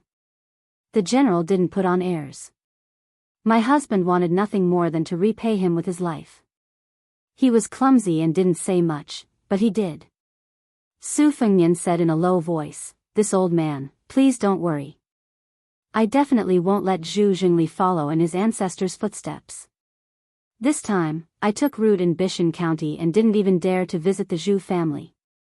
It was a coincidence that I met Zhu Jingli. In the future, when I leave, it's likely that we won't meet again. I hope this old man won't worry." The old woman grunted and didn't say anything else. The old woman sat quietly for the time it took for a stick of incense to burn. She slowly stood up. Su Fengnian stood up and walked her to the door. The old woman suddenly asked, "Can you really defend it?"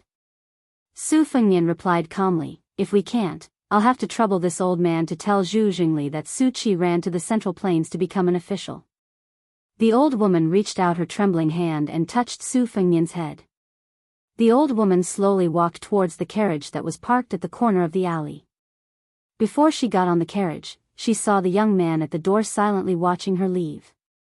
She murmured, "So similar." Chapter 1056. The capital of Yanji County was close to Qingan County. Su Fengnian, as the county clerk, didn't visit Governor Hong Shandong back then. This time, he rushed to the capital because he had other plans. Now, he didn't even have a coachman by his side.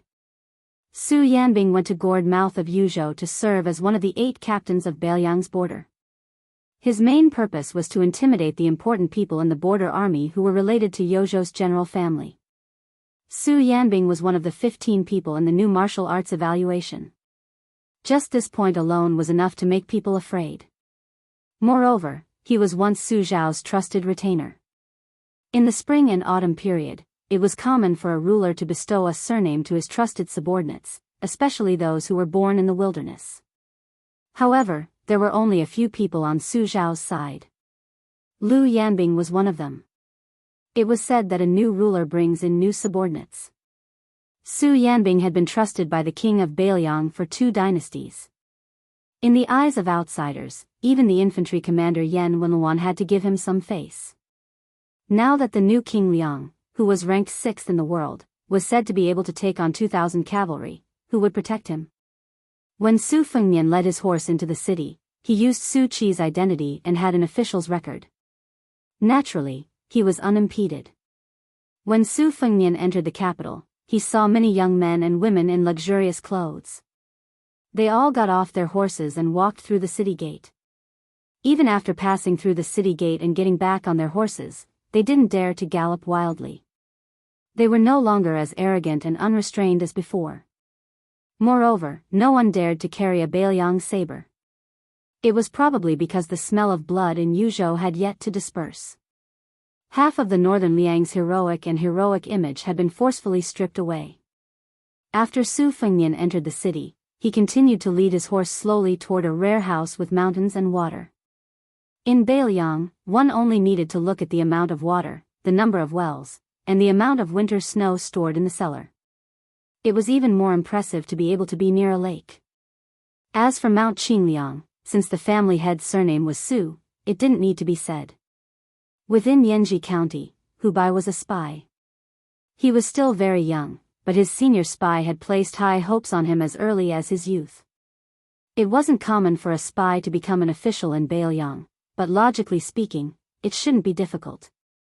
Hu Bai was very handsome. He didn't read much, but he was born with a scholarly air. The turtle spy in Yanji County had once been his master's subordinate, so he had taken care of Hu Bai in silence. As a result, he had assigned him a job that didn't require much effort, but was very pleasing and beneficial to his future. At first, when Hu Bai heard that he was going to be a woman's spy, he wasn't very happy. He only listened to orders, as that was the duty of a spy. However, When Hu Bai became the young and rich shopkeeper of the silk shop on the street and saw the woman with his own eyes, he didn't have any complaints. Hu Bai had seen many beautiful women. Some were as flirtatious as peonies, some were as pure as white lotuses. He had even tasted the flavor of the courtesan of a large brothel. His state of mind was always as tranquil as an ancient well, but he had never seen such a soul-stirring woman. Moreover, there was something else besides her appearance that made it even more difficult for Hu Bai to let go of. Hu Bai followed his duty and didn't dare take a single step past the minefield. He didn't take the initiative to meet her. She rarely showed her face on the street. From the time she appeared in the silk shop until she disappeared, it was only a door's distance away. Hu Bai didn't even raise his head. He could only watch her out of the corner of his eye. Occasionally, he would lie on the roof in the middle of the night and drink wine. He would glance at the pitch-black courtyard not far away and know that she lived there. Hu Bai didn't probe into her background. He only wanted to be able to guard her like this, neither near nor far. One day at a time, and it would be best if he could spend a lifetime with her. He only knew that the woman's surname was Pei and that she lived in seclusion. She had never had a social interaction with the officials and nobles of Jianghu County. Her temperament was always cold and cheerless. Even though this unavoidably gave people a feeling of lethargy, it was still breathtaking. There were many manners of influential people in Jianghu County nearby, and it wasn't that there weren't people with a keen sense of smell who would act upon hearing the news. On a dark and windy night, Hu Bai had personally knocked out more than 10 people, including their master and servants. The military chancellor, who was as fat as a pig, was choked by Hu Bai's neck, lifted a foot off the ground, and viciously smashed his head against the wall of the alley, causing him to faint on the spot. That night, when County Governor Hong Dong heard about this matter, he got out of bed in a hurry and flew into a rage. He actually mobilized a large force and quickly mobilized 30 armored soldiers armed with crossbows to drag away those fellows. The next day, not only did the military chancellor lose his official position, his entire family was expelled from the county city. After that, no one dared to fight anymore. There were still people who wanted to fight to win a smile from the beauty, but they never saw that door open. Later on, it was unknown what the county governor said, but the loafers in the noble families who liked to pretend to be cultured disappeared overnight. That alley returned to its original tranquility without a trace of smoke and fire. Today, Hu Bai was skillfully dealing with the wealthy women in gold and silver, earning the best money in the world. Between transactions, it was unknown who was taking advantage of who. He was teasing 2 women who were like wolves and tigers when he suddenly caught a glimpse of someone leading a horse past the door. In the blink of an eye, he sized up that person from head to toe, not even missing the quality of the horse and the material of the saddle. Not sensing anything strange, Hu Bai planned to withdraw his gaze. Unexpectedly, that person, intentionally or otherwise, turned his head to look inside the shop and happened to meet Hu Bai's gaze. The two of them almost smiled at the same time. Hu Bai waited for that person to ride past and disappear from his sight before he frowned. However, when he thought about how there were many hidden guards on this street and how there was no lack of experts who were more skilled in martial arts than him, he didn't worry unnecessarily. The corners of his mouth curled up, thinking that the young master's appearance was extremely pleasing to the eye. In Jianghu County, which was full of beautiful women but sloppy men, it was indeed rare to see such a person. When the women in the shop saw the smile on Hu Bai's face, they were even more willing to spend a lot of money. However, when they held the satin material, the strength of their palms that brushed against the back of Hu Bai's arm quietly increased. After Pei Nanwei moved into this courtyard, she left behind 2 diligent young maidservants to serve her, but they couldn't be considered intimate. She would only joke with them when she was in a good mood. These were all teasing words from an experienced woman. She would ask them if they had someone they liked or if they needed her to be a matchmaker. The maidservants would always blush and mumble, not knowing how to answer. After laughing, Pei Nanwei would turn around and forget about it. She didn't really want to be a matchmaker. Over time, the 2 maidservants roughly understood the temperament of the mistress of the courtyard. At first, they thought that she was a concubine kept in a golden house by some official in Jianghu County. Later, they didn't see any men enter the courtyard, so they didn't have this conjecture. She was such a great beauty that even they couldn't take their eyes off of. If someone really took a fancy to her and raised her here, how could he bear to throw her away and not come back to pamper and dote on her for a few months? Today, maidservant Zhu Hai heard a series of tireless knocks on the door. At first, she didn't want to pay attention to it, thinking that it was an ignorant fellow who would soon be dragged away like a dead dog. But after half a cup of tea, the knocks didn't stop. Zhu Hai was puzzled. Was there really such a hero in the county capital who didn't fear death? She hesitated for a moment, thinking that since her mistress was in the backyard and couldn't hear anything, she might as well go and take a look to see who was so reckless. When she opened the door, she was immediately stunned. Oh, it was a handsome guy, so handsome that he looked like a scholar from the novel, gifted scholar and beautiful woman. Moreover, after he opened the door, he smiled at the maidservant Zhu Hai across the threshold. His smile made Zhu Hai's heart beat like a deer. She only felt that he was gentler and more handsome than shopkeeper who from the neighboring silk shop. Su Fengnian gently said, "My name is Su Qi. I am the prefect of Bishan County. Your mistress Pei knows me. May I trouble you to inform her?" The maidservant was in a difficult position. She knew about Bishan County, and she also knew the importance of a prefect. But if this person said that he knew her mistress, she wouldn't believe it even if she was beaten to death. "Young Master Su, no matter how handsome you are, it's not a reason for you to swagger into the courtyard." She didn't dare to disturb Mistress Pei because of this. If everyone had to report their name, this courtyard would have long been trampled over by the group of lechers from Yanji County. Even the limestone bricks on the ground of the alley would have to be replaced. Zhu Hai's face was full of suspicion and doubt. She was unwilling to move, so she just stared at him, unwilling to turn around. Su Fengnian was also a bit helpless against this dutiful maidservant. After thinking, he said, "Prefectural Governor Hong Shandong sent me here. If you inform Mistress Pei and she still refuses to see guests, you can hit me with a broom. Is that all right?" Chapter 1057. In Yanji County, Hong Shandong was already the highest-ranking official. To be able to work in this courtyard, the servant girl, Zhu Hai, also knew the severity of the situation. After thinking for a moment, she said earnestly, "I'll go and inform the young lady. I won't close the courtyard door, but you're not allowed to walk into the courtyard without permission." Su Fengnian nodded. The servant girl turned to leave, half believing and half doubting. She didn't forget to turn her head to see if the young man was really being obedient. Seeing that he didn't move at all, she quickened her steps and boldly went to the rear courtyard to inform the young lady. Su Fengnian sat on the threshold, his back to the courtyard. He looked at the horse on the street that couldn't be considered a good horse, but it wasn't a bad one either. As for the few pairs of cold eyes hidden in the shadows, Su Fengnian could easily and clearly feel their heartbeats.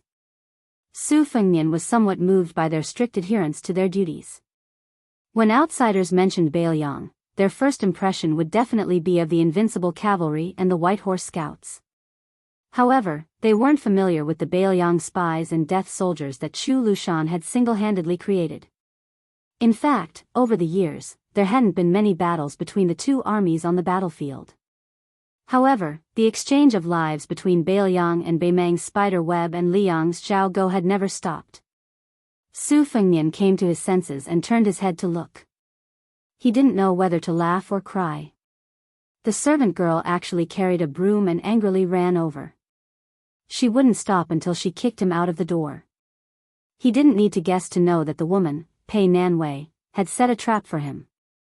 Su Fengnian stood up and watched the servant girl use the broom to use the long-lost, dog-beating stick technique in Jianghu. He quickly left the courtyard and retreated to the bottom of the steps. He laughed angrily at the courtyard door and said, "The one surnamed Pei, you win." The maidservant stood at the door angrily and waved the broom. She suddenly turned her head and saw her miss standing on the steps in the courtyard with a smile that she had never seen before. There was no coldness when she was listening to her report. Only then did Zhu Hai realize that she had most likely made a big mistake. She turned her head and looked pitifully at the young master named Su Qi at the foot of the steps. The young man who was almost hit in the face by the broom smiled and walked up the steps. He was not angry. He took the broom from her hand and stepped over the threshold. He glared at Pei Nanwei, who was gloating. Is it very fun? Previously, she had lost her status as Princess Jing, and now, she didn't even have a place in the beauty rankings. Her expression turned cold once more. The servant girl, Zhu Hai, stood timidly behind Su Fengnian, not knowing what to do. The other servant girl stood behind Pei Nanwei. She looked at the young man who was dressed in plain clothes. Like Zhu Hai, she felt that it was inconceivable. Their miss had once casually refused the visit of the prefectural governor in Yanji County. When Sir Hong heard of this, he was furious. He didn't even fart. After waiting for an answer at the courtyard door, he turned and left. Since that was the case, perhaps only the provincial governor of Yuzhou had the qualifications. But where did such a young and high-ranking person come from? He was the eldest son of the administrator and the #1 official in Bailiang's court, Li Hanlin. A prodigal son who had turned over a new leaf was more precious than gold. He had made a name for himself on the border. But wasn't he just a ranger of the crossbow cavalry? Pei Nanwei's expression was full of mockery. She sneered softly, Zhu Hai, Mei Jiao, why haven't you paid your respects to the king of Bailiang who is visiting Yanji County incognito? You should know that you won't get another chance like this if you miss this village. Not everyone can meet the youngest pillar Gua of the Liang dynasty. The two servant girls didn't have time to distinguish between the truth and the lies. They were so frightened that they fell to their knees with a thump. Zhu Hai, the servant girl who had been holding a broom, immediately burst into tears. Su Fengnian said softly, "Get up. Don't listen to your miss nonsense." The servant girls didn't dare get up even if they were beaten to death. They would rather believe that it was true than not. Who would dare joke around with their lives? If it really was that new king of Bailiang who killed without blinking an eye, wouldn't killing these two servant girls be as easy as breathing? Besides, the whole of Bailiang was amazed that the new king of Bailiang was the 6th most powerful person in the world. If he was happy, wouldn't he have his cavalry kill people? If he was unhappy, he would do it himself. Su Fengnian put down the broom and said to Pei Nanwei, "I am now the secretary of Bishan district. I need someone to cook. Do you have any ideas?" Pei Nanwei said resolutely, "No." Su Fengnian dismissed it with a smile. He walked over and picked up the girl, then walked towards the courtyard door. Pei Nanwei wanted to see the world in chaos. She screamed, "Someone come. Someone is kidnapping a girl." No one paid attention to her fanning the flames. The two servant girls secretly looked up and saw their miss, who had a cold temperament, screaming like she was possessed. No matter how young they were and how inexperienced they were still girls. They could tell what was going on. They didn't dare to get up and watched as their miss was taken away by the young man who might or might not really be the king of Bailiang. Outside the door, Su Fengnian threw her onto the horse's back and led the horse out of the alley. The spy, Hu Bai, walked through the alley. He glanced at the silent girl on the horse's back. He lowered his head and continued to walk. The word wish rose in her heart, but died in an instant. Su Fengnian turned his head and looked at the back view that could not hide the loneliness. He did not speak. After leading the horse out of the city, he mounted it and sat behind Pei Nanwei. They galloped all the way back to Bishan County. Soon, everyone in the county knew that the Registrar General had a beautiful wife. It was really a failure in the officialdom. It couldn't stop this Registrar General from being proud of his love life. When the county premier, Zhua Jing, heard that everyone in the county yamen was talking about this, he couldn't hold back anymore. It was the first time he took the initiative to bring wine to his humble home. It was indeed amazing. However, the woman was wearing a bramble hairpin and a cloth dress. It was really a trap for Su Qi, who had fallen from grace. If it was him, wouldn't he serve her like a female bodhisattva? However, the woman, who looked like she had just become a wife, didn't pay attention to anyone. After arriving at Bishan County, she only dragged Registrar General Su to buy tea, rice, oil, and salt for the first 2 days. She took care of the house in peace. When she met with visitors who had ulterior motives, she only showed her face slightly as the mistress of the small yard. She barely maintained her etiquette and didn't show any friendliness. They could only see her moving the worthless potted plants and feeding the chickens and ducks in the corner. Zhuo Jing was so sly that he played a trick. He intentionally let Registrar General Su Qi handle some unimportant old cases in the county yamen. The woman would also come slowly with a box of food. She would wait for Su Qi to finish the piping hot food before returning with the box. It was so simple, but it was enough to hook the eyes of the people in the county yamen to the ground. They couldn't wait to be stepped on by her. Even County Magistrate Feng Guan, who had always been arrogant, started to chat with Su Qi, his subordinate, punctually at noon. However, when the woman showed up, he would take the initiative to leave. Even County Magistrate Bai Shank didn't try to get close to Su Qi. He just changed his clothes every day. Someone started calling the woman Madame Su. After she nodded and smiled, the title Madame Su gradually spread throughout the county yamen. Obviously, thanks to Madame Su, the Registrar General finally looked like an official. Every 2 or 3 days, people would invite him to drink. Su Qi didn't refuse any of them and would return home reeking of alcohol. This day was the summer solstice. In the twilight, Su Fengnian looked drunk but his eyes were clear. He returned to the courtyard and sat at the table. Even though he had already eaten, he still ate simple dishes with more vegetables than meat at the same table with her. These days, it had been like this. During the day, they didn't talk much. At night, they didn't sleep on the same bed. Su Fengnian could be considered to be sleeping on the floor. If news of this spread, it would definitely make people happy. It would make those old men who had lost their souls feel relieved. Su Fengnian sat in the courtyard and enjoyed the shade. Pei Nanwei cleaned up the dishes and lay on the bamboo bench beside Su Fengnian, gently shaking a reed fan. Pei Nanwei said, "It's the summer solstice." Su Fengnian grunted. Pei Nanwei stopped fanning and asked, "Many people are going to die in Guangling?" Su Fengnian was silent. Pei Nanwei raised her head and looked at the twilight. She laughed softly and said, "The good people in the history books are all perfect people without any flaws. As for the bad people, it seems that they can't do a single good thing. If you were to die one day, wouldn't there be a single good word about you?" Su Fengnian squatted on the small bench and still didn't say anything. He only took the fan in her hand. He wasn't as stingy as she was. After waving the fan, both of them felt cool. Pei Nanwei leaned to the side and gazed at him. "Aren't you number 6 in the world? If you can conjure 1 or 2 mu of reeds for me, I'll let you sleep on the bed tonight." Su Fengnian calmly said, "Even if I'm an immortal on Earth, I still don't have this ability. Besides, what's the difference between letting me sleep on the bed and you sleeping on the floor?"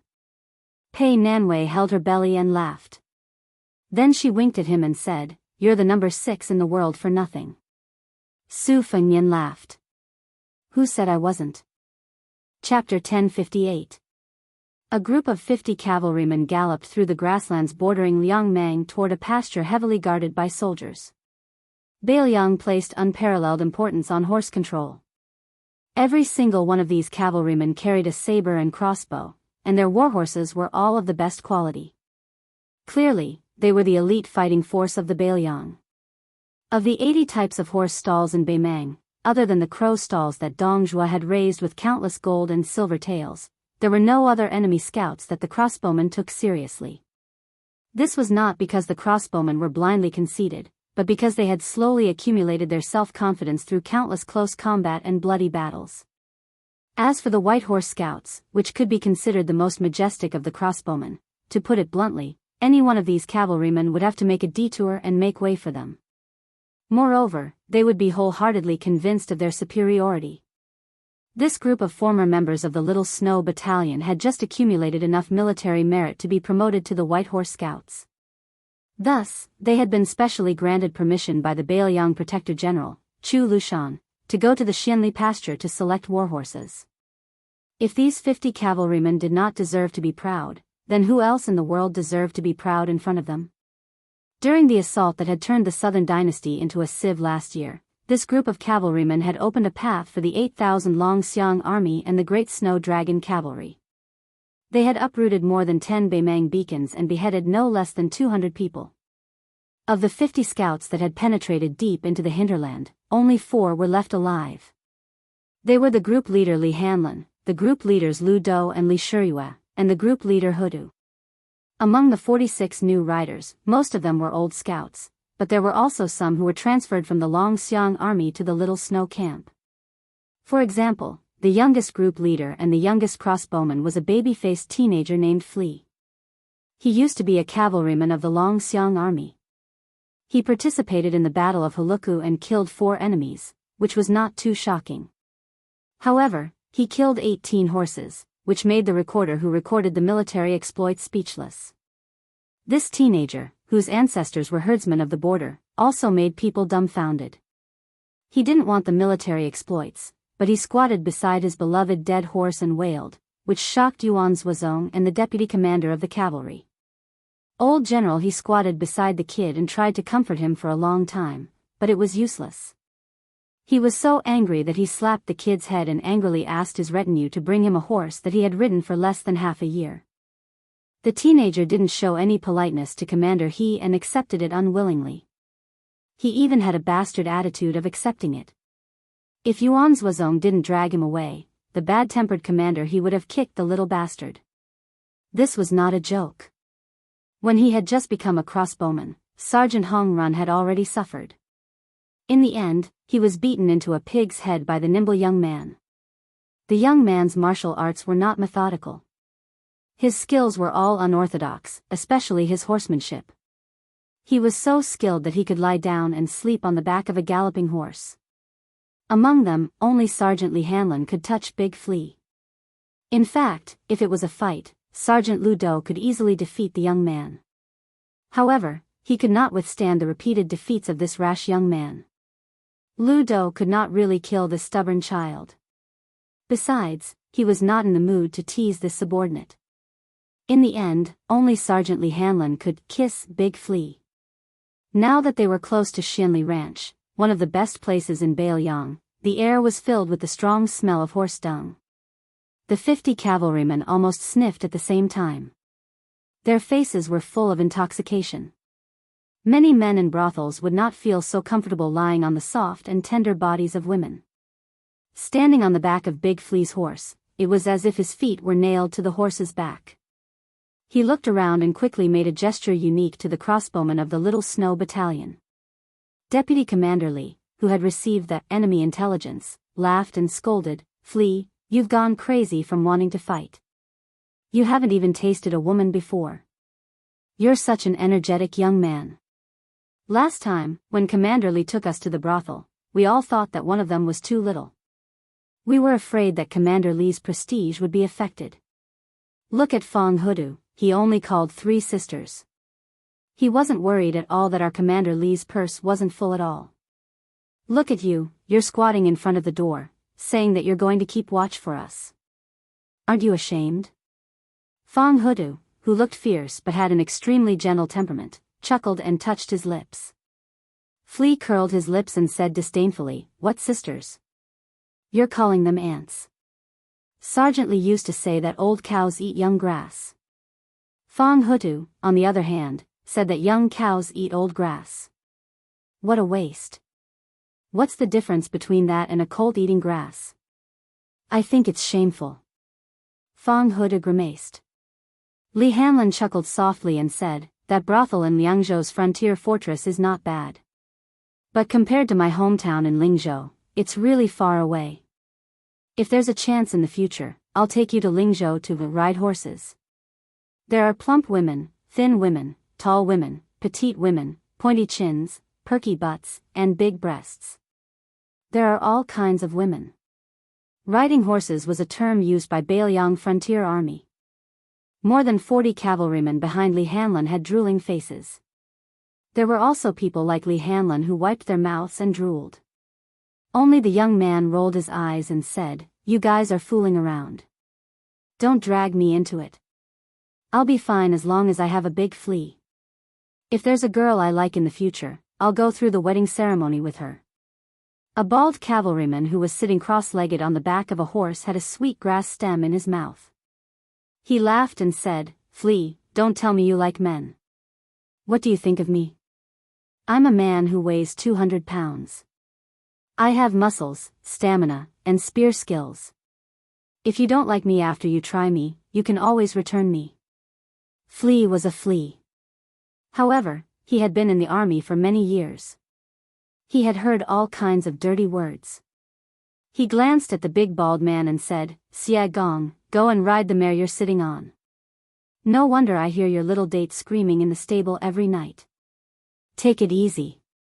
It's Bailiang's iron law to treat the war horses well. If you, Xia Gong, really hurt little date, even our platoon leader can't protect you."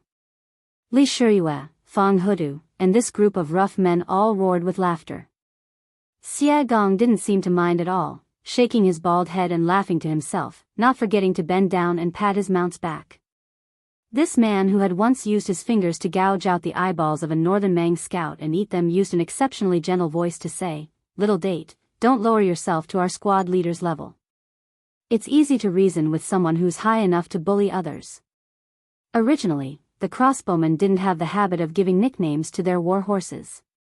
However, the young man had given each of the 50 war horses a name, such as Xia Gong's Little Date, Fang Huda's Big Yuan, Li Shiyue's Make, and Kang Zhen's father-in-law. No one could escape this calamity. Over time, everyone tacitly agreed. Flea suddenly shouted, "Platoon leader." Li Shiyue rolled his eyes and said, "You're the only one who shits and pees so much. Big or small? Can't you bear it any longer? It's only a few steps until we reach Shinli Horse Farm." For the first time, the young man said embarrassedly, "Small." Li Hanlon snapped his fingers. The 50 men immediately separated from their horses and stood in a row. They pulled their Bailiang blades behind their backs and unbuckled their belts in unison. The 50 war horses stopped at almost the same time. They turned around and slowly stopped behind their masters. Bailiang had 300,000 cavalrymen, and the war horses were their wives. Moreover, they were much more obedient than real wives. They would never leave their wives. How many Bailiang cavalrymen had died on the battlefield? And how many war horses had starved to death after their masters died? "Platoon leader, I heard that last time you went to Beimang with Deputy Lu and Li Shiyue and killed your way north, you like to use barbarian heads as urinals?" Bullshit. "Platoon leader, why are you being so modest?" The brothers of the Little Snow Battalion all said so. Even the lieutenant didn't deny it. "Deputy Lu, don't you think so?" "Little Biao, you're still too young and ignorant. What's the use of asking blockhead Lu? You should ask the wise and handsome Lord Li Shiyue." "I'll tell you the truth, Li Shiyue, you peed your pants." "Ah. Damn you. You dare to lie to me? Little Biao, you've just had sex in a brothel and you dare to make fun of Lord Li Shiyue? Take this. F*CKU, Li Daibiao, can you do it? Why did you pee all over my body? Go and pee on a ladle, alright, stop. Same old rules, whoever pees the furthest will have their war horse eat first. Who is it today? Li Shiyue. Yes, it's definitely you, Li Shiyue. This pee will definitely be all over Beimang. That's right. Other than Li Shiyue, who else can pee so flirtatiously? Whoever is shameless, come out. I'll be the first to slap him. Damn it, I can tolerate other people's flattery, but it's clearly you, Gao Changhong, who peed the furthest. You're still a platoon leader, can't you have some backbone? Li Shiyue, even if this bastard peed the furthest, he can only be the trash at the bottom. So you'll still be the first, it's a done deal. Lu Do face-bombed. Having such a group of shameless subordinates was really a headache. Li Hanlon, the platoon leader, kept a straight face and nodded his head seriously. He fastened his belt and mounted his horse. After a short period of laughing and joking around, the 50 white horse scouts all mounted their horses again. No one was standing, sitting, or lying down sloppily. All of them straightened their backs. The 50 riders charged into the gate of the Xianli ranch in succession. There were only 50 men, 50 swords, and 50 crossbows, but the domineering aura of whoever blocked the way would die was vividly displayed in this silent and austere charge. The soldiers on the horse ranch's arrow tower stared blankly at the 50 riders. Their hearts swayed, and their faces were filled with worship and reverence from the bottom of their hearts. Chapter 1059. The group ascended the beacon tower at the peak of Luohu Hill. There was the old Grand Preceptor Sun Shiji, the green-robed scholar Chao Changqing, who was still ranked 4th in the martial rankings, Jianghu, who carried a red sandalwood sword case, and a dozen or so people from West Chu who had come out of Honglu Cave. Most of them had followed their fathers and retired to the mountains for many years and were in the prime of their lives. It was hard to imagine that this group of young people would become the pillars supporting the great cause of West Chu's restoration of the country. Among them, the youngest was not yet 20 years old. He carried 4 long swords on his back. He was the grandson of Lu Dantian, the great master of swordsmanship in West Chu. His name was Lu Sichu. He had come down the mountain this time to roam Jianghu. No one thought that he would be involved in the restoration of the country. However, the youth had spent some time with Li Chungang in Honglu Cave. At that time, he did not know that the old man in the sheepskin fur coat who transplanted rice was the god of swords. It was too late for regrets. The youth's gaze kept sneaking glances at the princess in front of him. It was like a dragonfly skimming the surface of the water. It was a long time, and it happened many times. However, the elders beside him were not in the mood to pay attention to the ignorant feelings of a child. Jianghu, who was ranked 3rd in the Rouge ranking, also did not pay any attention to this delicate and pretty youth that she always felt had not grown up. As they were ascending the mountain, Pei Sui, the remaining evil of the Pei family of the spring and autumn period, said softly, "The puppet-like Duke of Huainan Zhao Ying has already sent his troops down the mountain.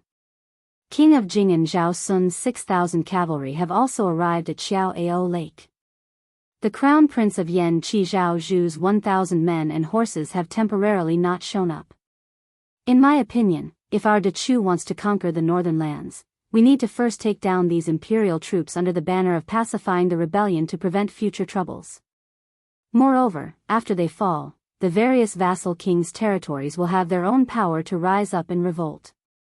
I think that Duke of Guangling Zhao Yi will not gamble his life and family as a stake and raise his troops to rally the other vassal kings." A burly old general who had been on the battlefield nodded in agreement. "Grand Preceptor, Mr. Chao, Pei Sui is right." Sun Shiji climbed the mountain strenuously, gasping for breath, as if he turned a deaf ear. Chao Changqing looked at the torrential Guangling River at the foot of Luohu Hill and smiled. "Xia Shibian, tell me about it."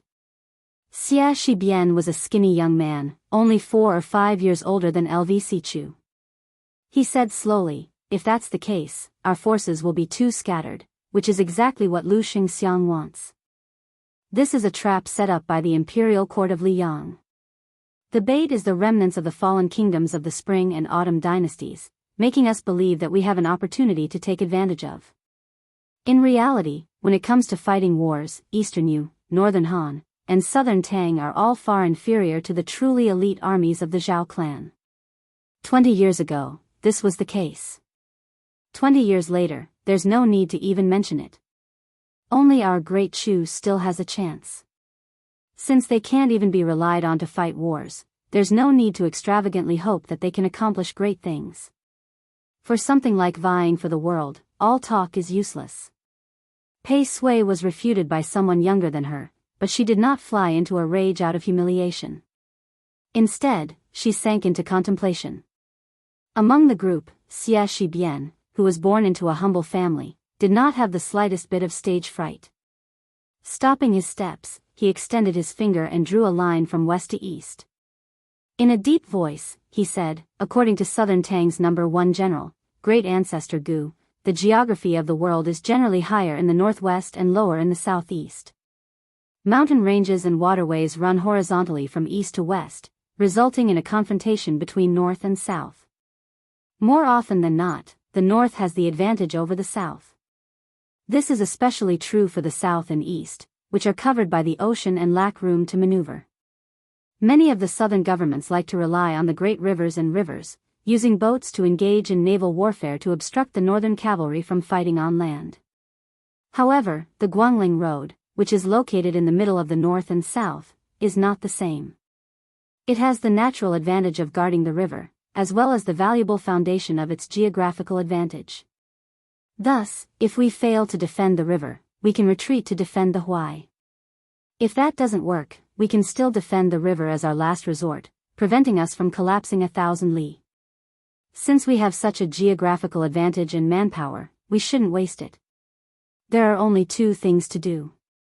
The first is to beat them up. Directly gather our forces and look for an opportunity to defeat Lu Xingxiang, Yang Xinxing, and Yan Jinshuan in one fell swoop. If we want to fight, we must directly break their morale. The second thing is very easy. Let's take a beating. Guarding the river, there are 4 major towns, and guarding the Huai, there are 6 places. Now that they are in our hands, we can just let those vassal kings' personal troops beat us up. Relying on them? Qiao Changqing did not say that Xia Shibian was right, nor did he say that he was wrong. He laughed softly and said, "Go on. I know you have the nickname Xia half-sentence." Chapter 1060. Xia Shibian nodded and said, "Being beaten is not because Xia Shibian is looking down on the heroes of the world. It is because our Dechu has the advantage and is not a cause for concern." When the Su family's iron cavalry went south, our great general Shoujiang rebelled. However, we still made Su Shao suffer a lot on the 2 fronts of the Huai and river. The battle at the tomb of the princess, the great halberd warriors defending Jianghu, and then the decisive battle at West Leibi. In addition, there were many small and medium-sized battles.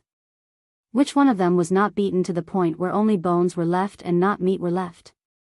At that time, it was almost to the point where today, Su Shao gave Chu Lushan 3,000 soldiers and horses, and he could defeat everyone on the same day. If it were not for Chen Jibao's military strategy that was at the pinnacle of haggling over every detail, and if it were not for Yuan Zuozong, who had an excellent view of the overall situation, who was able to win several crucial battles in a row, Su Shao might not have been able to defeat West Leibi like a snake swallowing an elephant. When the young man said this, Grand Preceptor Sun Shiji suddenly lamented, "Unfortunately, there is no if in history. The winner is the king and the loser is the bandit." The great Dechu became the fallen West Chu, and Li Yang became the ruler of the world. In fact, at that time, Dechu looked at Li Yang the same way Li Yang looks at Beimang now. They were both uncivilized barbarians. Even if they put on the scholar's robes, they were still not worth mentioning. Xia Shibian respected the Grand Preceptor and waited quietly for a moment. Seeing that the old man had nothing else to say, he continued, "Now that the war between Li Yang and our Dechu is about to begin, the people of the Zhao clan are not satisfied and think that victory is within their grasp. They are multitasking and want to win on both sides of the chessboard at the same time. One is to win against us, the other is to win against the world. Li Yang wants to borrow Dechu's saber to kill people and chop off the last breath of the remnants of the spring and autumn people. That will depend on whether they have the ability to hold this saber tightly. So we have to strike quickly, accurately, and ruthlessly. In the end, Great Peace City only has 2 Ping vassals. One is Gu Jintang's old faction that has long moved north to the Lianglia border. The other is a new faction led by Lu Baijia and Lu Xingxiang of the Ministry of War. Gu Jiantang is under the control of Beimang, and Lu Xingxiang has yet to fully develop his wings and is leading troops south. If we don't kill them now, when will we? Pei Sui frowned and said, "Lu Xingxiang is an old man of the Guangling Spring Snow Building. He is not unfamiliar with us. Won't he have a countermeasure?" Xia Shibian shook his head and said, "Lu Xingxiang knowing is one thing, whether he can do it or not is another. Just talk about the Ministry of War. Lu Xingxiang is only the left assistant minister, not even a minister. How can he control Yang Xinxing and Yan Jinshuan, these old generals who have made meritorious contributions during the spring and autumn period? Besides. Pei Sui smiled and said, you don't need to say the second half of your thanks. I know. The son of the Zhao family is incomparably conceited. Perhaps he is intentionally giving us a taste of the sweetness. Just as you said, the armies of the vassals are all bait. Since the Liang imperial court dares to have such disdainful thoughts, there is no harm in openly climbing up the pole. Xie Shibian smiled knowingly. Sun Shiji walked into the beacon and climbed the stairs to the top. He gazed at the rolling eastern dying water at the foot of the mountain. Other than Chao Changqing and Jiang and I, the others had intentionally or unintentionally retreated far away. The old man said faintly, the imperial court has asked me to return here to be the administrator of the Guangling path. There are only 4 words, please enter the jar.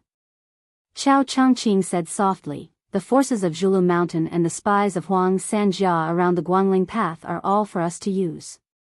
The old man turned his head to look at this Confucian saint. He said with a sigh, Changqing, the Chu has dragged you down. The dragon carp of the Chao family was the proudest. After entering the palace at a young age, he studied under the imperial advisor Li Mi and made his debut in the imperial palace of Dechu. After that, he was unknown for more than a decade. He was always a chess piece waiting for the emperor's orders. After Dechu was destroyed, if this Chao Guanzi had not fought against Great Peace City alone, who would have remembered that there were still people in Dechu? Chao Changqing shook his head and said, Old Grand Preceptor, you know what I want, and know that I have no regrets. The old man put his hands on the brick wall. Luo Hu and Xiao Feng Sui, a young master Feng who was on duty, had such a large group of people standing on the top floor. He could only hold his halberd and shrink into a corner. But he could not suppress his excitement. Old Grand Preceptor, Chao Guanzi, and the princess. If he could see any one of them, his life would have been worth it. When Master Feng, who had a sword at his waist, saw the woman with the red sandalwood sword box walk towards him, he was stunned. The beautiful woman who was famed in Great Peace City for her sword reached out with a finger. Master Feng's sword came out of its sheath and landed in her hand. She looked at the old sword that had just been taken out of the armory and saw the light of day again. She used her finger to wipe away some of the rust that normal people could not wipe away. She flicked her finger and it gave off a string of tinkling sounds like wind chimes. Master Feng did not know how to take the sword from the princess' hands. He was completely distracted. Sun Shiji and Chao Changqing looked at each other and smiled. Jiang and I said softly, I will go to the western wall to take a look. Chao Changqing nodded. The young woman put 2 fingers together and swiped forward. The great Liang dragon sparrow came out of its sheath. She stood on the sword and floated down like an immortal. Then she made a sharp turn and rushed along the river to the ruins of the western wall. LV Sichu walked quickly to the side of the building and looked at the figure in a daze. The youth had seen the princess in the Red Deer Cave in Jiangnan a long time ago. But he remembered that at that time, Sister Jiang was lazy when practicing the sword. Her realm was not high. She had only learned the magical art of controlling the sword. But when she controlled the sword in the air, she was only a few feet above the ground and was shaky. The youth only knew that Sister Jiang had gone to Beiliang and Beimang, and her realm had improved rapidly. He could not even flatter her. In the past, he had to look up to her. He felt that it would be even more so in the future. The youth sighed. He did not know what kind of man Sister Jiang and I would like in the future. In any case, it would not be him, LVC.